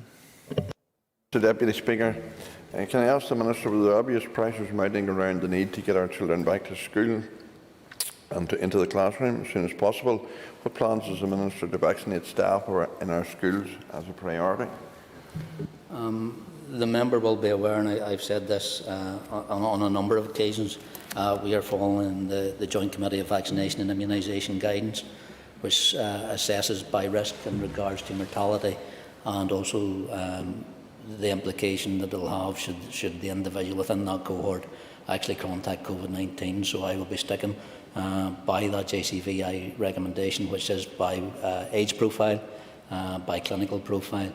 I am aware that there is a piece of work going on within JCVI looking at specific occupational cohorts that may be at more risk, but as of yet we haven't received any further update, and until I do and receive further guidance from JCVI, I will be maintaining and sticking to the current guidance that we have to date, because it has worked for us so far in regards to where we see the decrease in the number of infections in our care homes, number of infections in society, but also the decrease in the number of hospitalisations that we're also seeing. I call William Irwin. Thank you, and can I thank the Minister for his response. The Minister accept that there are many working in the essential jobs, such as the agri-food sector, that have worked right through the pandemic, and they should be a priority in this situation. And I think the member, he moved, and I think from teachers to those in the agri-food sector, and I think the member himself demonstrates the difficulty. And once you start to identify the importance of one section of a workforce, it very easily expands. So that's why we are concentrating on the JCVI guidance as to vaccinating people in priority of risk, so that we actually save lives and prevent serious illness as well. The member may or not be aware, but we have put in supported testing facilities in some of our agri-food factories across Northern Ireland, supported by the Department of Health and Social Care in England as well. So as opposed to simply vaccinating certain sectors, we can also support by increased testing as well in certain sectors. I call Paula Bradley. Speaker, Minister, I wonder could you give us an update on the lack of addiction services that we have within the community, especially with those with a dual diagnosis? And I think the member, well, the dual diagnosis piece has been a significant challenge for the department and the provision of mental health supports that we do have over a number of years, because often people with a dual diagnosis were either been seen by one speciality or the other, but never that holistic approach. So as part of the mental health strategy, there is work about how we actually produce not a dual diagnosis specific cohort of workforce, but how we make sure that any mental health provision is person-centric, so that no matter what they're presenting with, no matter what their diagnosis is, they're getting the support that they need, when they need it, where they need it, which is more important than creating another service. But it's all part of the mental health strategy and the consultation that's out there at the moment. So I would encourage the member to get involved with that, and also organisations that you may be aware of, so we can really highlight the need for increased mental health services in Northern Ireland. I call Paula Bradley for supplementary. Thank you, Mr Speaker, and I thank the Minister for his answer. Just to follow on from that, I know you're aware that the Committee for Communities is looking at the Licensing and Registration of Clubs Bill, and I know that we have written to you and you have responded, but just so we get an update on the minimum unit pricing of alcohol as well. Again, this is a piece of work, and we've actually engaged with the government of the Irish Republic in regards to this, so that we are coming forward, not at the same time, but as closely as possible, because there is a thought process that if there's a minimum price for unit of alcohol in the Republic of Ireland, and we're not doing something similar in Northern Ireland, it will simply encourage cross-border trade. It would be my intention that we do go out to consultation at the end of this mandate. I don't think we have the scope. I'll be clear to the member that I don't think that we have the scope within this current mandate, either within capacity within my own department or the time necessary to bring it forward in a meaningful way. But I would be intent that we do go out to consultation, so that whoever comes into this role in the next mandate already has that piece of preparatory work already done. I call Robin Newton. Mr Deputy Speaker, the Minister will be aware from the discussions this morning on the health regs that I think probably every speaker expressed concern about the mental health of pupils as they return to school. Can I ask the Minister, is he engaging in any specific way about the mental health of the pupils as they return to school, and being prepared to put into place any actions to help deliver that return safely? And again, I think the member, he highlights one of those gaps that has often been underfunded within our service, and that's even the support of the mental health for our young people through CAMS. And I know it's something the member has championed and worked for in dedication with his own and within his own constituency in the past, in regards to the lack of provision and the more need and more support that is actually there. So the support that we have for our pupils and also for the staff is being in conjunction with the Department of Education, and the Education Minister is a co-funded project coming forward for that specific task, so we can tackle it as well. But what I would say in their debate, the member referred to my department coming together with the Department of Education, Department of Communities, about looking at to a holistic support mechanism for children even going into the school summer holidays as well, or even over the Easter break as well. If possible, that's something that I'd be keen to progress, and I know it's something that our mental health champion has also brought to the fore as well, as that greater piece of work that once the school term ends, there are still additional supports there as well for those children who need it. Call Rob Newton for supplementary.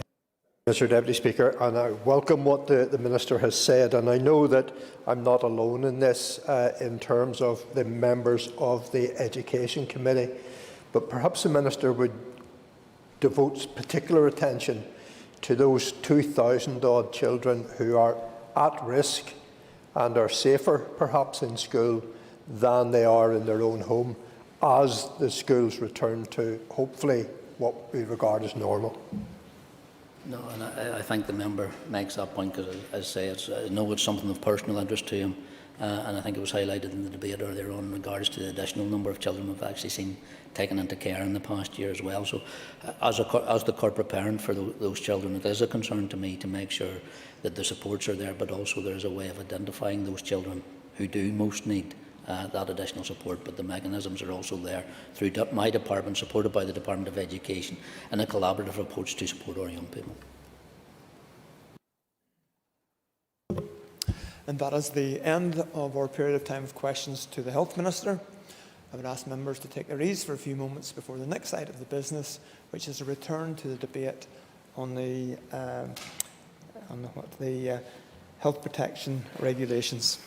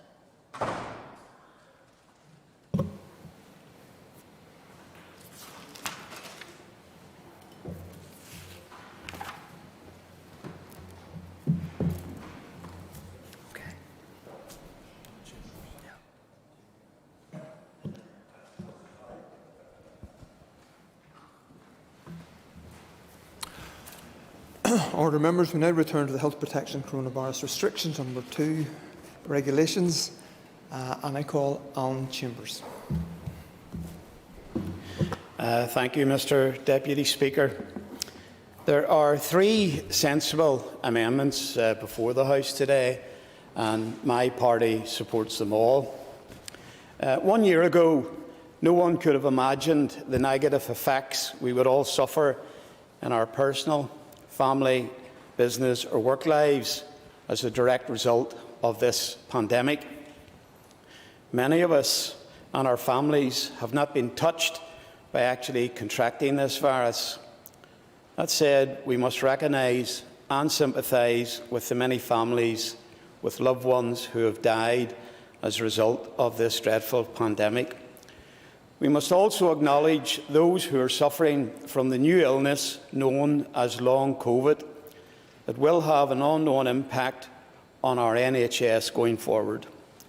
The R number does not reflect this impact. The pandemic to those families does not mean just sacrifices like not going to the gym, a football match or the cinema. It means the loss of a loved one who had to be buried under very tight controls, or watching the debilitating effects of long COVID on a family member. Unless we have a family member working in the NHS, we cannot truly begin to imagine the physical or mental health impact on all staff across our health and care systems. We owe it to these heroes to begin a robust process of transformation of our health service as soon as we have recovered from this pandemic. It has been obvious that the fight against COVID was never going to be a 100-yard dash, but rather a slow and painful marathon. We have all been involved in this marathon, but sadly, all too many in our society did not and will not get to finish the journey. I'm told by those who actually run in marathons that you can hit something called the wall at the 20-mile mark. The finish is a mere few miles down the road, but you can easily lose the will to go on. At that point, it is attractive to simply give up and drop out.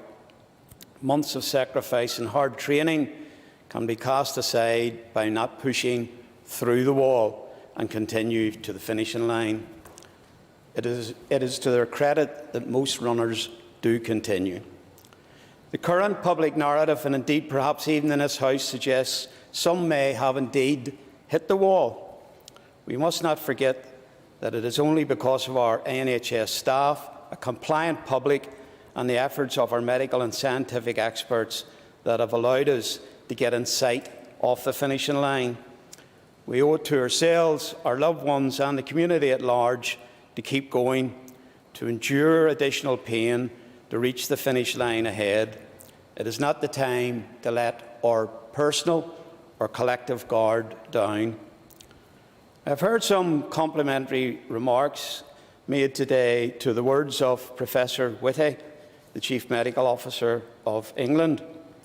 I prefer to continue to put my faith in the executive following our own local medical and scientific advice rather than slavishly following a Boris-influenced model.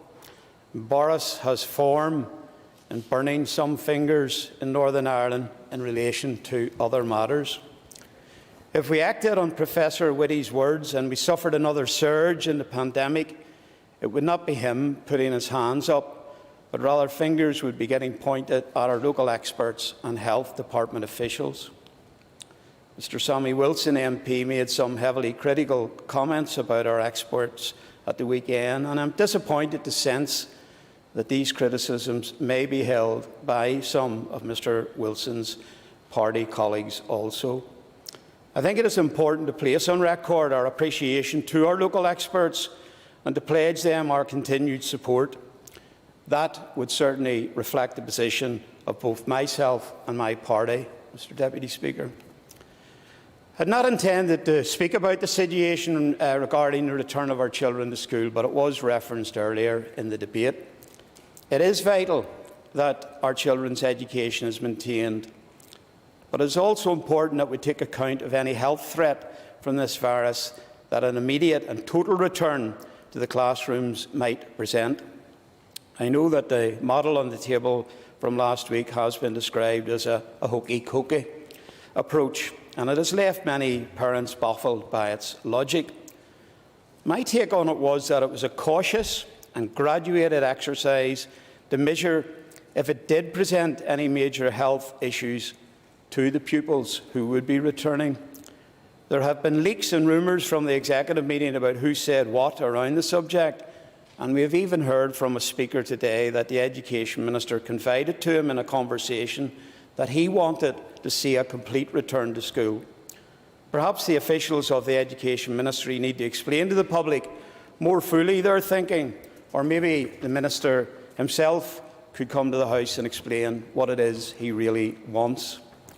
When I hear members around the chamber plead with the Minister for Health to relax various restrictions, I wonder, do they actually share these pleas with their own executive ministers? The executive decisions are not made by one minister. All decisions are made collectively by representatives of the 5 parties in this chamber.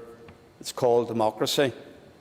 I will close by placing on record my grateful appreciation to all involved in the successful and the efficient rollout of the vaccinating programme that has given us all hope. Thank you, Mr. Deputy Speaker. I call Jim Mallister. Thank you, Deputy Speaker. This debate, not for the first time, is irrelevant in terms largely of the House's capacity to approve or otherwise largely passing regulations, but it does provide a useful opportunity to take stock of where we are in respect of COVID issues. And I do have to say to the House that I'm becoming increasingly concerned about where the exit strategy is in respect of COVID.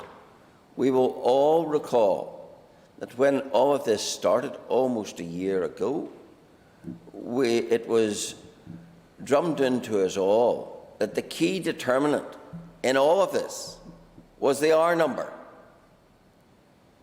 Today, when the Minister happily referred to the R number in January and was then asked, well, what is it today? There was a lot more foot shifting as to what it actually meant. And suddenly the R number is no longer the be-all and end-all because, of course, the R number now, on a sustained basis, is, we are told, significantly below 1, which was the magic threshold. And yet, we are told all the lockdown essentially must continue now endlessly. I remember before Christmas, probably back about October time, asking the Minister in this House what was his exit strategy. And he put it in one word: vaccination. Well, now we are very well down the road, and I want to compliment the Health Service and the professionals who have selfishly brought us to the very desirable position of having 500,000 of our population already vaccinated. And that is a remarkable and fantastic achievement. But even with 500,000, and that being the most vulnerable in our society, it does not seem to be bringing the relief that was promised on the back of vaccination for the easing of lockdown.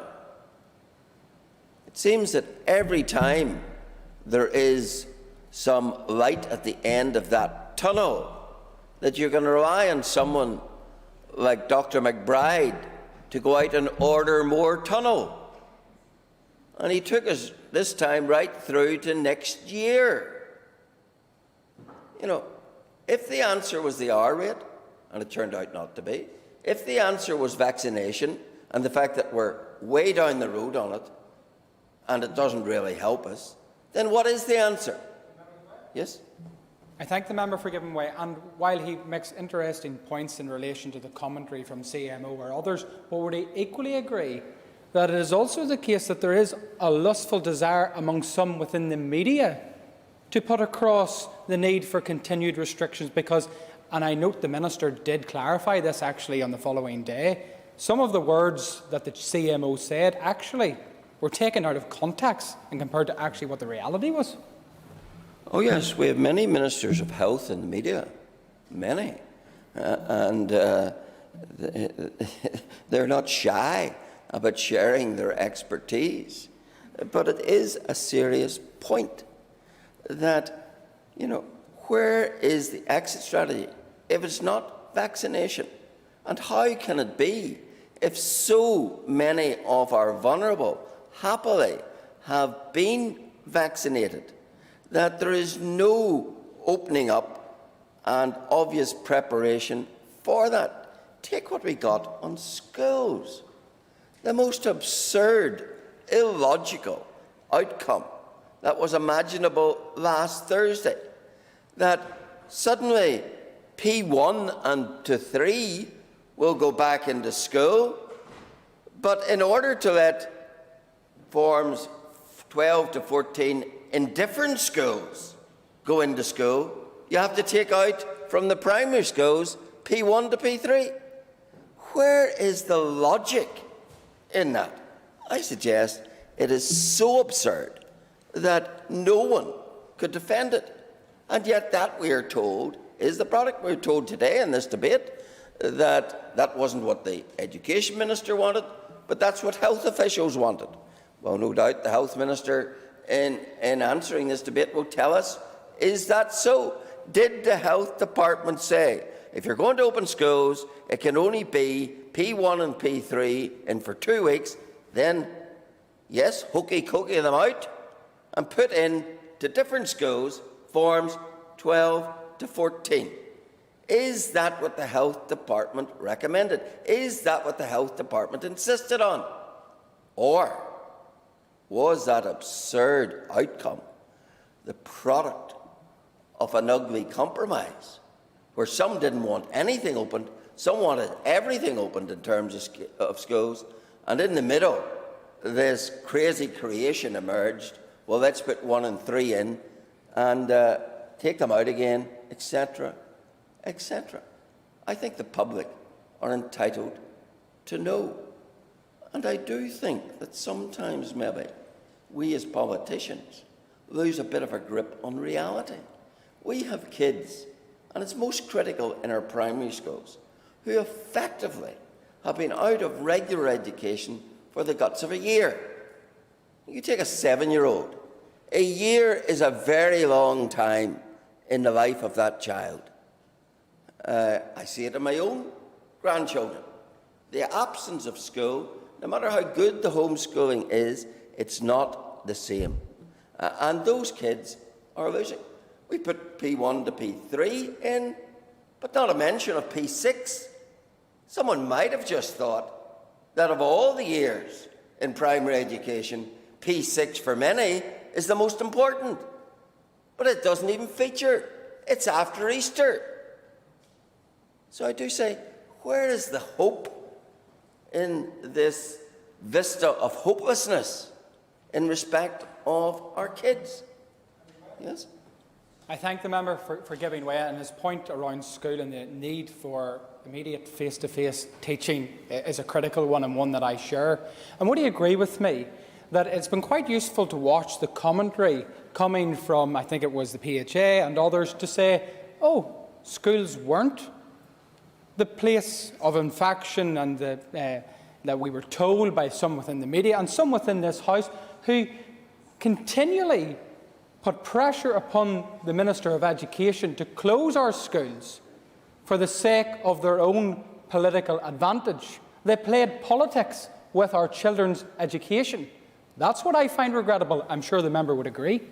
I think one of the most disgraceful episodes of this over the past year has been the playing of politics with our school. We had what should have been a divisive issue turned into a wholly divisive issue about whether or not our schools should be opened or closed. And because the Republic of Ireland was doing some things, then Sinn Féin required that to be the position, etc., etc. And throughout all of this, the pawns in that, in many instances, have been our kids. That is not acceptable. That has to end. We need to get our children back into school. You know, you take the situation in England. Professor Whitty says it's safe. And I must say, I'm unfamiliar with any evidence that primary schools are ramping breeding grounds for COVID. Professor Whitty says safe, sound, send them back. Dr. McBride, we assume, though I think it was Mr. Given quoted, that it was supposed to be the united view of the four nations' chief medical officers. He, on home turf, seems to say something quite different. I suppose, forgive me, but I will make this point. When you have advice from medical experts, the danger of our system of government is that it gets corrupted by the politics. When you have a system such as Westminster's, where medical advisors say this is what needs to be done, and the advice is taken and it's done. But here, because you have this unworkable system of mandatory coalition, you end up with some mongrelization of what is the proposition. And you do a little bit of this and a little bit of that, and no one ends up satisfied, and certainly the public are not well served. So Order. I have shown considerable latitude. We are here today to discuss legislation about 3 items of regulations, and I would urge the member to refer to them. Mr. Hallister. Oh, Deputy Speaker, I was taking my cue from everyone else who's spoken in this debate, including some very significant and prominent people, like a former minister. So I really don't think I should be picked upon in that respect.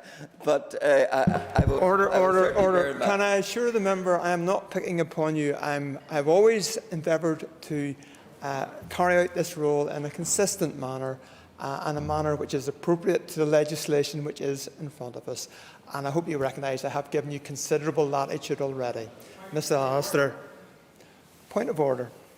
Thank you, Mr. Deputy Speaker. And I would ask for your confirmation in this, but one of the regulations that we're discussing today, SR 2021-18, amends the date that the Department of Health must review the need for restrictions and requirements imposed by the principal regulations on or before the 18th of February 2021, and amends the expiry date of the principal regulations to midnight 5th of March 2021. Would it be my knowledge that that would then, therefore, have the remit to discuss any of the regulations that are before the House today? And I have not heard it referred to. I call Mr. Alistair. Deputy Speaker, could I refer to the Health Protection Coronavirus Restrictions number 2 regulations, upon which all of what we're discussing is rooted. Without the number 2 regulations, which is the overarching current regulations, then we wouldn't be having any of this debate. And it's those regulations which, in their various manifestations, impose the different restrictions. And I want to address those restrictions and the logic for them and the need for them, or otherwise. I've dealt with the schools issue. I think it was Mr. Putz, and it's good to see him back. Mr. Putz referred to the fact that we hear much concern about people's mental health, and well might we, and the advantage of the outdoors. And yet the Executive keeps coming into springtime, our garden centres closed. Where you get the very wherewithal for those who are gardeners to engage in gardening, the Executive says, no, bolt those doors. You'll not get in there. You'll not get your plants. Oh yes, you'll get them if you go to a huge supermarket, a multinational, but you'll not get them from the guy who depends for his survival, the independent operator who depends on the few months from March to July to survive. You'll not get them from him. Why? Where is the logic in closing our garden centres? Where is the logic in closing our golf courses? We're told, take your exercise, do all those things. I'm not a golfer, but I can well understand that those who are cannot comprehend how it is going out 2, 3, 4 people together, socially distanced, that they can't walk the golf course and play golf, but a citizen can come along and walk the golf course with their dog. Where is the logic in that? Surely, if we're ever going to hold credibility to these regulations and not see them begin to fray at the edges, surely they're going to have to be compellingly sensible. They're going to have to embrace common sense above all else. So I do say there is much work to be done in terms of putting things in order. We cannot go on as we are, and I do hope that what the Prime Minister said yesterday will be a wake-up call for this executive, that we cannot allow a situation to develop whereby the rest of the United Kingdom, and most particularly the larger part of it, with almost similar R-rate numbers, is moving ahead towards freedom, and we are enslaved in regulations which are well past their sell-by date. We really need to get with the programme, and the programme should be reopening this economy, getting us back to as much normality as possible, confident in the knowledge that we have an ever-evolving and increasing scheme of vaccination, which must surely be doing the job that we're promised. I hope, Deputy Speaker, that we're not going to be held back in that journey because of the adverse differential with the Irish Republic. I hope the fact that the Irish Republic is falling away behind as an EU country on vaccination will not be a reason for some to say, oh, Northern Ireland has to wait to catch up. We fear people coming in unvaccinated. Sorry, if Northern Ireland, as part of the United Kingdom, has had the great blessing and benefit of being able to get ahead with one of the best vaccination systems in the world, then our people must see the advantage of that. And if there is a problem from the Irish Republic, then the answer lies in restrictions on entry from the Irish Republic. The Garda have shown they're willing to restrict people going north-south. Why are we being so diffident from south to north if that's a problem? And I do trust the Health Minister, if it becomes an identifiable issue, that there is a threat to our public health because of the low level of vaccination in the Republic, that he will not shy away from bringing the regulations that would probably come in his name in respect of restrictions. I often notice that when there's a harder job to be done on this front, it tends to be the health ministers that's sent here. I think sometimes maybe advantage is taken of his good nature and his capacity to cope with these things. But I do say to this House, in all seriousness, we really can't go on as we are. Yes? And I appreciate the member giving way, and it's on that point of enforcement, and I referenced it earlier in my own contribution, but just to put on the record, when I asked the Minister for Justice about this very issue, her response is such consideration would be a matter for the Department of Health, which is responsible for the health protection regulations. Any questions regarding the regulation should be directed to the Department of Health. So Mr Swan, I trust, will bring this forward as his responsibility as per the Minister for Justice response to my question. Well, I'm not sure that the Minister of Justice wasn't engaged in a bit of a cop-out, but however, I suppose the regulations might appear in the name of the Minister of Health, but you would have thought, or I would have thought, that the Justice Minister would be having an active part in promoting such regulations if they were thought necessary. But no doubt we'll hear from the Health Minister what his plans are, and an assurance, I hope, that if it proves to be necessary, he will not resile from that and will take those steps if they are necessary, if this is about protecting us from COVID, politics-free, as it should be. Thank you. I now call on the Health Minister, Robin Swan, to conclude and wind up the debate on all three motions. Minister. Thank you, Mr Deputy Speaker. Mr Deputy Speaker, with your indulgence, before I go into closing remarks, I want to make an announcement to the House just in regards to COVID. 3 confirmed cases of the South African variant of COVID-19 have been detected in Northern Ireland. Our overall assessment of the wider risk of the community and to the public remains low at this time. The PHA has instigated an incident management team and has instigated a range of swift public health interventions. These include intensive enhanced case finding and enhanced monitoring and surveillance. Our Public Health Agency have also provided support and advice to the positive individuals and worked directly with them to reinforce all necessary public health advice, including the requirement for self-isolation for the individuals and their contacts. Mr Deputy Speaker, the identification of the South African variant here does not mean that it is going to become prevalent, let alone dominant in Northern Ireland.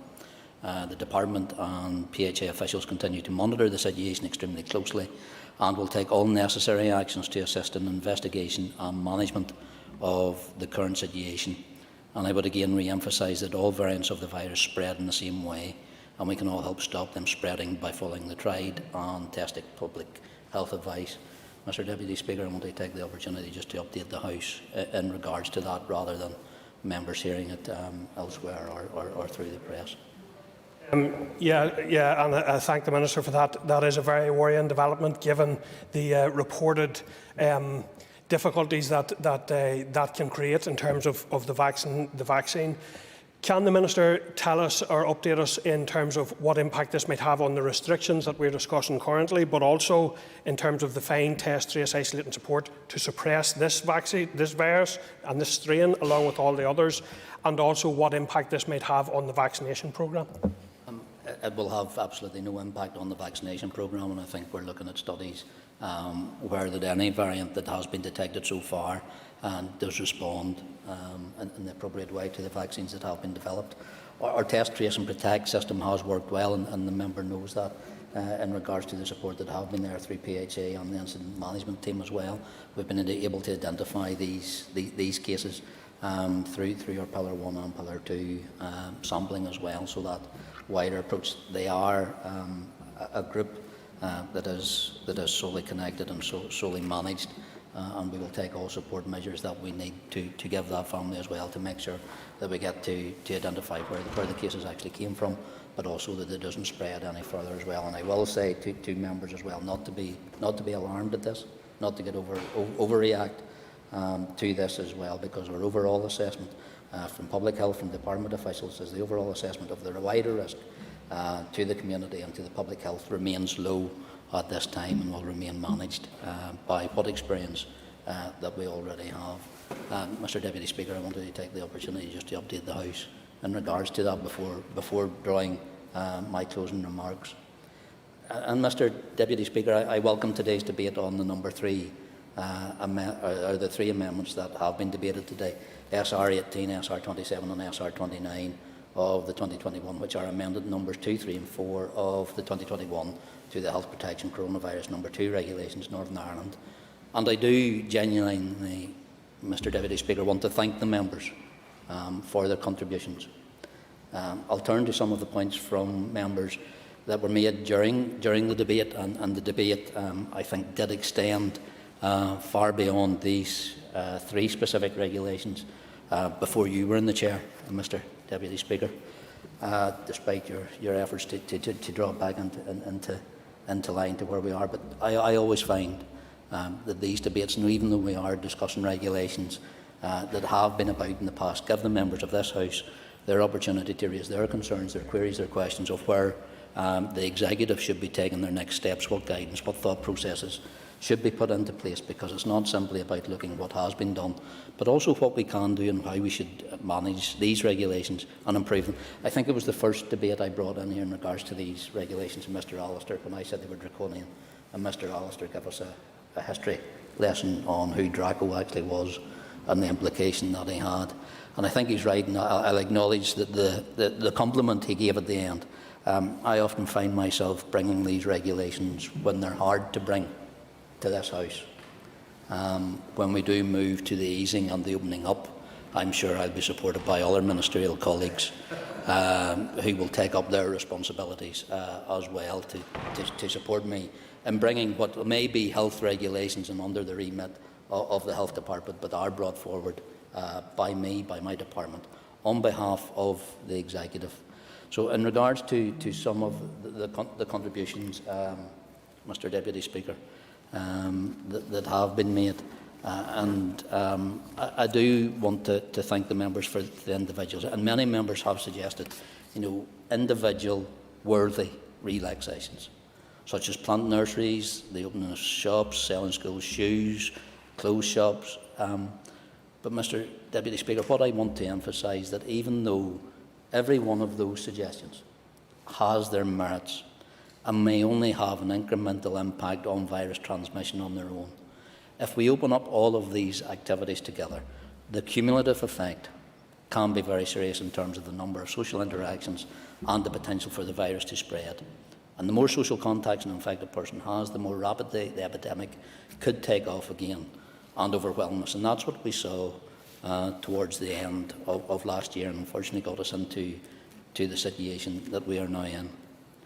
Mr Deputy Speaker, many members, I think everyone has paid commentary and thanked the work of our vaccine programme and the effect that it will have. Mr Deputy Speaker, it's an honour and a privilege to be Health Minister and witness the dedication, the work, the delivery of this vaccine programme that we've seen across Northern Ireland, with all parts of our health service coming together, from our GPs to our trust setups, to hopefully moving into our community pharmacies as well. But, Mr Deputy Speaker, I do want, and I always try to bring that balance of hope with also caution as well, in regards that when we have a vaccine programme that has started, that is in weeks from its large numbers of people being vaccinated, that we do not lose the benefit that it brings. Mr Allister referred, and I'm sorry, I think it was just the phraseology that he used about how this vaccine had took us so far down the road. What I don't want to happen, Mr Deputy Speaker, is that we stop halfway down the road, that we sit down and give up about the benefits that this vaccine programme can really bring when we give it time to embed in the situation. We've just under, and I said it earlier on, we've 500,000, 500,000 people vaccinated with their first dose, with a number of weeks. So we have to give those people time to develop the antibodies, the resilience to the COVID vaccine as well. It's just not a matter of getting a needle in your arm and everything being fine. It takes time for that to develop. We've seen it, and we've seen the positive outworkings in that in our care home programme. A programme that was started December last year, that has now completed its first visit to all our care homes across Northern Ireland and will soon complete the second visit. We've seen a decrease of, on the 11th of January, we had 150 care homes with outbreaks. Today it's 46. So we see the benefit of that vaccine programme, but we also see the time that it takes for those individuals to really produce the benefits, and we see the advancements and the benefit that that vaccine programme brings. So when I said to the member, what was our answer? Vaccine. Yeah. And the member can now see the benefits that it brings, but we can't give up now and think because people are being vaccinated, the job is done. We've started to do what is a very important piece of work, and we must continue to do it to see the real benefit that it will bring. But I will say to the member as well, in regards to the Republic of Ireland, I'll not be held back by their vaccine programme. We're part of the United Kingdom's vaccine programme. We pre-bought 7 vaccines. I was criticised in this House for being part of it. It was going to be a shambolic process. We've now seen that we took the right decisions at that time. We've also seen some of the threats that were brought about by the introduction or the attempted introduction of Article 16 in regards to how that could have upset our vaccine programme. It didn't. And what I want to really, in regards to the vaccine programme, is pay tribute to those people who are organising it, the logistics behind it, the challenges that brings.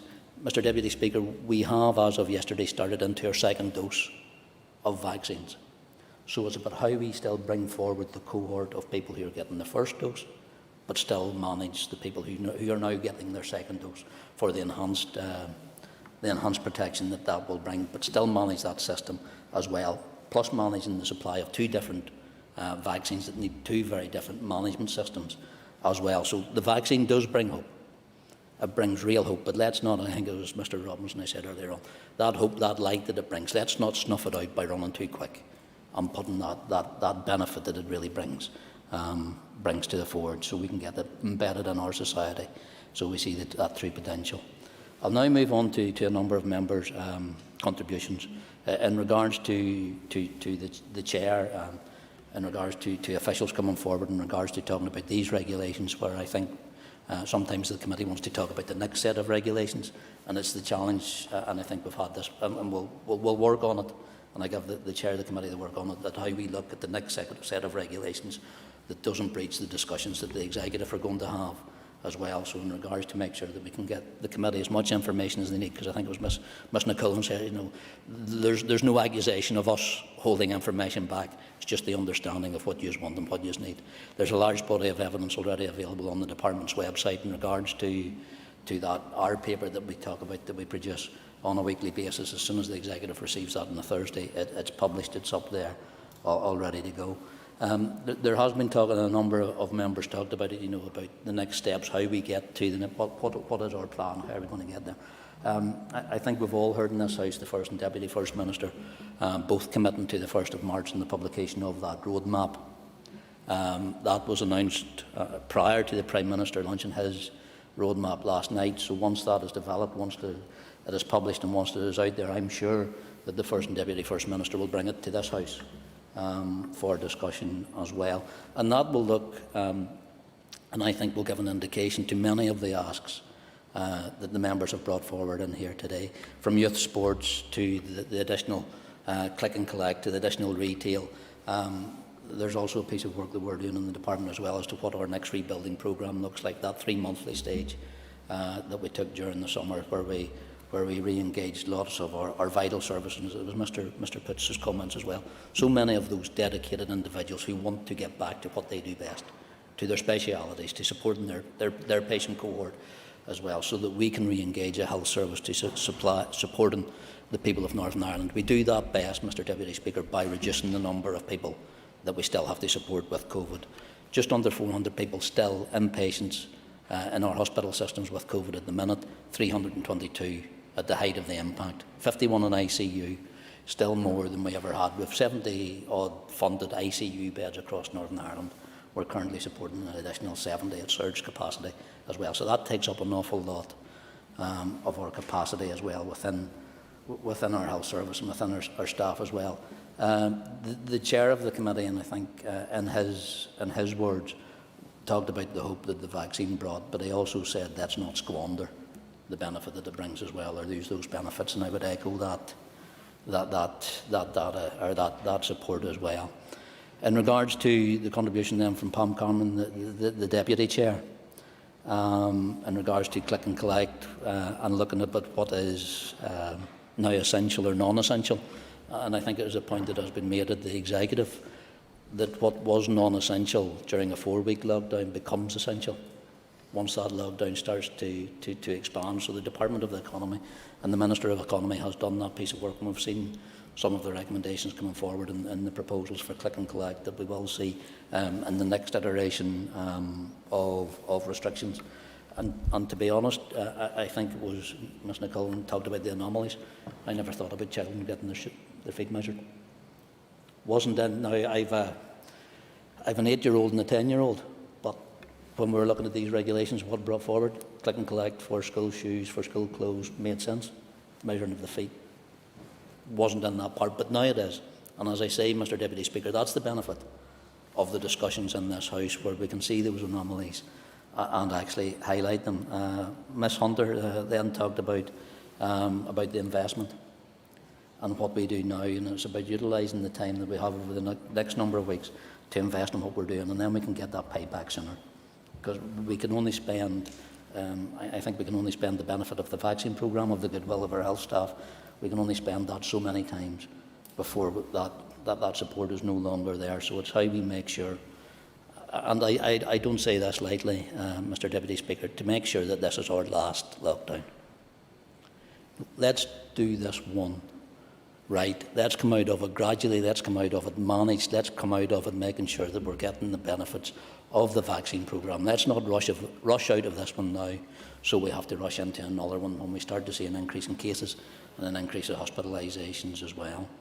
In regards to Mrs Bradshaw's comments as well, sorry, Deputy Speaker, I'm not sure if Ms Bradshaw then gets to hear feedback or if she's still on screen or not. It's a new experience. But in regards to the detail, and she did ask about the Public Health Agency, if they could break down or publish where we're seeing no outbreaks.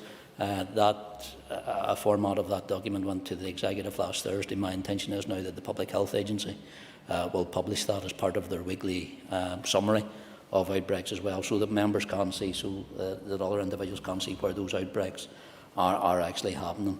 And again, she asked about, the next round of reviews. The next round of reviews, hopefully, Mr Deputy Speaker, will also look at the Executive's pathway to recovery as well.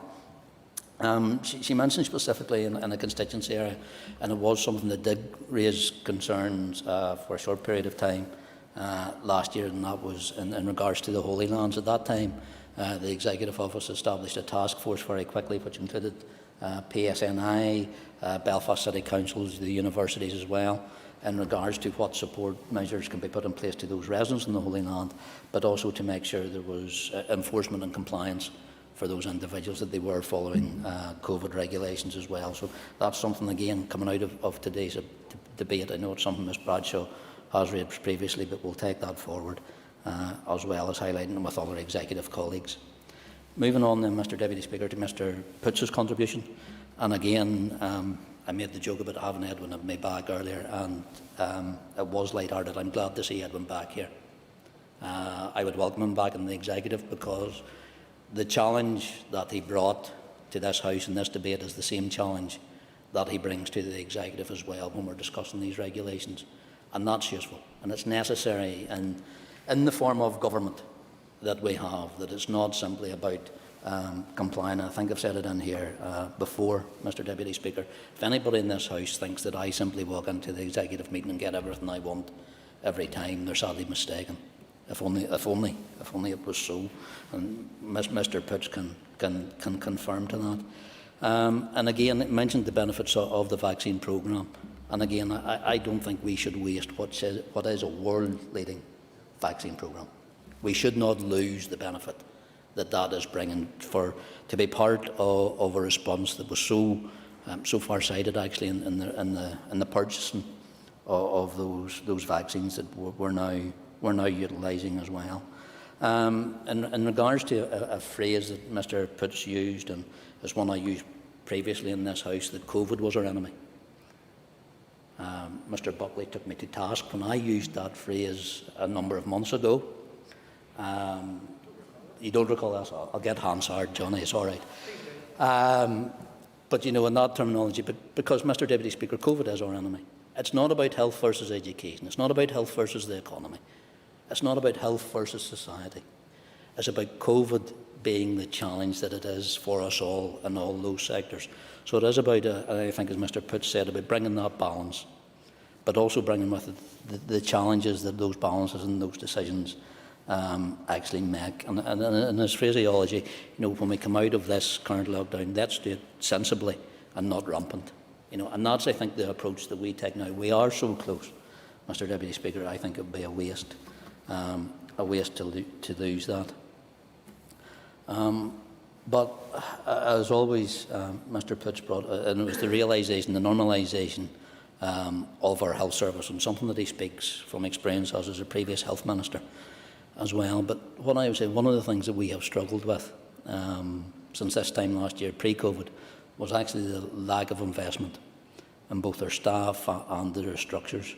and the support that we need. We had a health service that was running on a shoestring, running on its knees, and we now need the executive to appropriately acknowledge and support that everything is needed to make sure that we have a health service that recovers from this pandemic, but is also fit for purpose as well as we get back to normal business. Mr. Pitts' phrase, and I think it was, let's unleash our specialists. I would love to. I would love to if we had, the support of the anaesthetists, of the theatre nurses, that we do as well.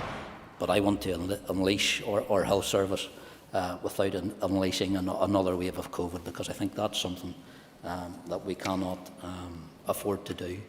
In regards then to Ms Nicolan's contribution as well, in regards to, I think often what this debate allows also as well, Mr Deputy Speaker, is that personal reminder of what this virus does to many. And when you hear in this House of the passing of a 42-year-old mother, it reinforces and it dispels that narrative that this is only a virus that affects the old and the elderly and people with dementia. It doesn't. So many people across Northern Ireland, so many people across the world have lost loved ones due to what is a cruel virus as well. In regards to in the community engagement, I had the answer to her. I know she's not in the chamber, but I'll supply it to her.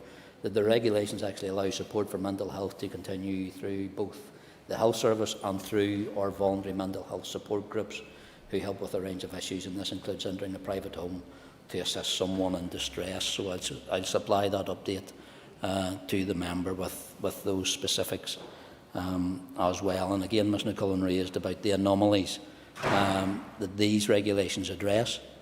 There are anomalies that were highlighted after the regulations have been made, like the measuring of feet for shoes, that were so come up when you have discussions, when you actually look at the bare bones of what the regulation means, so you can address those as well. In regards to Mr Given, again, I think he has contributed to other debates on health regulations, maybe not as detailed as he had today. And I think it was in regards to, and there was some commentary as well around the headlines that were attributed to our Chief Medical Officer about restrictions, where actually what he did say was some restrictions would or may continue. And I thank Mr Buckley for also acknowledging that the Chief Medical Officer's words were taken out of context by some in our media in regards to trying to create a narrative that they wanted to. It's often useful to read below the headline and get past the tweet as well, when we actually see what our health officials are actually recommending as well. So there is also, I think, clarity in regards to the reference. I think it was Mr Girvan asked for it in regards to the statement that was issued from the 4 Chief Medical Officers in regards to schools. It was a statement that was actually published on the 23rd of August last year that I'm willing to share. I think it was that the Chair of the Committee asked for it to be shared as well. And again, I think an earlier commentary, I think it was question time, I actually said that I think there's strong grounds for actually looking at what has been said and believing that maybe Professor Whitty has again been misquoted. And it's about principally a reference to the joint CMO statement that was made last August on the return of schools, where it actually said and has made clear that return of school is the best option from the child's point of view. And that has never been in dispute, and the issue is what schools being open means for wider society and the health service in terms of actually fuelling transmission. Mr Deputy Speaker, I will, yeah. I appreciate the Minister giving way on that point and referencing a statement from August last year as being attributable to the 4 CMOs. Having done that, though, in light of Professor Whitty's statements yesterday about the unambiguous nature of the data around opening schools, about the balance now being very clearly in favour for complete reopening on the 8th of March for all children in all school settings, on what evidence is our CMO then advising the executive and I note the Minister indicated in question time that that advice hasn't changed. Clearly there is a divergence now between the Chief Medical Officer in England and the Chief Medical Officer in Northern Ireland, and if we are to have confidence in the scientific and medical advice, we will need to have an explanation for that divergence of opinion going forward. And I think the member makes that point as well, and it's a point that I've often said, and it's not, I don't discuss conversations that's going to happen at the executive prior to them happening at the executive, and I think the member's party leader, as First Minister, said she wants this issue addressed or discussed again at the next executive meeting, which will be on Thursday as well. So the Chief Medical Officer, as always, will make his presentation on this case at that point in regards to where he views the science, because the same science and the same detail has been looked at by the 4 CMOs. England has took a very different approach from Scotland, from Wales and from ourselves. So it's about taking that balance as well. And I think Mr Stalford has come in. It's about ministers taking that decision as well, and it's about the collective nature of our executive as well. And I think that leads into, I think, some of the questions that has been raised in regards to Mr Allister and the schools. And I don't do this easily or lightly, Mr Deputy Speaker, in regards to conversations that was had at the executive. There's been a wide, and there has been conversations about schools in today's debate. Schools are not included or mentioned in these regulations. Schools are brought forward and discussed by a paper from the Education Minister, as they were last Thursday. That paper presented 2 options, one which was followed by the executive, one which was adopted by the executive as a whole, as it was in that document, in that paper, and one that we now see published by the First and Deputy First Minister last week, and actually commented on since. So that is where schools have always been taken, and that discussion has always been taken within the executive, because they're not part of these regulations. Absolute clarity. Is the Minister saying that the product, namely P1 and 2 and 3 in and out, and then years 12 to 14 in after that, is the Minister saying that product was what the Education Minister asked for in his paper, or was his proposition doctored in some way to produce that? I don't think we're talking about doctoring. There was conversation between my department and the Department of Education in regards to what we saw as being a response to education, and that was about a staged response, bringing different cohorts back and then allowing us to assess what effect that would have on transmission. I would say what effect it would have on the R paper, or the R number, but I don't want to take the member down that discussion again either. So in regards to what cohorts were brought back and in what order was not a priority for my department. It was about the numbers, about the structures, about the number of movements and the effect that would have on the transmissibility of the virus within Northern Ireland. So the product of the paper that was brought forward by the Education Committee to the Executive and was accepted by the Executive without, there was challenge, there was commentary around it, but there was no vote, there was no division on it towards the end. In regards to another subject that was raised, I think, by Mr Given as well, and that is in regards to the regulations and enforcement. The enforcement of some of these regulations has been a running sore for me as Health Minister for a very long time, in regards to the reactions of the bodies that I see that should be about enforcing our laws and regulations, whether they see it their remit or not. In regards to some papers that have been brought, and some, I think Mr Allister referred to it, and where ministerial responsibility lies, these regulations do lie with me. I bring them, they're brought forward in my name as well, but there's many papers and propositions that are brought forward to the Executive from various ministers, various departments on specific issues. In regards to travel, there was papers that was brought forward by the Justice Minister.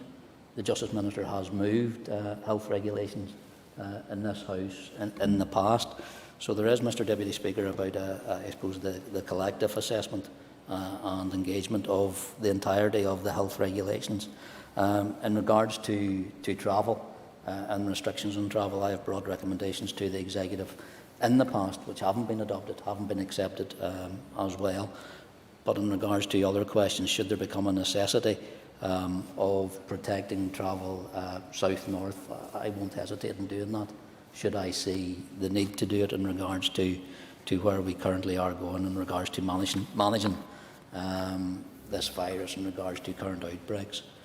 In regards, I think moving on, Mr Deputy Speaker, to Mr McNulty's contributions in regards to, again, and it goes back to the specific asks in regards to the return of youth sports, of sports in general, something that the member I know campaigns on very strongly and has a great personal interest in.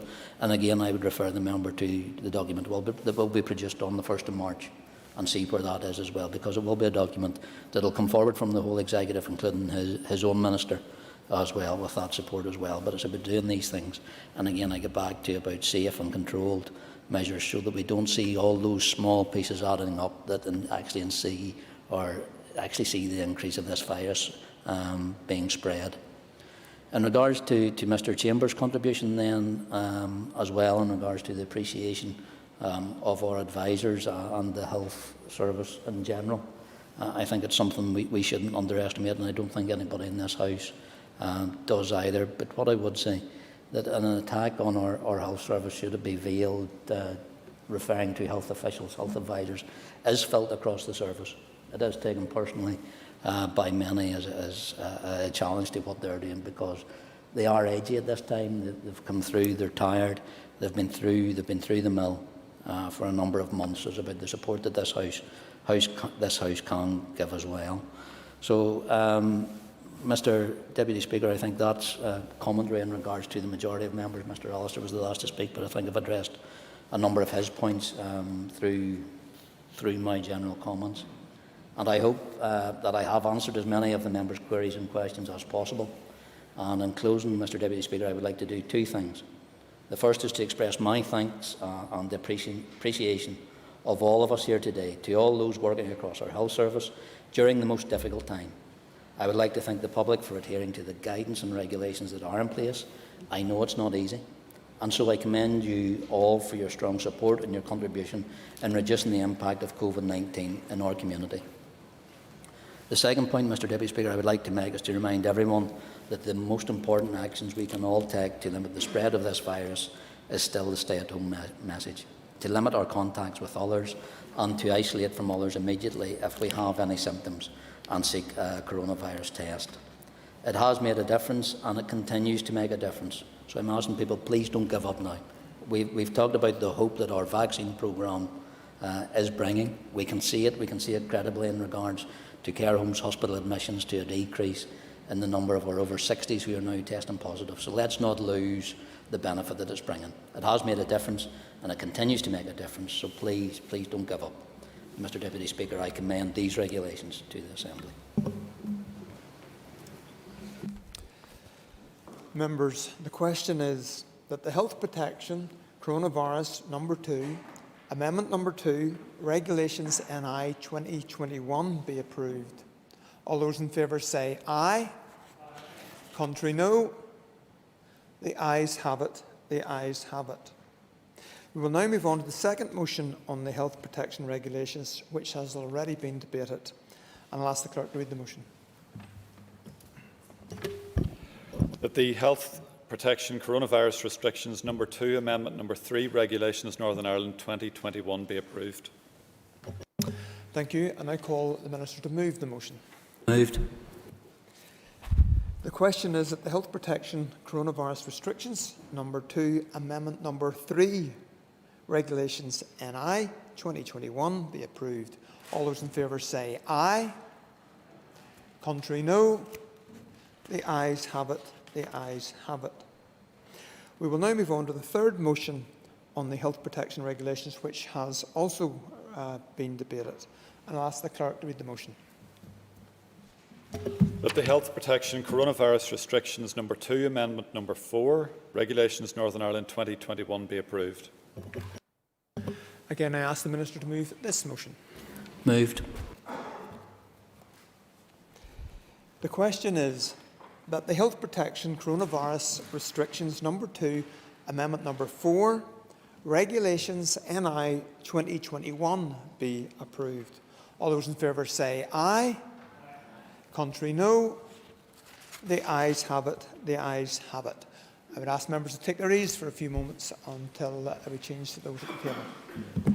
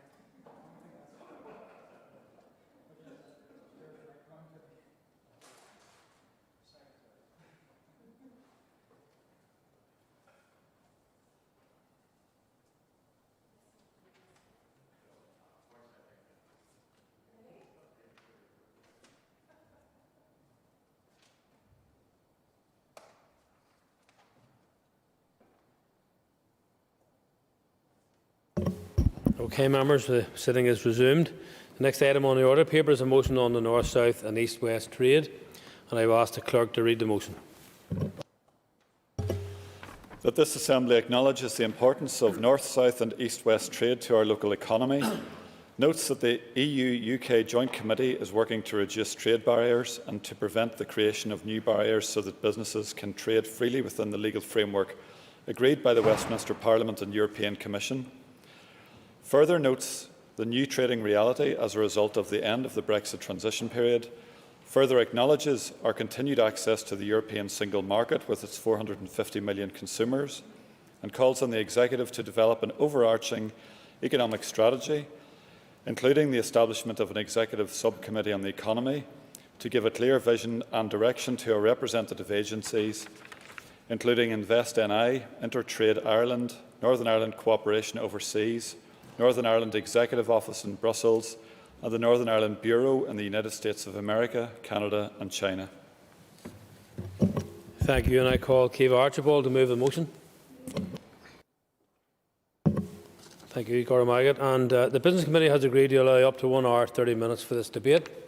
The proposer of the motion will have 10 minutes to propose and 10 minutes to wind. One amendment has been selected and is published on the Marshall list. Please open the debate on the motion. And I welcome the opportunity to move this motion today. I think it's important that we discuss and debate the new trading reality that we now face and that our businesses have to deal with because of Brexit. For 4.5 years, businesses and everyone else here has had to deal with uncertainty and a lack of clarity in respect of the trading arrangements that would finally result once the negotiations and transition period ended. And this motion is about trade, so most of my remarks will refer to businesses. But equally, our community and voluntary organisations, young peoples, our farmers and rural communities have all faced the same uncertainty. It's now past time that we had some stability and some certainty. Businesses and their representatives have been very clear that they want clarity. As this motion outlines, and as I know that I have said repeatedly in this chamber and elsewhere, the ability to trade across these islands is vitally important to our local economy. That is north-south and east-west. It is interlinked, and across this, our highly integrated supply chains underpin much of our trade to Britain and elsewhere. I think, however, it is important to put on record some facts, because repeatedly in this chamber we get told, including by the Economy Minister, that we sell more to Britain than to everywhere else combined. And that is no longer true. In 2018, which is the latest data we have, NSMC statistics show that the sales to Britain were worth £10.6 billion, down 9.3% on the previous year, while total sales to the south, the rest of the EU and the rest of the world under EU trade agreements were worth £11.2 billion, up 8.1%. Sales to the EU were up 20.9%. More businesses trade north-south than with Britain. North-south trade has been increasing year on year by about 4% for the last 20 years. I have a lot to get through, sorry. In 2018, cross-border trade was worth €7.3 billion.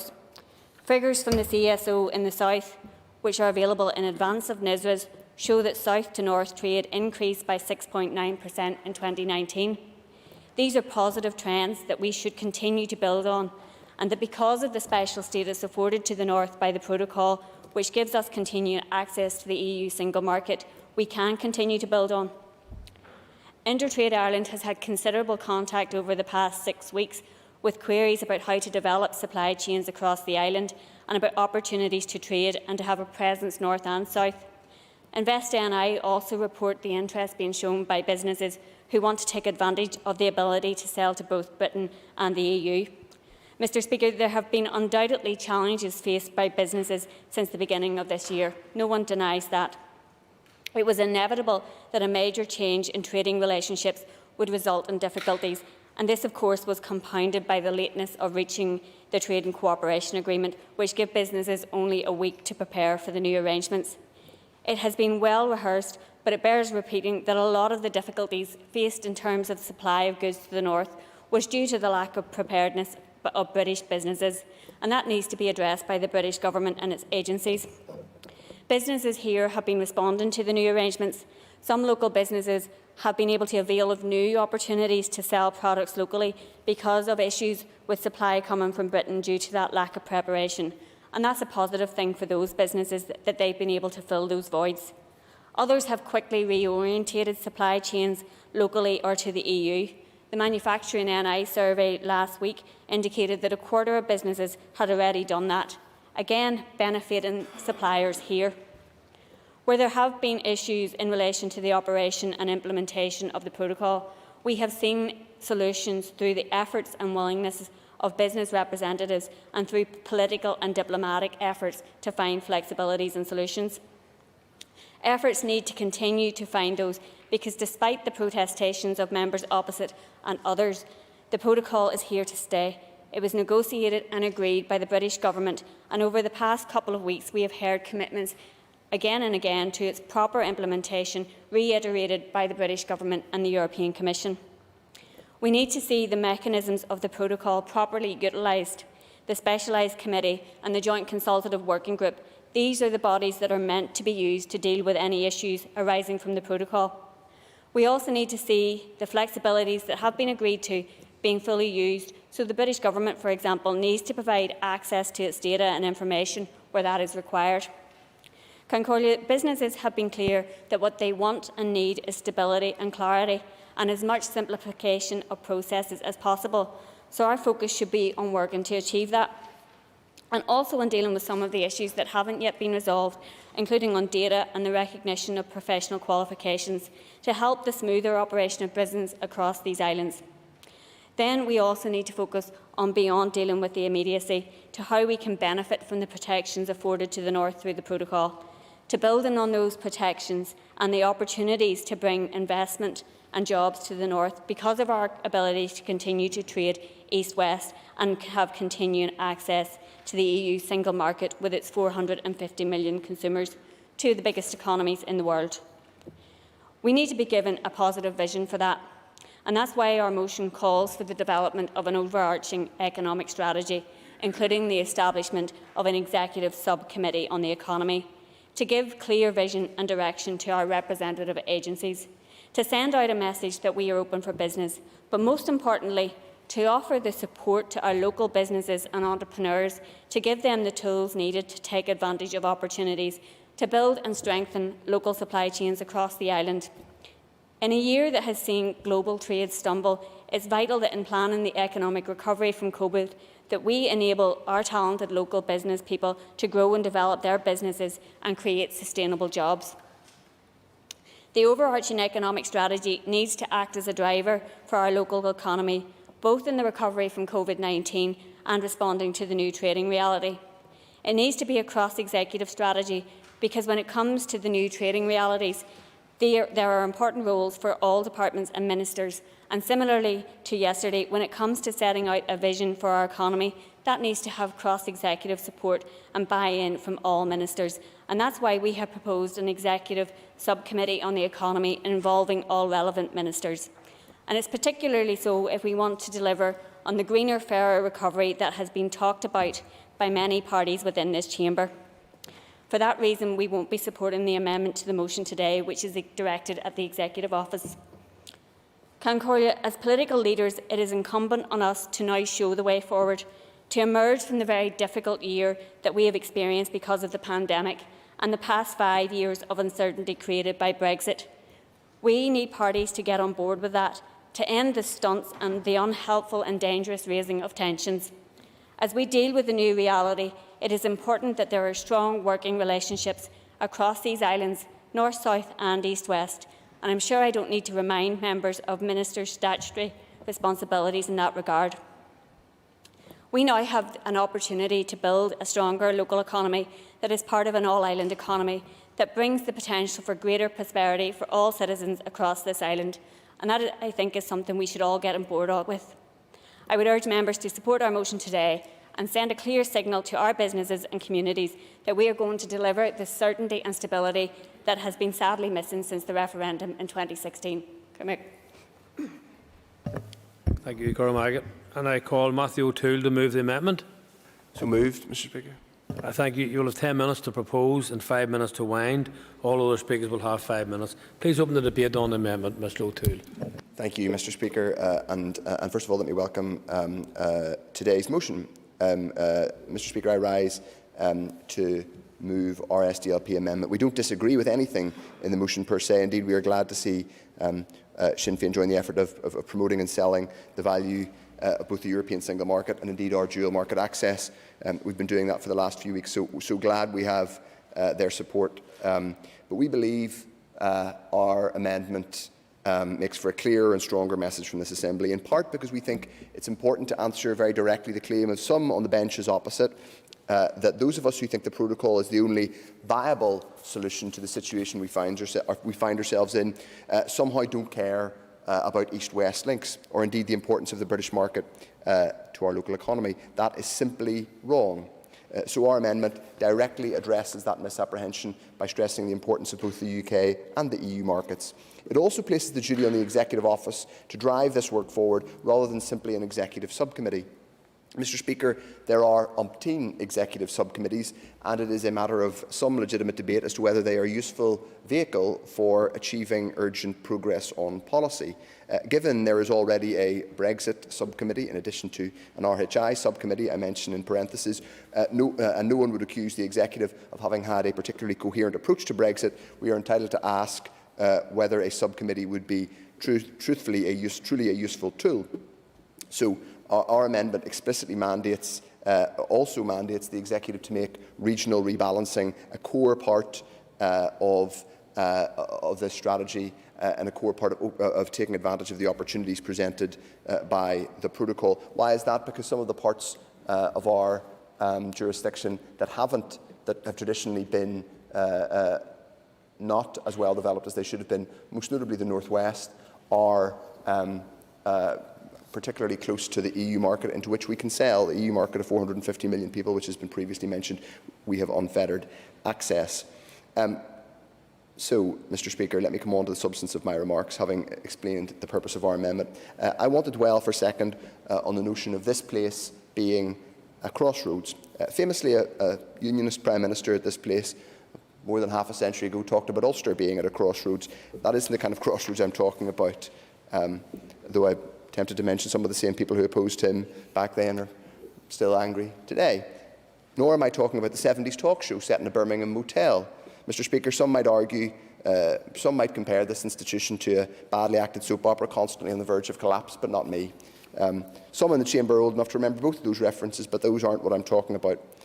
Though I and my party did not want Brexit, and we would have preferred the much more fulsome protection offered to the people of Northern Ireland, offered by the original backstop, which would have avoided much, if not all, of the East-West disruption which we have been seeing in recent weeks. But we are where we are. Though there are real short-term issues that we need to resolve around movements of goods from west to east, and let me add, Mr. Speaker, I don't seek to underplay any of those. There were always, however, going to be issues when decades of seamless trade are disrupted at short notice. But Northern Ireland is now at a crossroads between two major markets. The UK market, into which we can move goods seamlessly, and the EU single market of nearly 500 million people. So any product, whether that is a piece of technology, a life-saving drug, a food product, can move seamlessly from this jurisdiction into both the EU single market of nearly 500 million people and also the British market. That isn't just unique in these islands, it's unique in the entire continent of Europe. I will give way.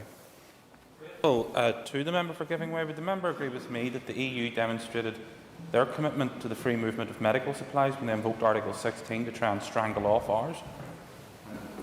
I'm pleased that the member raised that question because it gives me the opportunity to correct him. They didn't invoke Article 16. They did not invoke Article 16. No, they didn't. They did not. They did not. Let me move on. No, sorry, excuse me. I haven't given way, so I'll continue to... Speaker, just for the record to be correct, I think we should acknowledge the fact that, in fact, the European Union did invoke Article 16. That is a matter of record, and indeed not a point of order. That's a matter for debate. Thank you. It certainly is a matter for debate, Mr. Speaker, and as we go on, we'll see that unfortunately too many members opposite are all too willing to get very angry very quickly about the European Union and far too slow to come up with alternative options and realistic proposals to boost the chances of our economy and also to resolve the issues that we face. Mr. Speaker, I'm not being Panglossian. There are problems that need to be resolved. Like others, I've dealt with queries and concerns from VAT on used cars to steel tariffs.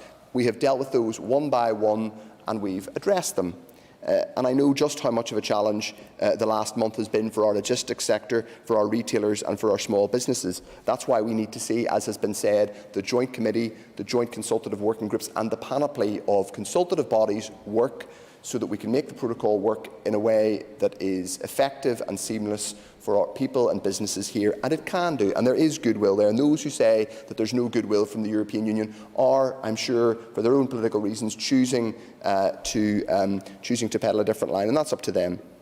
But, Mr. Speaker, when we're talking about these things, it's important to point out that the problems are mounting up in Britain too, because some in this chamber would have us believe that the protocol is the root of all evil. I'm afraid the root of all the problems is Brexit.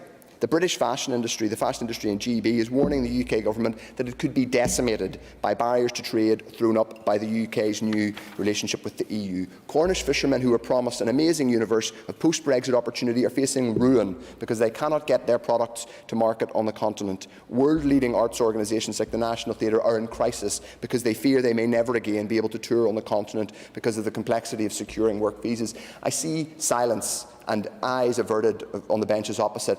This is the reality. No, I'm afraid this is true because we hear it repeatedly that the protocol is the source of all evil. The protocol has created all these problems. I'm afraid it's Brexit that's created all these problems. We've disrupted more than half a century of, actually just under half a century of complex trade flows and interlinked economies, and that has consequences, Mr. Speaker. The damage being done by Brexit across the UK economy is real and deep, and was both predictable and predicted. So forgive me if I push back, as I said, at the notion being treated by some in this chamber that the protocol is the root of the challenges we face. The poison root is Brexit. But the good news is that because of our unique position, we have some protection from some of these impacts, and we have something else. We have something we basically never had before, a competitive advantage. Not only do we have seamless access for goods into both the UK and EU markets, people born here are entitled to both UK and EU citizenship and therefore have a permanent right to work in both the UK and EU markets. Mr. Speaker, that is a unique position. That's why my party has written to all relevant investment agencies and departments across these islands and in Brussels to ensure that they work together to sell our unique position. And you don't need to take my word for it, because InvestNI is already doing just that. They indeed know more than most about the damaging impacts of Brexit because they've lost tens of millions of pounds in EU funding. So we've written, Mr. Speaker, as I said, to not just InvestNI but to the IDA in Dublin, to Intertrade Ireland, to the Department of International Trade in London and to the Director General of Trade at the European Commission, because we want to see a joined-up approach to making these to taking advantage of the opportunities that we find at our fingertips. There are specific areas of potential growth we've outlined. One is an obvious one, and that's replacing GB food producers in the continental market. I've said it in this chamber before. Scottish langoustines can't get to market, Welsh lamb can't get to market, Somerset cheddar can't get to market. Well, we've got Portavogie prawns, we've got Sperrins lamb, and we've got Coleraine cheddar, which can replace those products. We can be doing that, and we're already doing that in an entire continent of opportunity for our food producers. Why would we spurn that? Well, we've also got life sciences and pharma. We already have a dynamic life sciences pharmaceutical sector here. That's a highly regulated sector. They need seamless access and regulatory certainty to be able to get into both the UK and the EU markets. They have it. They have it because of the protocol. Why would we spurn that? And then on a final one, it was touched on before by the previous speaker, Keith Archibald, green energy and low carbon manufacturing. We're at the crossroads of the European Green Deal, a decade-long initiative across the EU on the transition to a low-carbon economy, and what Boris Johnson keeps calling the Green Industrial Revolution. I don't know if it'll come to that, but if it does, we're at the hinge point. We're at the crossroads of both of those agendas. Why aren't we selling ourselves as the place where low-carbon technology can be manufactured and find its way seamlessly into both markets? Mr. Speaker, for too long we have thought of our unique society as being just a complexity. Well, actually, our uniqueness doesn't need to simply be a hang-up. We can benefit from our unique status. We can benefit from being different, distinct and special. We can benefit from being at the crossroads of two major markets. We can grasp the competitive advantage we have. Let's do it, Mr. Speaker. Thank you. And I now call on Jonathan Buckley. Thank you, Mr. Speaker. This motion today quite rightly focuses on the engine room of the Northern Ireland economy. North-south trade, east-west trade, worldwide trade. But the motion itself is a guise for what members have said in relation to the support for the Northern Ireland Protocol and the apparent world of land of milk and honey that comes from it that the parties are advocating. The parties opposite know full well the double-speak that they are advocating and the damage to East-West trade via the protocol. And it's important that we challenge the assertions. An academic article published by Queen's and University of Ulster economists, which analysed how the trade in goods is impacted by the new internal UK trade frontier, shows that Northern Ireland buys more goods from the UK than from the Republic of Ireland, the EU and the rest of the world combined. Absolutely. The member agreed with me that it does demonstrate that some members seemingly have a higher allegiance to the European Union than to their own constituents, that they're prepared to inflict this suffering upon them. The member has an additional minute. Thank you, and indeed the member points out a useful point. Dr Burney and Dr Brownlow's article for the Economics Observatory said, optimists argue that the Northern Ireland economy will eventually be buoyed up by having the best of both worlds, unfettered access to the GB market while still being part of the EU's single market. This becomes less likely to the extent that persistent frictions from GB to NI lead to higher costs associated with the new regulatory environment as brought by the protocol. No, I'll continue on. This is the reality. Now, protocol sycophants in this House, namely within the SDLP, Sinn Féin, Alliance Party and indeed politicians from the Republic of Ireland, tell us that the fettering of trade with our largest trading bloc, that being the United Kingdom internal market, is in some way good for the Northern Ireland economy, in some way good for our businesses. We're told to dial down the rhetoric.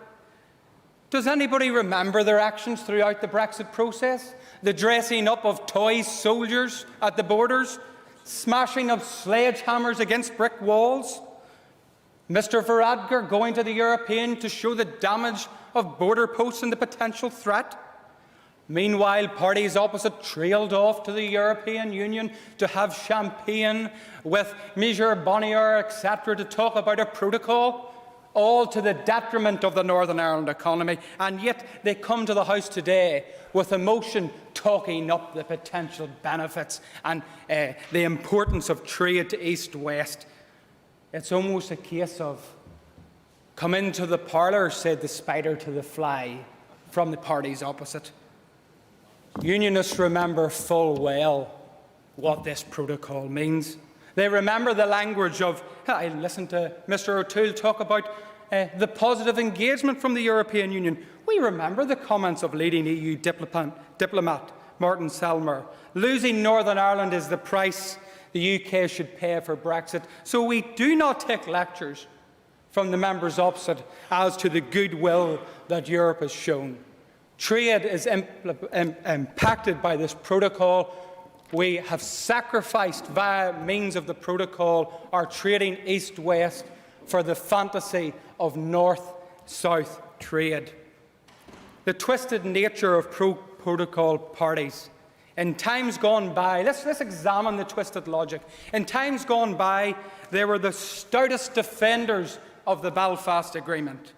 And yet the reality is, Mr Speaker, that only a number of weeks ago, they allowed the big bad Tories, by the means of the Secretary of State, to tamper with one of the key tenets of the Belfast Agreement, that being cross-community consent, with not even a whimper, not even an eyelid batted. The reality is that trade, by means of this protocol, is damaging to Northern Ireland business. We cannot allow the distortion put forward by members of the SDLP and others that in some way this protocol benefits Northern Ireland.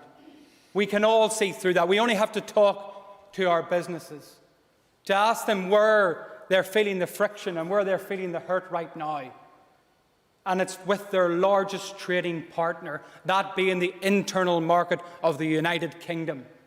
That needs addressed. And I hope that as time goes on, members opposite will come to realise that, because I have seen a dialing down of the rhetoric when it comes to their support and rigorous implementation of the protocol, we were told. That's what the members in this House voted for in this House, with opposition from unionist parties. They don't want to listen to unionist concerns, and they don't want to listen to business concerns. There is no doubt that the protocol breaches the constitutional and trading settlement in Northern Ireland and it is an impediment to our trade.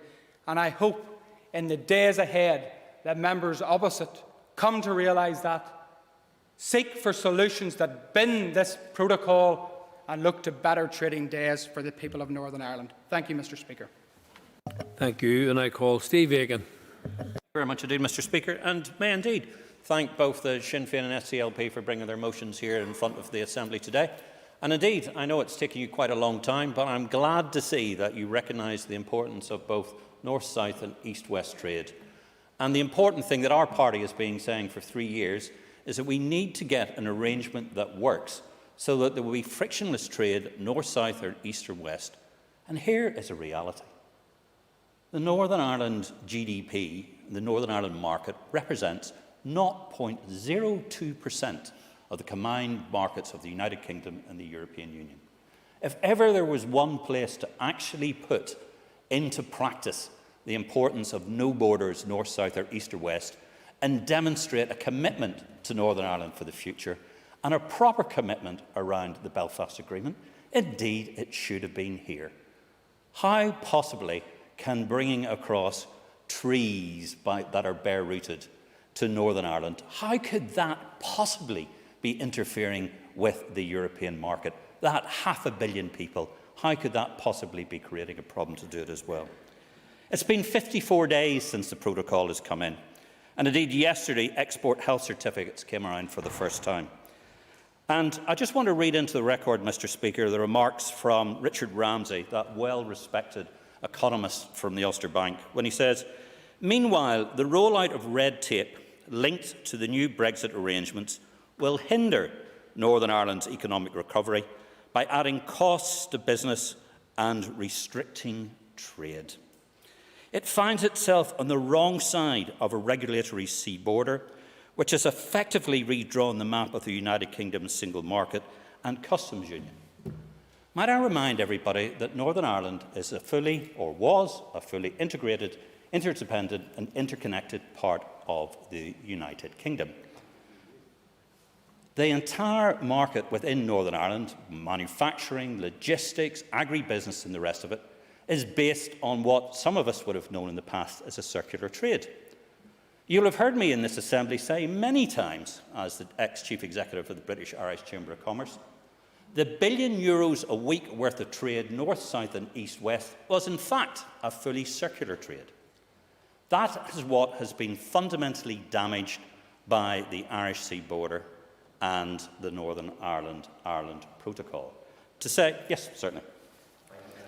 For giving way, can I just ask, given what he mentioned about Richard Ramsay's comments, would he agree that in relation to GB, the GB's recovery, by definition, the increased trade barriers between GB and the EU will also hamper GB's recovery from the COVID crisis, and that, therefore it is Brexit, whatever he thinks about the Irish Sea border, but it is Brexit which is the erection of trade barriers and additional costs to businesses?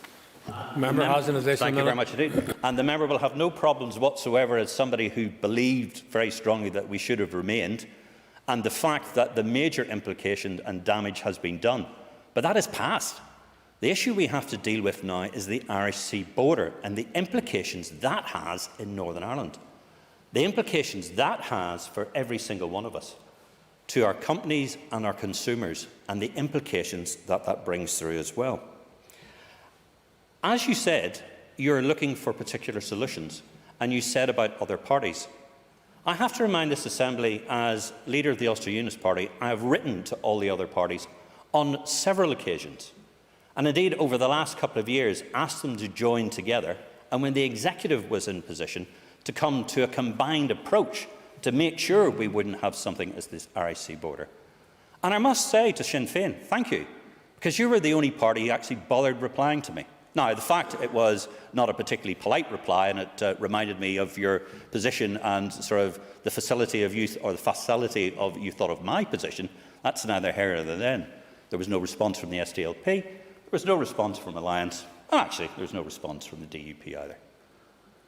What we are dealing with right now, 54 days in, is a really significant problem that is getting worse every day. Within the next couple of weeks, we will have more and more implications that we're going to have to deal with. In this Assembly, we're going to be presented with legislation that will be enacted in Northern Ireland that we have no say in it. None whatsoever. We will not be able to amend it. We can hardly be able to scrutinise it. Mr. Speaker, the Examiner of Statutory Rules will be bringing things before us that she has absolutely no say in whatsoever. I have written to the Attorney-General to be able to get some clarity about the legality of this. There is over 60% of the legislation that will be coming through to Northern Ireland we will have absolutely no say in whatsoever. And yet here we are, tinkering around the edges in somehow believing that more protocol is the solution.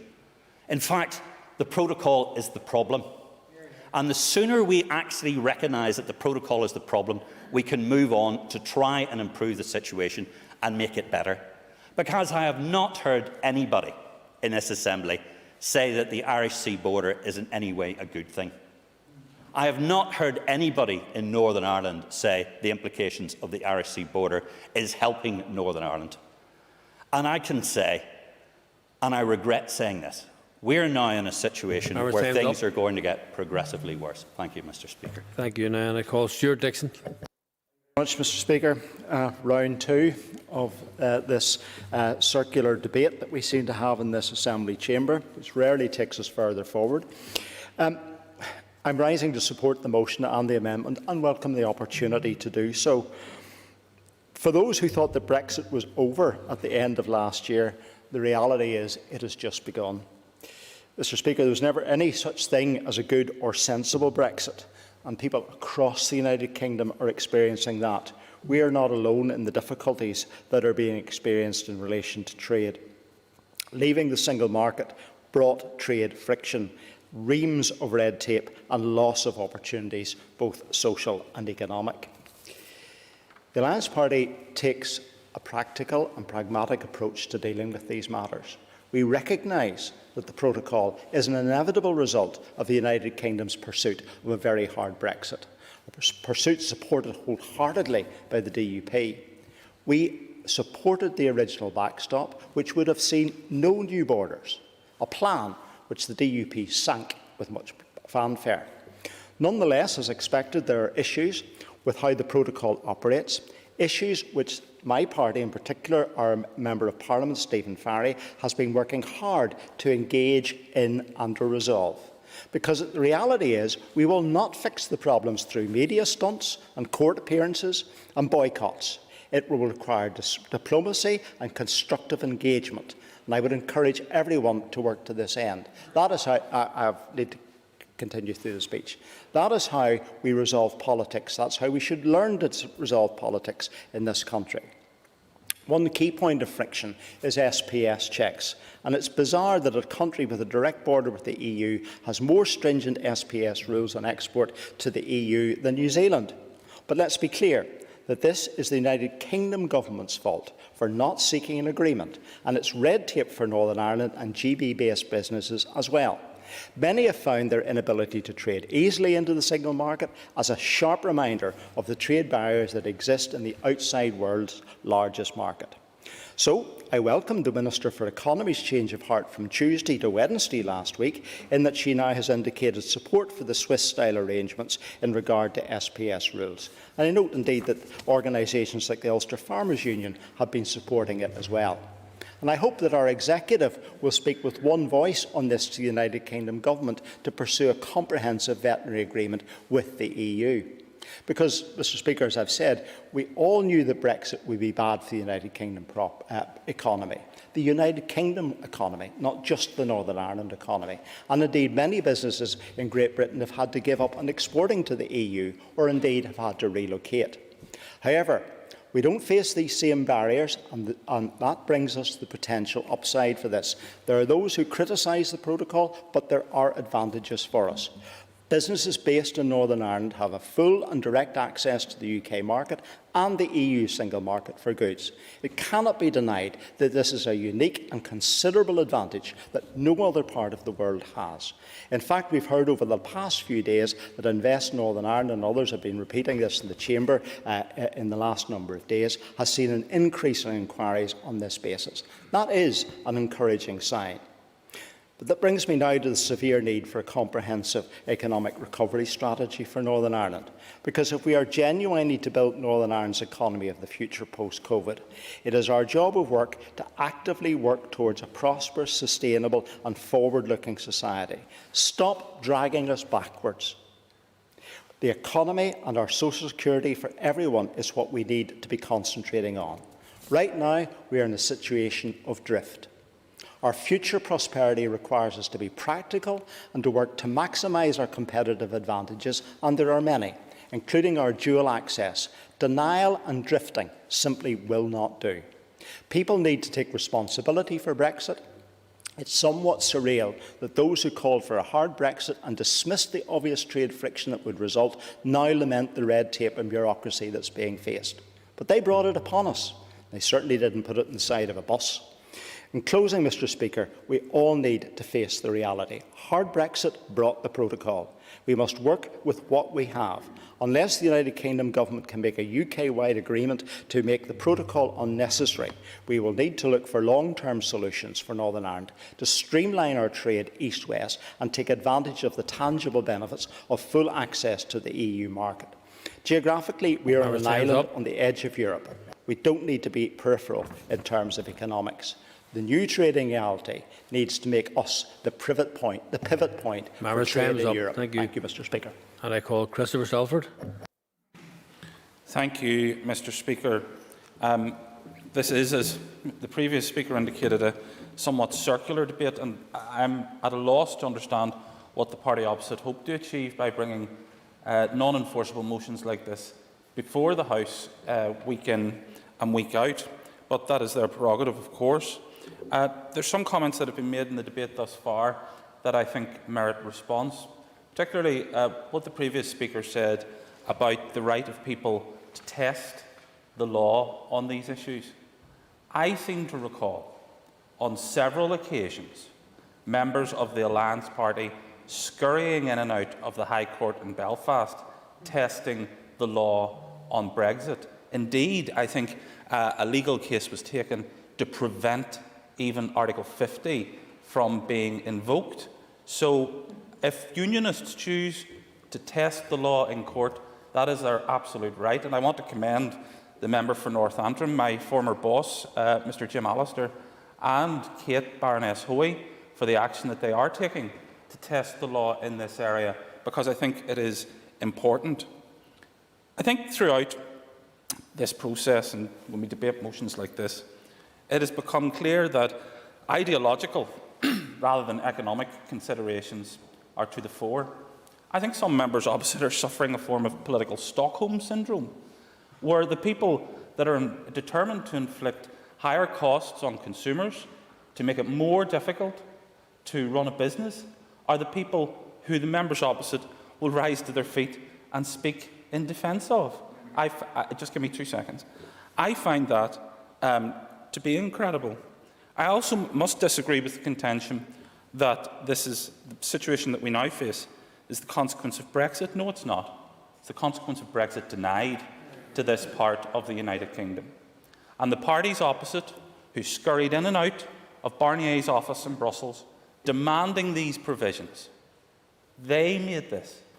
And let us be clear, the none too subtle threat of violence was used to achieve these provisions. That is indisputable. When we had performing street theatre troops at the border, people dressed up as soldiers, when we had the Irish Prime Minister showing pictures of a bombed border post, the none too subtle threat of violence was used to deliver these provisions. I give way to Mr O'Toole. Grateful to the member for Greenway. Could he just, he mentioned prioritising ideology above the economy. In relation to Brexit, which I know he supported originally and was entitled to do so, could he just indicate which he which he thinks he prioritised in supporting Brexit? Was that ideology over the economy? And if he thinks it was the economy, could he outline some of the economic benefits that have been realised thus far from Brexit? The concept of free trade with the rest of the world, which is why I supported leaving the European Union, which is an ever-diminishing block in the world economy. When we joined, Western Europe accounted for something like 35% of the world economy. Today that figure is less than 20%. It's a diminishing market. And the allegiance excuse me, that some wish to show to a diminishing market is for them to justify, but I supported the United Kingdom getting out into the rest of the world. And to be fair, this motion does make reference to China, India, the United States of America and other markets for us. So I absolutely want to associate myself with that element of the motion, but unfortunately it's worded such that we will not be voting for the motion and we will not be voting for the amendment. This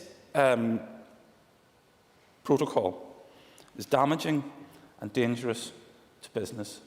And when people talk about removing barriers to trade, these are the barriers to trade that some of the parties opposite openly campaigned to have put in place. They own them, they made them, they demanded them. The motion refers to the protocol being agreed by the Westminster Parliament and the European Commission. Let me tell you who it's not agreed by. It's not agreed by the Unionist people of Northern Ireland. And the concept of parallel consent, which has governed this place, or has supposedly governed this place, since the fall of the old Stormont Parliament, reference was made to Captain O'Neill.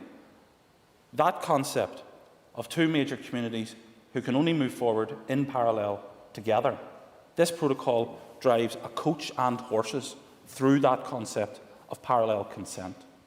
And it is very telling to me when, I think it was the motion that demanded the rigorous implementation of the protocol, was passed this House, it did so without a single Unionist member voting for it. And it speaks volumes to me that people who for many, many years insisted that parallel consent was an inviolable principle of how this place was to be governed, the second they had a majority, out went parallel consent. Now, it's for members to justify that and how it squares with their previously stated positions. But I think anyone looking at this in a reasonable or fair way would conclude it does not have the consent of the Unionist people of Northern Ireland, nor shall it ever. So motions like this can pass this House presently. I hope that in a few years' time we have the sufficient number of Unionist members elected to this House in order to banish this protocol and free our people from living under it any further. Thank you. Thank you. And I call Sinead Ennis. Corlia, and I welcome the opportunity to speak to Sinn Féin's motion today. Corlia, I'm old enough to remember the time when the DUP told Sinn Féin, the SDLP, the Alliance and others that we were engaging in Project Fear when we articulated our justified concerns over Brexit and the impact it would have on our people and our economy. We were accused of peddling prophecies of doom. I think that's why I and the vast majority of people find it so galling that now the DUP and others are using that same rhetoric to undermine the very instrument that has been put in place to protect us from the worst aspects of the type of Brexit argued for, voted for and delivered courtesy of the DUP. The protocol is not perfect, but unfortunately it is necessary. It avoids a hard border on this island, protects our peace agreement and our all-island economy. It is legally binding and it is here to stay. Much has been made of recent EU blunders by members of this Assembly who seem determined to keep walking us into these political crises. Can I suggest to those members that the least they could do after foisting their hard Brexit on us will be to join with the rest of us as we attempt to find solutions for businesses here and mitigate against the worst impact of Brexit on our economy. Corlia, we have had some success in terms of resolving the potential impact on the second-hand motor trade, for example, but it is clear that the support for businesses in terms of the British Government's level of preparedness was not there. The Trader Support Scheme and other related schemes clearly failed in their mission to properly prepare and inform businesses here and in Britain on the upcoming changes. This is endemic of a wider failure of leadership at every level within the British Government. This institution must therefore step in and fill this vacuum. The people in this chamber must lead from the front and steer our economy in the right direction. Mr Speaker, I think it's important in a debate like this to look at the facts and the reality of where we are and where we need to go. We are in the middle of a double whammy impact on our lives and our economy. COVID and Brexit have combined to deliver the biggest trading shock these islands have experienced in decades. So we are in no position to cut ourselves off from any trading avenues, be that north-south or east-west. The members opposite have suddenly, in the past few weeks, become very exercised about the impact Brexit will have on east-west trade, ignoring totally the fact that the destabilising effect of the Brexit referendum has meant that east-west trade has actually been in decline since 2016. And while it's true that east-west trade has been in decline, it is important to note that GB-NI trade so far in 2021 is actually up on this same period last year. But I suppose that fact doesn't quite fit with the current narrative. While east-west trade has been declining since the Brexit referendum, north-south trade in services rose to an all-time high of £3.07 billion in 2018, according to Intertrade Ireland. In 2019, the value of goods exported from south to north increased by €140 million. That is up 6.85% on the previous year. And prior to COVID, cross-border trade amongst SMEs was at an all-time high, valued at £6.5 billion. And north-south trade still remains resilient despite the COVID disruption. That tells me that businesses here had already begun to pivot towards the south and towards the EU's 450 million consumers, and that a pivot is becoming more apparent. As well as this, many local businesses and producers are now seeing new opportunities opening up. They are stepping up and they are stepping in by filling new orders from supermarkets where those contracts would have previously been snapped up by British contractors. And I need only to look to my own constituency to find a very good example of this.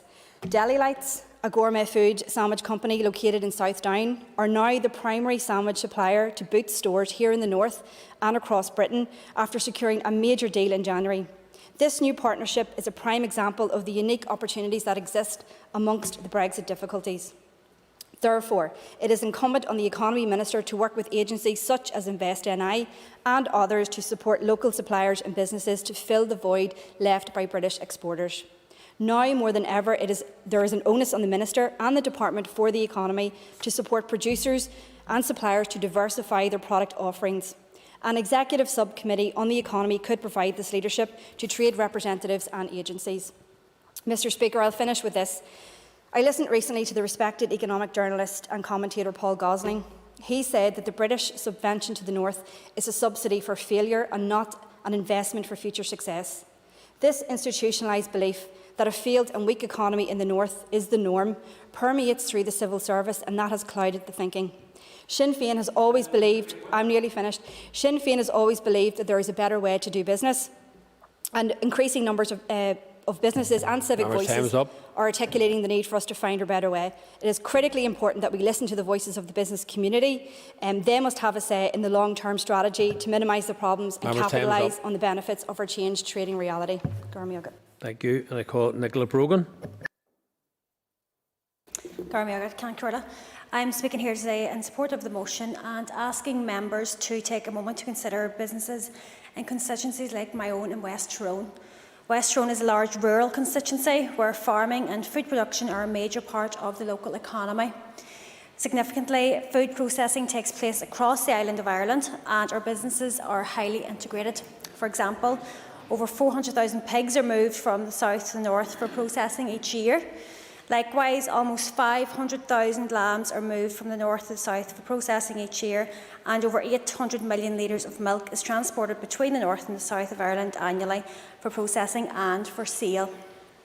North-south trade in agri-food alone is worth £1.3 billion annually. The simple truth is that the agri-food industry is both pivotal to the economy in the north and an integrated part of an all-island economy. In 2018, this island-wide trade was valued at £6.5 billion with a 6.7% growth rate. In the same year, the UK growth rate was just 1.3%. This translates into one clear message about our all-island economy, and that message is opportunity. Even in the midst of the pandemic last year, this north-south economic activity only fell by 4.9%, compared to the UK's drop of 9.9%. I'm sorry, I'm going to get through the speech. People in the north of Ireland did not choose to leave the European Union, but Brexit will impose enormous difficulties upon their economic lives and livelihoods.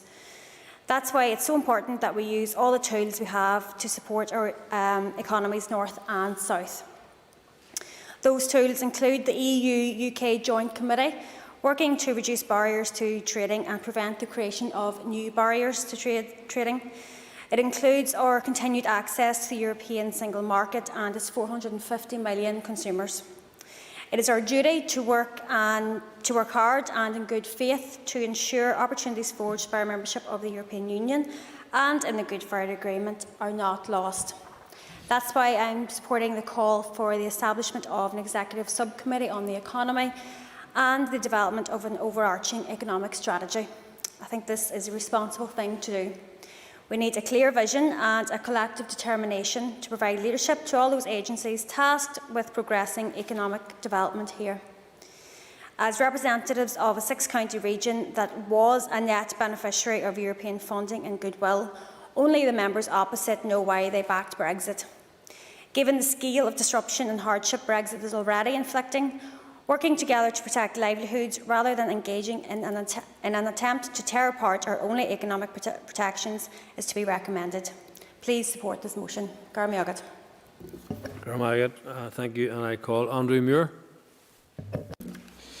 Thank you very much, Mr. Speaker. I rise today to support both the motion and the amendment. I recognise the importance to Northern Ireland of removing barriers to north-south and east-west trade. That's why I voted to remain within the European Union. Anyone who says they recognise the same but voted to leave the EU did not understand or were misled on the implications of that vote. As with many others in this chamber, I do not like the protocol. As with some others in the chamber, I see it as the least bad option for Northern Ireland after the decision to pursue a hard Brexit. Ever since the protocol's implementation, the Alliance Party has been the first to identify practical solutions to the very real problems created by Brexit. No problem. Thank you, member, for giving way. If that is the case, why did the member and his party vote for its rigorous implementation in this House? Member has an additional minute. Thank you. Mr Buckley will probably remember that debate, and that was touching upon the trade bill that was being brought forward, which was a breach of international law, and that was the context behind that. The extension to the current grace periods is one thing the Alliance Party has been pushing for. Also, the veterinary agreement between the UK and the EU, or in its absence, a bespoke agreement for the Irish sea border based on existing logistical systems and a trusted trader schemes. These are just some of the realistic, workable and practical solutions that we have proposed to tackle the problems we have faced this year. I welcome the DUP support for the veterinary agreement after the Economy Minister rejected it last week, perhaps blinded by our own Euroscepticism. If implemented, these actions could make a real difference to the people and businesses across Northern Ireland. At the same time as dealing with these issues, the Executive should turn its attention to working with all relative bodies in order to create a strategy to take advantage of Northern Ireland's unique position. Mr Speaker, I fully acknowledge the extent of the issues faced by my constituents because of Brexit. I will continue to push hard to promote all workable solutions. I also hear the concerns from people who feel that Brexit undermines their identity. Identity and the impact of borders on identity has always been an extremely sensitive issue in Northern Ireland. This is one of the reasons that Brexit simply does not work for us. We are now working through the ramifications for people here. I do not, however, have sympathy with the tactics adopted by the unionist political parties, led by the DUP, or should it be more the TUV. These have amounted to never, never, never. I would argue they have never worked in the past, they're never going to work now, and for the people of Northern Ireland, they're never going to buy them. We learned recently that unionist political leaders plan to challenge the Northern Ireland Protocol through judicial review, as is their right. This reminded me of when the McGimsey brothers, in their desperation, brought a legal challenge to the Irish courts, declaring that the Anglo-Irish Agreement was unconstitutional. That case was dismissed, Mr Speaker, and I expect the same fate to await the most recent challenge. The next part of the so-called plan was the petition, which led to a debate in Westminster yesterday without any vote. It is therefore unclear what the DUP hoped to achieve. And finally, the DUP decided to withdraw its ministers from North-South bodies, despite the practical, economic and social benefits derived from North-South cooperation. Mr. Speaker, it is long past time that all political parties got real, stepped away from fantasy unicorn solutions and turned their attention to genuine, tangible ways in which we can support people and businesses across Northern Ireland. In conclusion, I will touch upon the comments from Mr. Stalford in relation to parallel consent. The fundamental issue that is at heart here is that Northern Ireland did not vote to leave the European Union. It voted to remain. I wanted to remain within the European Union. It's something I passionately believe in, but we've left. The focus now is about mitigating the damage caused about that, and the protocol, as I said, is the least worst outcome associated with that, and that's something we've got to work with and pursue solutions that are practical. Calling for the abolition of the protocol and for the invoking of Article 16 does not actually bring us anywhere forward. It's just simply full of distortions and not fully understanding the actual reality here. If you're going to say to people, let's invoke Article 16, let's get rid of the protocol, be honest with people and say to them what your actual practical solutions are for that. Thank you, Mr. Speaker. Thank you. And I call Jim Allister. Thank you, Mr. Speaker. Each of the parties, Sinn Féin, the SDLP and Alliance, who are variously supporting this motion and its amendment, have much in common. But one of the abiding stains on their political record is that each of them repeatedly in this House demanded the rigorous implementation of the protocol. And what does that mean? That means that they were embracing with enthusiasm the strongest possible barriers between the rest of the United Kingdom and Northern Ireland, that they wanted to fetter to the greatest possible degree the trade between Great Britain and Northern Ireland, that they wanted to cut off to the greatest possible extent the supply chains from Great Britain to Northern Ireland, because that is what the protocol does. Because it takes Northern Ireland and abandons it within the EU single market for goods, abandons us in the EU customs union under its customs code, puts us subject to the EU VAT regime and to all the vast area of law that enforces that. It creates a circumstance where we are subject to laws we did not make, cannot change, a foreign foreign quota of law, all subject to the supervision of a foreign court. And then some come here today and try and pretend that they really have Northern Ireland's best interests at heart. If you want to talk about unicorns, the unicorn is in this motion and amendment, that of pretending that there is advantage in being still part of the EU single market. I'll give way. To my friend for giving way, it is important that we have accuracy in this debate. It was inaccurate for another member to claim that the European Union did not invoke Article 16. That is precisely what they did. And then when there was a blowback because of their despicable behaviour, they reverse-ferreted and changed their position. But they did, and that sort of Damocles still hangs over the head of the people of Northern Ireland. Member has an additional minute. Thank you. The EU showed itself in its true vindictive colours and, of course, usefully indicated where the border should be, namely where they wanted to put it for vaccines. But, of course, it's only when it suits the EU that they will go down that road. But let's be clear. There is no advantage to Northern Ireland in trading terms to the rest of the EU if at the same time and as the price of that our supply chains are fettered from GB. There's no point in saying to a company, oh, come and set up in Northern Ireland.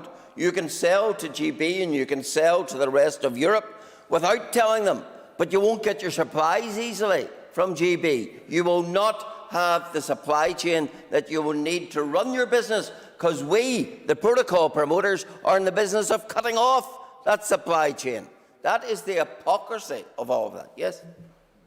Member for Giving Way, can I just ask, out of interest, if a business contacted him and said, we know there's a low-carbon activity in North Antrim, we'd like to invest here because of access to the EU and UK markets, Mr Alistair, you as MLA, would you encourage that? Would you encourage them to invest on the basis of that dual market access? Not on that basis, because that is a fraudulent basis. I would encourage them to invest in Northern Ireland as part of the United Kingdom, and I look forward to the day when we restore Northern Ireland as a full and complete part of the United Kingdom. And if the upcoming judicial review can help do that, which apparently irks so many, Lord Justice Muir is outraged that we would dare to take legal action in respect of this matter.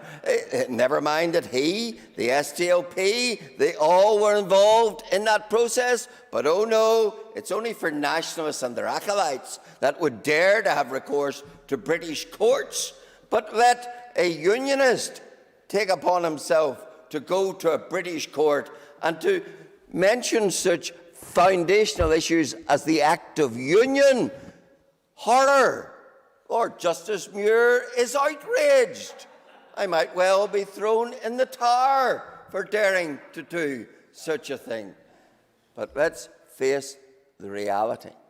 Northern Ireland is an integral part economically and politically of the United Kingdom, and if you stymie that, if you cut off its economic links, then you damage Northern Ireland's economy. Now, I know why Sinn Féin want to do that. They want to build the all-island economy as a stepping stone to political unity. That's how the EU worked itself. That's how it got ever closer union by ever closer economic union. It's the same template. Create an all-island economy and you'll create an all-island nation, so-called. So unionists are very alert to that. We know what the plan is afoot. We have wakened up to what it's about, and that's why we're determined to take all and every lawful effort to usurp and upset that particular plan. And I call on Sinead McLaughlin to wind the amendment, and the member has 5 minutes.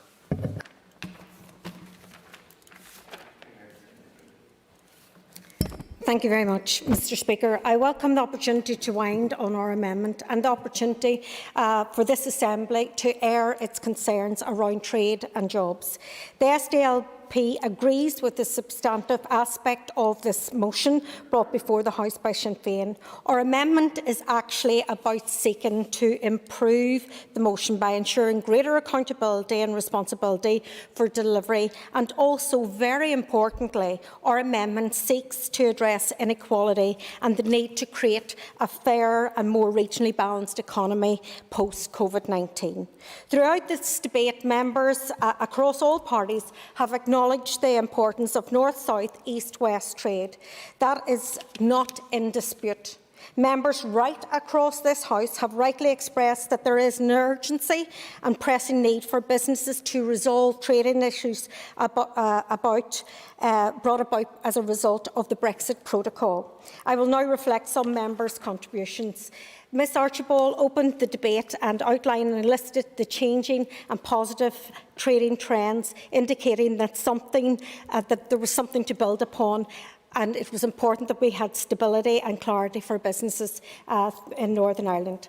My colleague Matthew O'Toole clearly articulated the opportunities to rebuild the North's economy with access to both UK market and EU single market. He stressed the unique status of being at the crossroads of two major markets. Jonathan Buckley and Chris Stalford said that this side of the House were protocol sycophants, we had twisted logic, and we were suffering from Brexit Stockholm syndrome.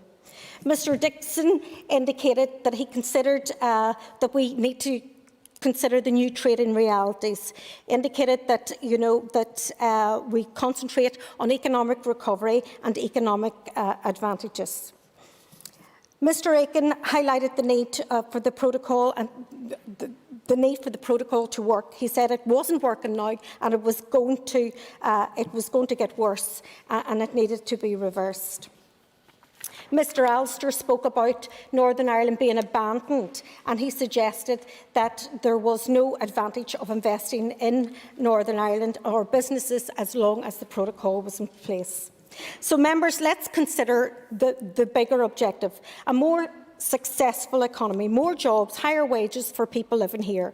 Then it's time for us to make sure that the protocol works and to make the North a better place. My party agrees that it's not enough to leave the challenge of creating a more effective economic policy to just one minister or one department.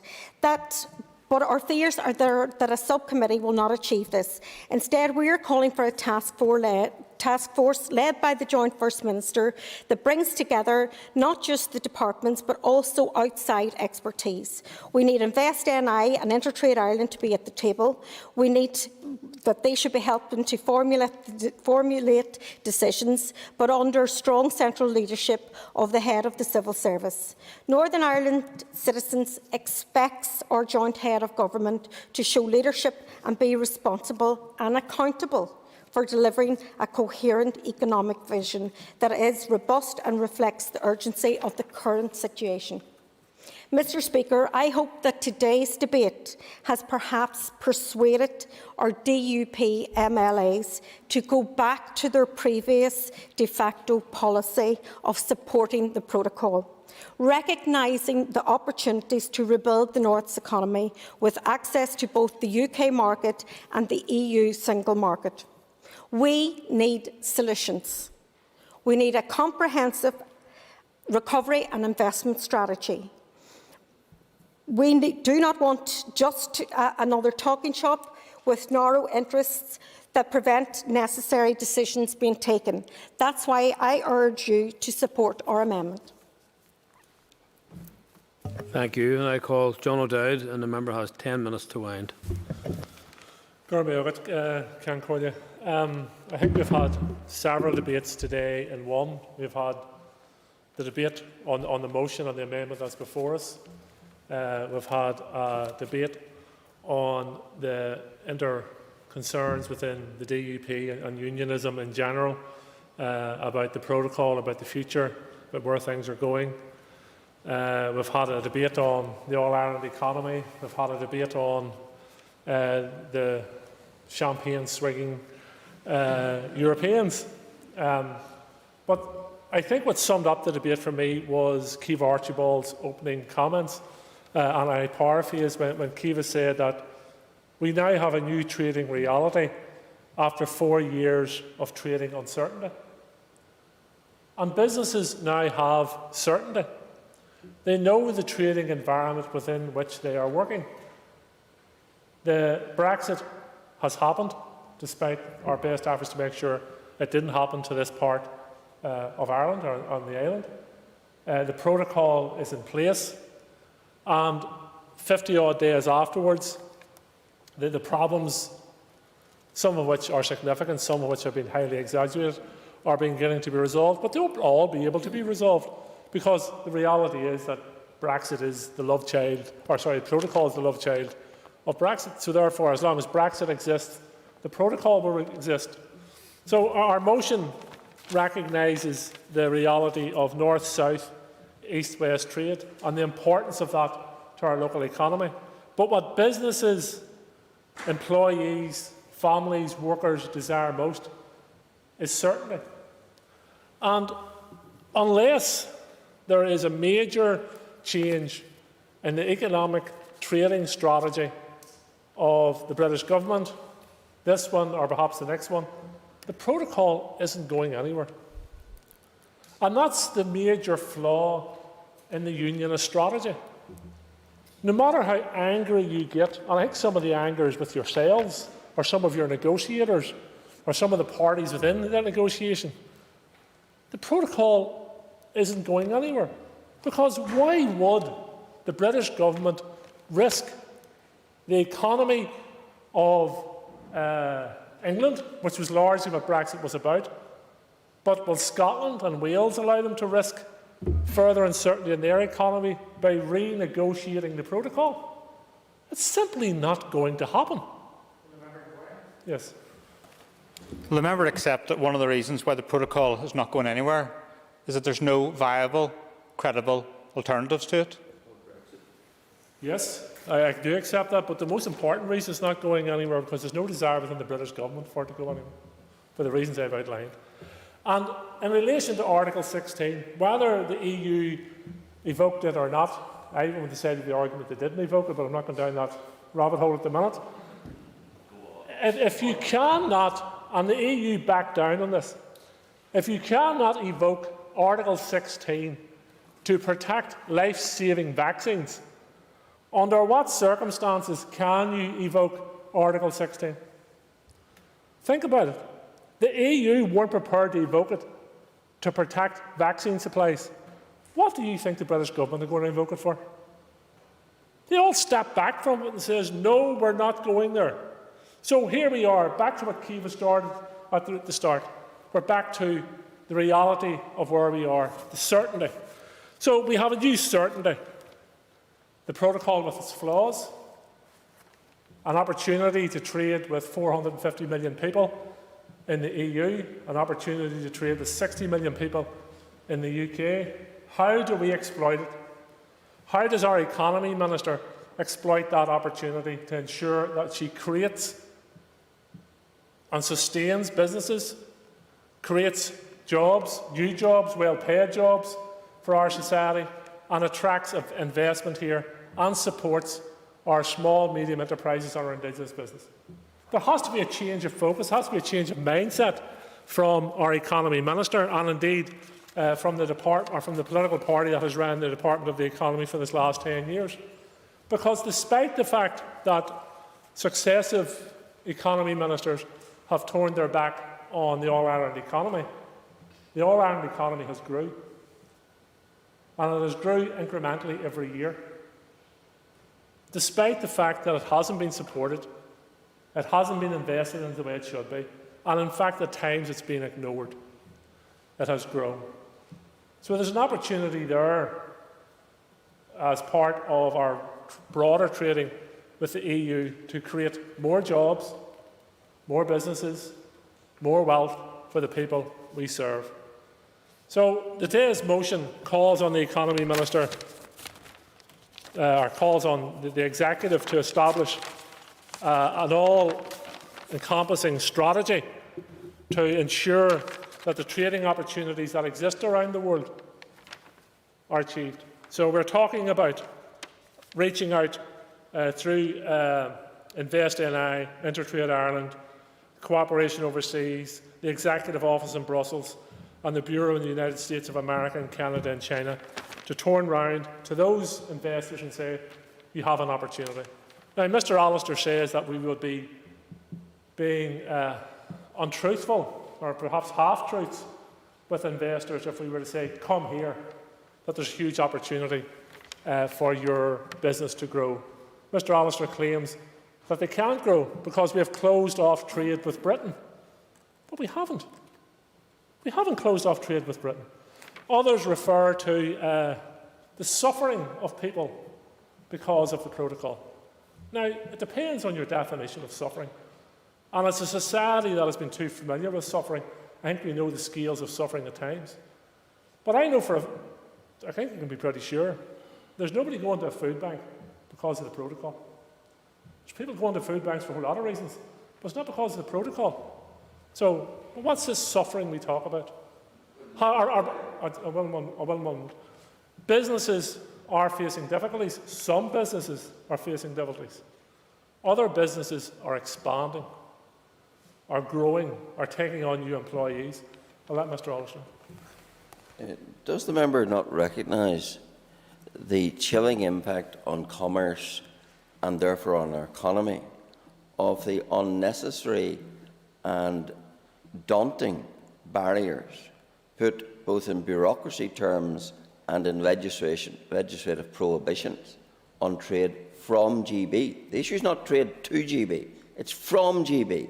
If you're bringing in from GB There are certain things you're not allowed to bring in, and there are other things you can only bring them in if you subject yourself to excessive, protracted, expensive burdens. And how is that aiding commerce? There are some businesses facing barriers which you've outlined, and the Joint Working Committee and others should try and minimise those to the greatest potential. But if trade and jobs can be created here, because that trade can't be brought in from elsewhere, no matter where that elsewhere is, then let's create the trade here. Was Brexit not about taking back control? Was that not what it was about? Taking back control? When I listened to some from the unionist benches, the mistake they made from the very start was believing their own propaganda about Brexit. But they hitched their wagon to English nationalism. And now what they appear to do is to be more concerned about industry in the south of England than they are in industry in South Antrim or North Antrim or South Belfast, wherever it may be. We have an opportunity, despite everything, to create businesses, well-paid jobs and a flourishing economy, despite everything that has been thrown at us. Mr Stalford referred to us bringing forward non-binding debates. I was actually surprised yesterday when I learnt that despite a petition of 140,000 people being signed, and petition is a legitimate political device to use, a debate in Westminster was held in a side room. 20 MPs turned up, remotely largely, and no vote was taken. So one of the biggest mistakes the current generation of unionism has made is this. You have went elsewhere looking for friends and allies, when your friends and allies are actually in this room. You have spent too much time chasing English nationalism instead of sitting down with Irish nationalism and Irish republicanism to map a way forward. So I have no interest in sipping champagne in Europe. I have no interest in sipping champagne in London or elsewhere, but I am interested in having a cup of coffee with my unionist neighbours and working our way through this. And you need to learn that's where you need to make your friends, in this room, not elsewhere. Time's up. Thank you. And the question is that the amendment standing in the names of Matthew O'Toole and Sinead McLaughlin be made. All those in favour say aye. Contrary, no. No. I think the noes have it. I think the noes have it. The question is that the motion standing on the order paper be agreed. All those in favour say aye. Aye. Contrary, no. No. No. Clear the lobbies. House will divide.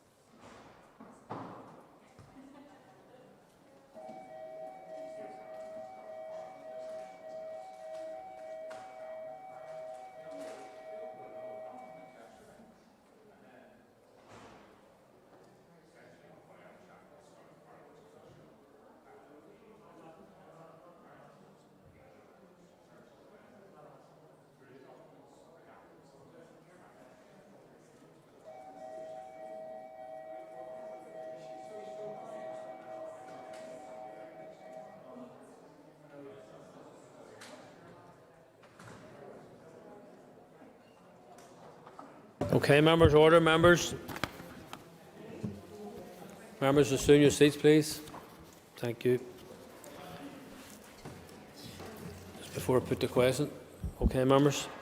The question is that the motion standing on the order paper be agreed. All those in favour say aye. Contrary, no. Do we have tellers?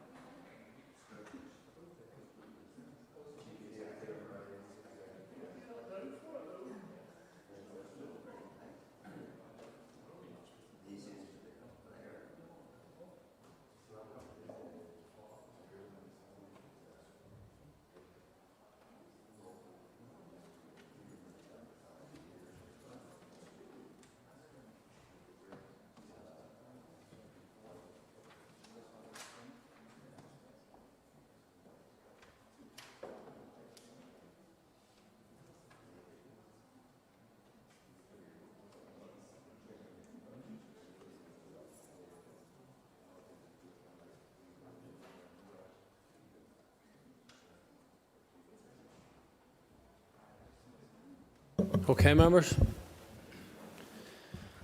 The tellers for the ayes are Ciamh Archibald and Sinead Ennis. Tellers for the noes are Christopher Stalford and Harry Harvey.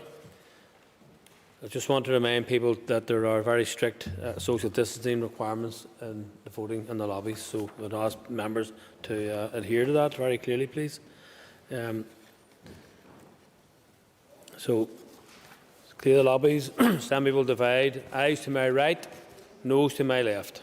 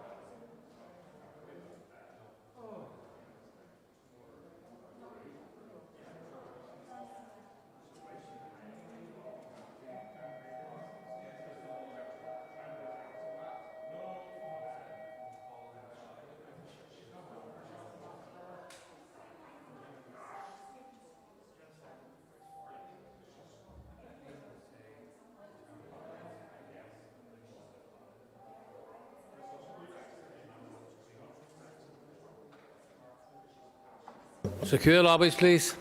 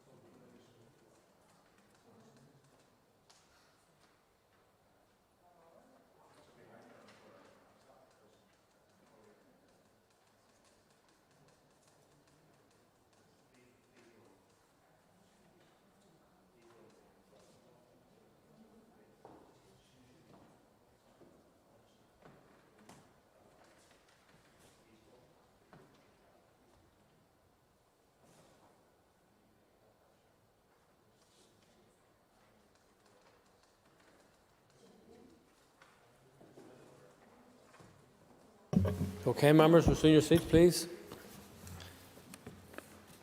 Clerk, please read the result. I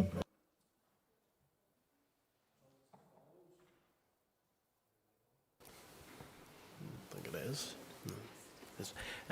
88 members voted, 49 members voted aye, 39 members voted no. The motion is carried. Thank you. The motion is agreed. Please unfasten the doors. Point of order. On a point of order, sir, can you confirm that no unionist member voted for that motion? Well, I can't confirm because I haven't. You may have been one of the tellers. The results will be available on the website, as the member knows. The item 5 on the order paper is the adjournment. The question is that the Assembly do now adjourn. The Assembly is adjourned. Thank you.